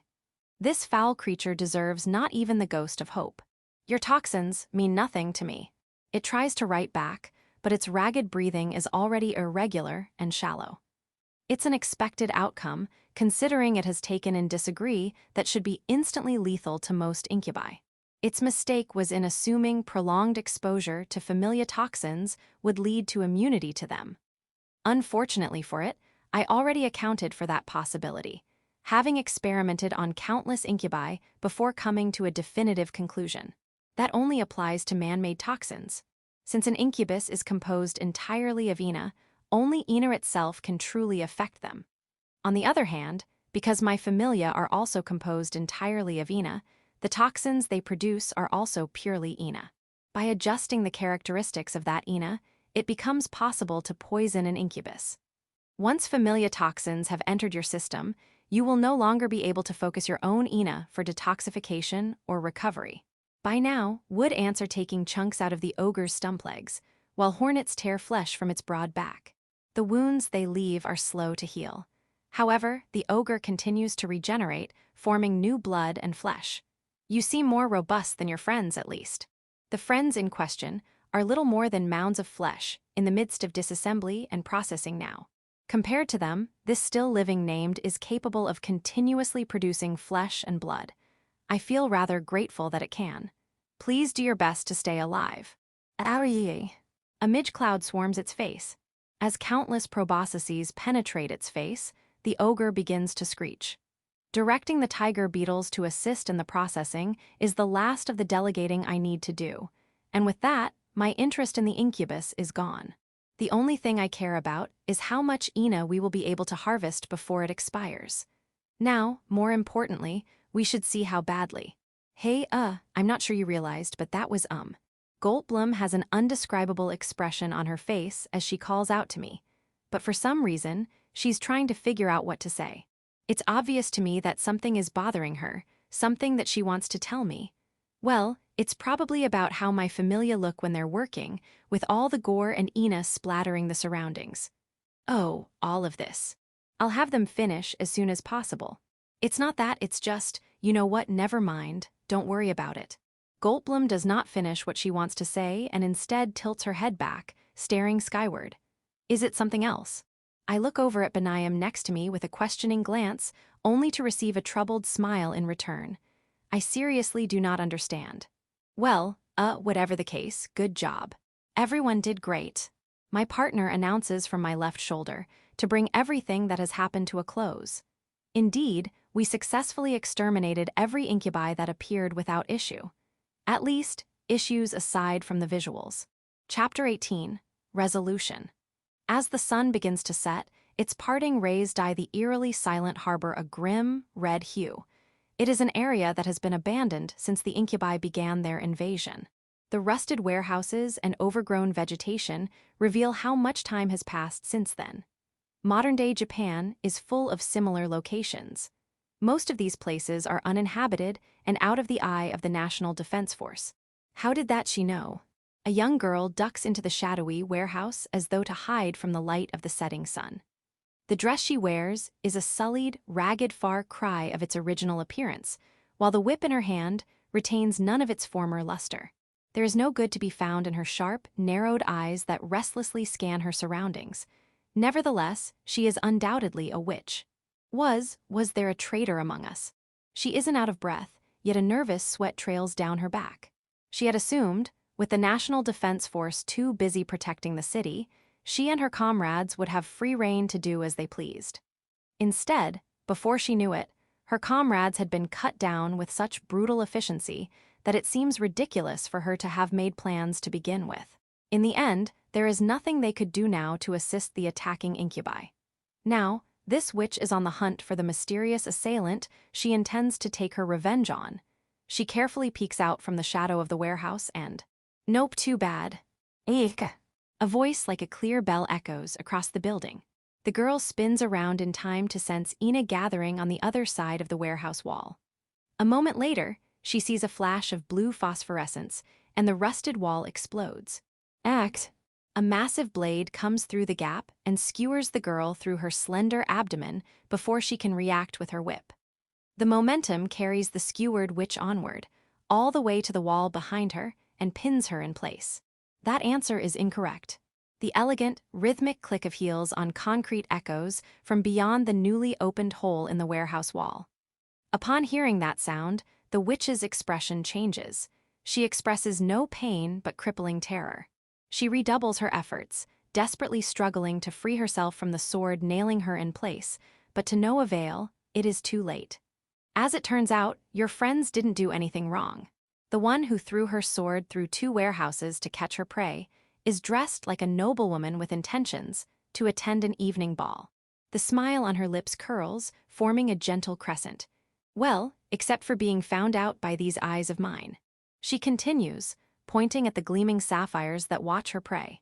However, it is not the bright azure she refers to, but the darkness within, an inky black that swallows every wrong that lingers before it. The witch's face contorts in further terror as her mind understands the meaning behind that smile. Her assailant eagerly intends to kill. But aren't you supposed to be a witch? The assailant's smile appears to widen upon hearing the quavering voice. It is like an acknowledgement that she, too, has lost the good in her, just like the pinned witch. She approaches with deliberate steps. Once she is close enough, she grasps the handle of her sword. That is correct, I am a witch. She deftly, subtly twists her grip, as though to check how stable her sword is. Then, without warning, she drives the sword deeper into the witch until their bodies are close enough to touch. Gah! The pain overtakes the witch's thoughts, breaking her concentration and dissipating the ina she secretly tried to gather for a counterattack. Any resistance is pointless. Once the Azure Witch chooses a target, their life becomes a timer. Well then, goodbye. As the witch pants to catch her breath, Azure Nova leans in to whisper into her ear. No, wait. Phosphorence gathers around, and flames erupt from the blue blade. The incineration starts from her tainted womb, cleansing her from the inside out with a purifying fire that illuminates the gloomy warehouse in blue. Before long, not even dust remains of the witch. The only evidence she once existed is a human-shaped silhouette scorched into the wall. Just a rabble-rouser this time, huh? As she watches the flickering flames die down, Azure Nova pulls her sword free before turning it back to phosphorescent Ina. Unlike before, the group she encountered this time was just ordinary people incited into action. Their intent was to create disposable pawns out of easy believers, using them to sow anxiety and discord among the rest of society. The Incubi would not usually use such methods, but in their current state, they cannot afford to be picky. Red Queen. Once the last of the flames revert to phosphorescent Ina, Azure Nova turns her eyes behind her. At the end of her gaze is a crimson silhouette standing in the shadow of the warehouse. Why, yes, do you need me? The witch, capable of moving silently through space, responds with timid caution. What happened with the others? Don't worry about them. I made sure to kill every last one of them. Hearing Red Queen successfully handled what should have been the task she preferred to do the least, Azure Nova lets out a relieved sigh. There is no need to look far to verify the veracity of her words. The head of Red Queen's battle axe is soaked and dripping a thick, red liquid. Azure Nova notices that detail and says nothing. Oh, should I not have? I mean, should I have kept some of them alive to interrogate? Red Queen nervously looks over, checking for approval. The ones she killed earlier are only some of the believers of the cult. In other words, is it truly necessary to keep them alive to understand what is going on? No, you did fine. They probably wouldn't have known anything important or useful anyway. After confirming her buddy is stable, Azure Nova takes out a certain mobile phone. With no hesitation, she fiddles with the screen, still splattered with its owner's blood, to launch a certain social media app. She could learn plenty about the group through that app alone. Hee. What's with you all of a sudden? The blood-red witch suddenly lets out a giggle, drawing a questioning blue glare in her direction. Oh, I'm sorry, it made me happy to hear your praise. Red Queen wilts as she hastily suppresses her laughter. Back when she was her former self with her partner around, Red Queen likely held normal moral values. Now, however, despite the same timidity, she does not hesitate to murder. But she does so for the sake of a certain beautiful witch. Any who would threaten that witch is someone she is willing to eliminate without second thought. In this way, Red Queen is almost identical to. If you say so, it looks like there are still some around. Azure Nova does not finish the thought, and instead turns her attention back to the mobile phone before letting out another sigh. The number of accounts using the social media app far exceeds what she can count with both hands. However, what she is looking for are those who pretend to be ordinary people, yet subtly support incubus occupation. And where we find one, we'll find hundreds. But when were they able to grow to this many? Red Queen, peeking at the screen from beside her, cocks her head in genuine curiosity. Her crimson hair flutters against the sea breeze. While it glows under the setting sun, it exudes a clear scent of blood. It seems they started becoming more active lately. Oh yeah, it looks like you're right. Azure Nova's attention, however, is elsewhere. Her fingers trace the dates indicating when certain groups were formed. By now, she has noticed many similar groups. The commonality among them is the sheer number that have appeared. It seems we'll be hunting the adherents for a time. Any who intend ill for her beloved witch, even humans, deserve only death. Rather, from the moment they choose to worship the Incubi, they can no longer be considered human. After all, no human would ever support, let alone worship, the enemies of humanity. I am happy to help you with that. The queen stained in the vivid red of blood is quick to volunteer. Her windred eyes shimmer in anticipation. To her, a human who chooses to harm a good witch is no human at all, and she is more than happy to crush these not humans. If you're that enthusiastic, how about I let you handle the next witch then? At the suggestion, Red Queen seems to deflate, and her eyes nervously dart about, eliciting yet another sigh from Azure Nova. And so, they leave the blood-splattered warehouse, continuing their conversation all the while. There are no witnesses to what has happened, for this is an area that hosts no visitors. Section, I'm out of breath running through the residential district. I have to hurry home. The sun is already dipping into the west, framing the black smoke in the distance in red. It's frustrating that I can only take small steps, that I'm so physically weak maybe I should just transform here. No, now is not the time to be wondering these pointless things. Just focus on moving my feet. Excuse me, young lady, is something wrong? A voice calls out to me. I come to a stop when I see the owner of the voice. I have no choice. To the side, standing at the corner, are a pair of police officers. They're wearing the usual stab-proof vest, with a rifle hanging from their shoulders. Even with the city free of Incubi, police officers continue to patrol the streets, maintaining public order and safety. The sight of a girl in a school uniform running recklessly through the area would undoubtedly draw their attention and curiosity. I'm fine. You don't seem. The young officer seems ready to question me as I gasp for breath, only for his older partner to elbow him while shooting him a pointed look. Understanding dawns on his face as he looks me in the eye and begins speaking with deliberate care. If you're looking for a family member, they should be waiting in the emergency shelter at the city center. Fear constricts my heart, but it isn't so debilitating that I can't continue to ignore it for any longer. I'm fine, I'm perfectly fine. I force myself to calm down, though it does nothing to stop the sweat that continues to run down my back. Thank you very much. I quickly bow in gratitude, so as not to be rude before dashing off. I have no time to waste. I must find Fuka as soon as possible.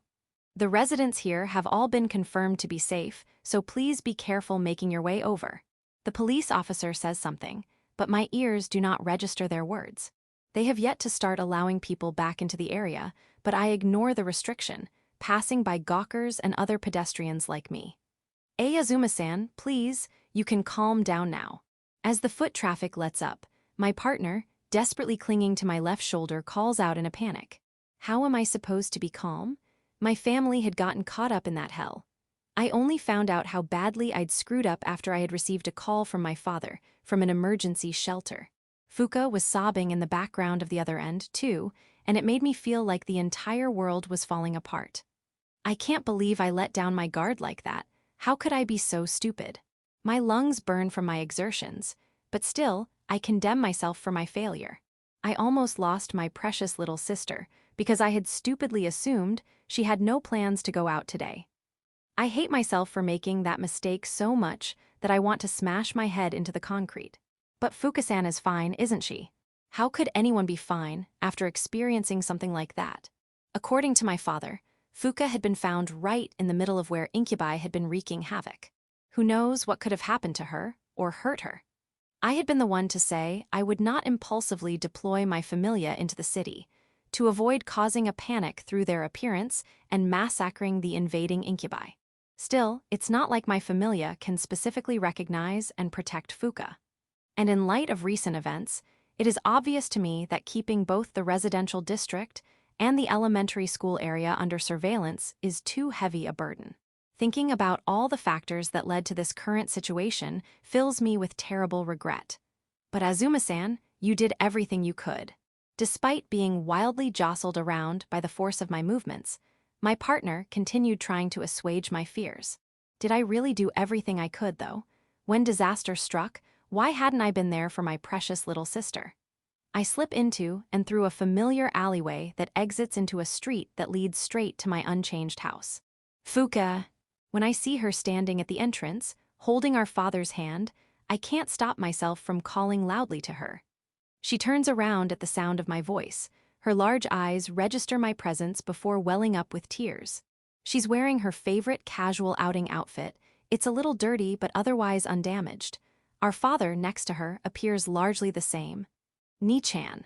I fall to my feet, either from relief, exhaustion, or both, while Fuka rushed over to me. I catch her in my arms and hold her as close to me as I can. She feels as warm as children her age should, and I can feel the steady rhythm of her heartbeats. She is alive. She is safe. The worries I was holding disappear, and stark relief takes over. Ni-chan. I'm so sorry, Fuka, for not being there. I start to caress her small back as she cries with her face pressed against my chest, only to stop when I remember the red that stains my hands. My hands stop, locked by fear, while my vision grows unfocused. Am I able to hide it? I'm not sure. I don't know what to do, not when I'm not sure. Welcome home, Renka. A strong hand suddenly takes my shoulder, drawing me and Fuka into another embrace. My father's voice and warmth seep gently into my body, interrupting my thoughts and lifting my spirits. The lingering negativity stands no chance against him. I'm home. I barely manage to answer my dear father, having to fight back the tears threatening to overflow from my eyes. There is something I still have to say, the words that greet his return. My father, a member of the National Defense Force and a protector of countless lives and a savior of even more across Kyushu, deserves nothing less. Welcome home, Dad. Yes, I'm home. I look over my father to see he has more scars than I remember, but his smile is the same as it was, even before he went off to fight. At the same time, guilt and self-loathing rage inside me, demanding justice. They condemn me. They question if I, a murderer stained in the blood of her helpless victims, deserve to feel the relief that I do. I can only swear that I will atone for my sins, so, for now, just this once, please allow me this indulgence. Chapter 19, after that. Gilman has fallen. The shadow, as blurred as always from the concentration of Ina surrounding it, asks its gathered followers. The only answer coming from the porcelain round table is silence. All who left with Gilman have yet to return. I see. Eventually, it is the goblin leader Grigori who responds, and the shadow nods in affirmation. Emptier than ever before, the round table has its vacant seats filled by an oppressive atmosphere instead. After that dramatic departure, many had hoped the proud ogre would return with motivating results. However, the reality of their situation is far too harsh to allow that. Having heard nothing for so long, they can only assume Gilman the immortal, as they knew the ogre had proven otherwise. That fool, I knew Gilman wasn't fit to be their next leader. Among those still present, the leader of the imps, dressed in purple battle robes, did not hesitate to disdain its fallen comrade. Even now, its forces continue battling the calamity. The anger in its eyes is tinted with the color of extreme fatigue. Indeed, Gilman was always more short-sighted than other ogres. It is the orc leader who speaks next, agreeing with the evaluation. It, too, constantly battles the calamity, with a missing ear and badly dented armor to show for it. Today, in particular, the longtime veteran and seasoned commander is notably more irritable than usual. Who could blame it? This is its first round table gathering since that disastrous retreat from the inland continent, so it has only just learned of what its foolish comrades have done. It is a completely understandable reaction. There's no need to go that far. Gilman may have been short-sighted, but enough, Grigori. As the goblin leader speaks out to defend their fallen comrade, the shadow raises a hand to settle the matter. It is certainly true that Gilman was not only short-sighted, but also hasty. We see such characteristics reflected in the ruling of the lands our comrade took. The ogre leader had not been one to shy away from committing atrocities within the cities. It conquered along the northern end of the continent. In its eyes, the humans under its rule were either females to breed with or livestock to feed on. It dismissed them as weak, justifying wholesale slaughter. Yet in doing so, it overlooked the birth of new witches, a self-destructive choice, and a betrayal of its comrades. HMPH, not like I ever expected a mere ogre to understand how our livestock are to be handled. Quick to accept its comrade's fate, Syriaco nonetheless continues to disparage what it long concluded to be a fool, lacking not only magical powers, but also leadership abilities. Still, from a warrior's perspective, Gilman was not lacking in any area. Having once stood side by side with the ogre on the battlefield, however, Sanchez relents with a heavy sigh. More importantly, the witch who defeated the so-called immortal Incubus is undoubtedly formidable. They must accept this as a truth. Regardless of what was or wasn't lacking, the losses incurred are impossible to recover. There is clear anger in the voice of the shadow. While the retreat from the mainland brought less than 40% of their comrades home, this combined force should have been capable of destroying that tiny island nation 3 times over.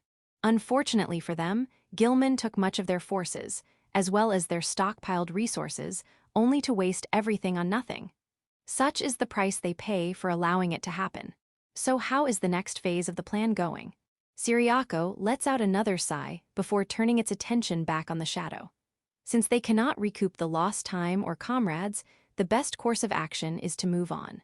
It will still be some time before it bears fruit, I'm afraid. In response to the imp leader's question, the shadow emphatically shakes its head while clasping its hands over the porcelain table.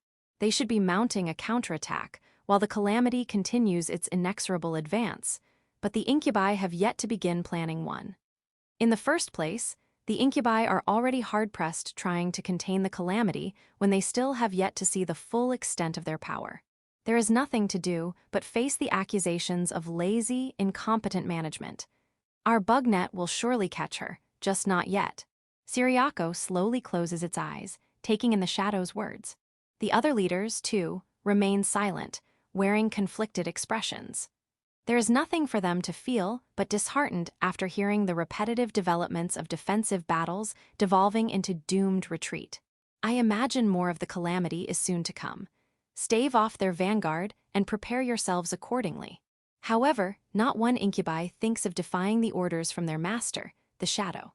At the very least, with Gilman's death, they now understand clearly the futility of committing to a reckless assault.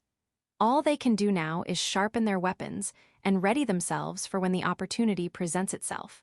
Lunatic Pandora will soon be upon us. The shadow's silhouette wavers and then fades, plunging the room into deeper darkness. Section.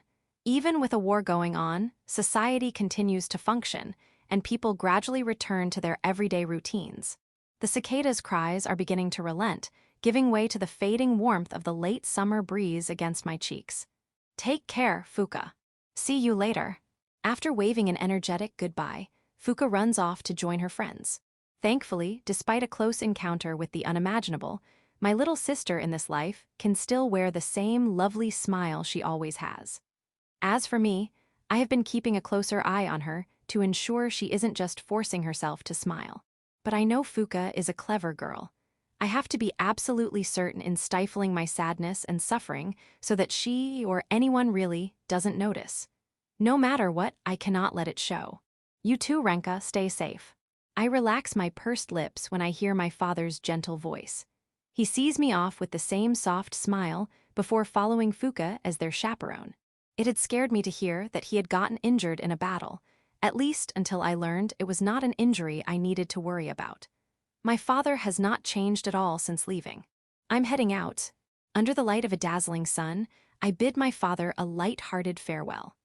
Knowing there is a reliable adult around takes away much of the weight I hadn't realized I was carrying. Once my family is out of sight, I turn on my heels and walk the opposite way, toward school.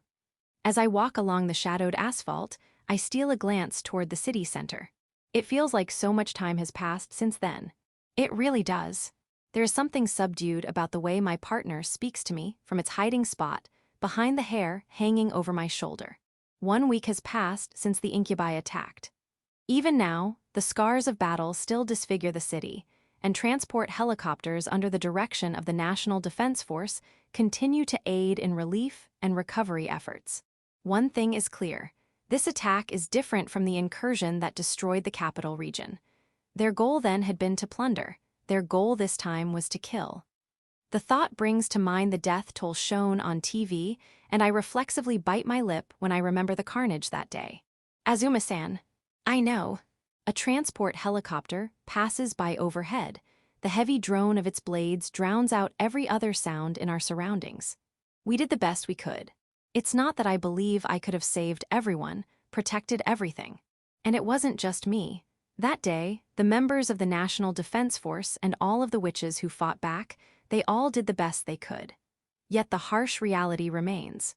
Despite all of our best efforts, many lives are gone, just like that. It's greedy of me to want even more than what we were able to save. As the camouflage-patterned aircraft disappears into the distance, I let my murmur follow it, melting into the morning sun. Had Fuka or our father been less lucky, they could have ended up among the victims or even casualties. I should be happier about this, knowing that we were able to avoid the worst outcome. A notification. The phone in my uniform pocket suddenly vibrates, reminding me of its existence. I step out of the shadows, like I'm breaking out of my gloomy thoughts, and onto the edge of the sidewalk before taking out the cell phone. Who is it from? The jumping spider on my shoulder takes the opportunity to leap over to the screen before walking over my fingers. This new cell phone I purchased, or smartphone, to be exact, has so many unfamiliar apps and functions that I haven't figured out how to use. Oh, it's from Azure Nova. Oh. A glance at the screen tells me Azure Nova has sent a message. We haven't run into each other, much less spoken, since the night I saw off the first group of my familia to America. Rather, it's more like I was deliberately avoiding her to keep her from interfering. Let's see, it has been some time since we last spoke, Siler Lotus-sama. About the other day, whoa. I carefully nudge my partner aside to read the rest of the text message. I understand where the happiness is coming from, but could it hold that back for now? About the other day, thank you for your concern, and I apologize for any worry I may have caused. The message she sent begins with an apology after the greeting. In retrospect, back then, Azure Nova had been in the right, not me. I had made the wrong call that night, so I need to apologize. I should be the one to apologize.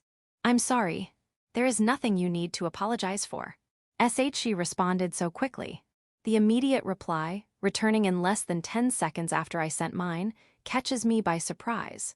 Was she just waiting for me to reply? Have there been any issues since then? Not at all. Her response arrives almost instantaneously. For a moment, what comes to mind is a large dog eagerly wagging its tail about like a fan. I push aside the rude mental imagery as a new message arrives and begin reading through that. There wasn't anything that you needed to worry about, Silver Lotus-sama, and I wouldn't have wanted to bother you about it anyway. I feel my mouth turn down in a frown. That night, all signs had pointed to Azure Nova fighting some enemy. Considering the time and place, the only things that would not be detected by my familia can only be other witches. I begin typing a reply, only to stop before I finish. A chorus of cicadas is singing along my route to school, and I come to a stop to stare at the azure sky reminiscent of her dress. The girl I saved, could I truly say that I saved her? Had I inadvertently, irrevocably distorted her way of life? Why am I only now thinking about that? Now that I've involved the numbered, I can no longer go around pretending to be a hypocrite. And I know the self-loathing swirling in my heart is just thinly veiled, indulgent self-satisfaction. The only way I can truly atone for what I may have done to her is to be there to catch her, take her hand if she ever reaches out for me. Even the blood-stained hands of a sinner like me should be able to accomplish at least that much. If you ever need anything, please let me know. I hit the send button, and it's only after I see the words appear in the message window that I realize how empty and hollow they sound. I want to curse my poor vocabulary. For some reason, I'm even worse with plain text messages compared to spoken communication. Of course. However, Azure Nova doesn't seem bothered by the brusque message and returns an affirmation. It's reassuring, but at the same time, it leaves me anxious. How can I be sure that she properly understands what I want to convey? That's just like you, Azuma-san, and I think it's good that you're back to your usual self. I raise my head to meet my partner's eyes, only to see a reflection of the sullen look on my face. I turn away and turn off my phone, letting out a deliberate sigh to hide my embarrassment. Azuma-san, good morning. A young girl's leisurely voice reaches my ears like a gentle caress, as though to brush away the cicada's cries. Then, at the edge of my vision, peeks a plaid skirt and long braid. "Good morning, Azuma-san." The greetings seem to flow down my back, and as I look up, I see the two familiar classmates standing under the morning sun. It's Shizuka Kaneshiro and Ritsu Masaki. Good morning. I no longer hesitate to greet them. They're not just girls that need the safety of my protection, they're comrades I've fought alongside, friends. I don't have the confidence to say that part out loud yet, though. If you stop and stand around like that, you'll be late to class, you know. Kaneshiro narrows her almond-shaped eyes, causing me to look around. There are hardly any people walking along this route. In fact, there are no students besides us around.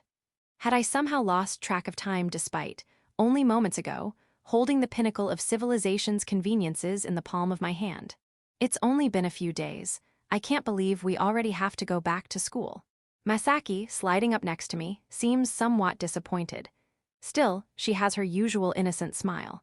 You mean it's good that we can already go back to school? No, I've already had enough for today. Kaneshiro firmly corrects her, only for Masaki to turn away with lowered eyebrows and a troubled look. This back and forth feels like déjà vu, especially the part where I'm stuck between them like this. Has anyone ever told you that you stick too close to the rules, Shizu-chan? You mean a stickler for the rules.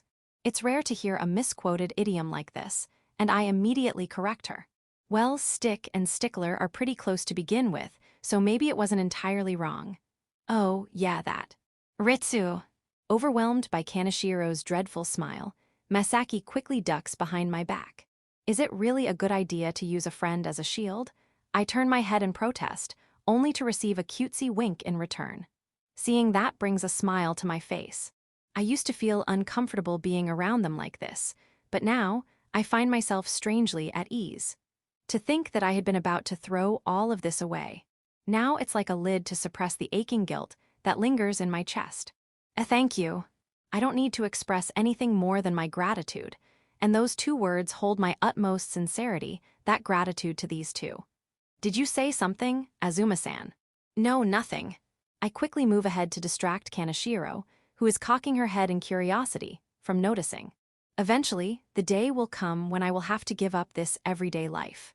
At the moment, I am only allowed to be alive because our enemies are still out there, enemies that must be exterminated. Let's get going. Under the bright summer sky, I begin running along the road to school, a route now completely absent of people. At the moment, my familia continue to push back the Incubi, driving them toward the Black Sea in the west and the Atlantic Ocean in the east. All seems well.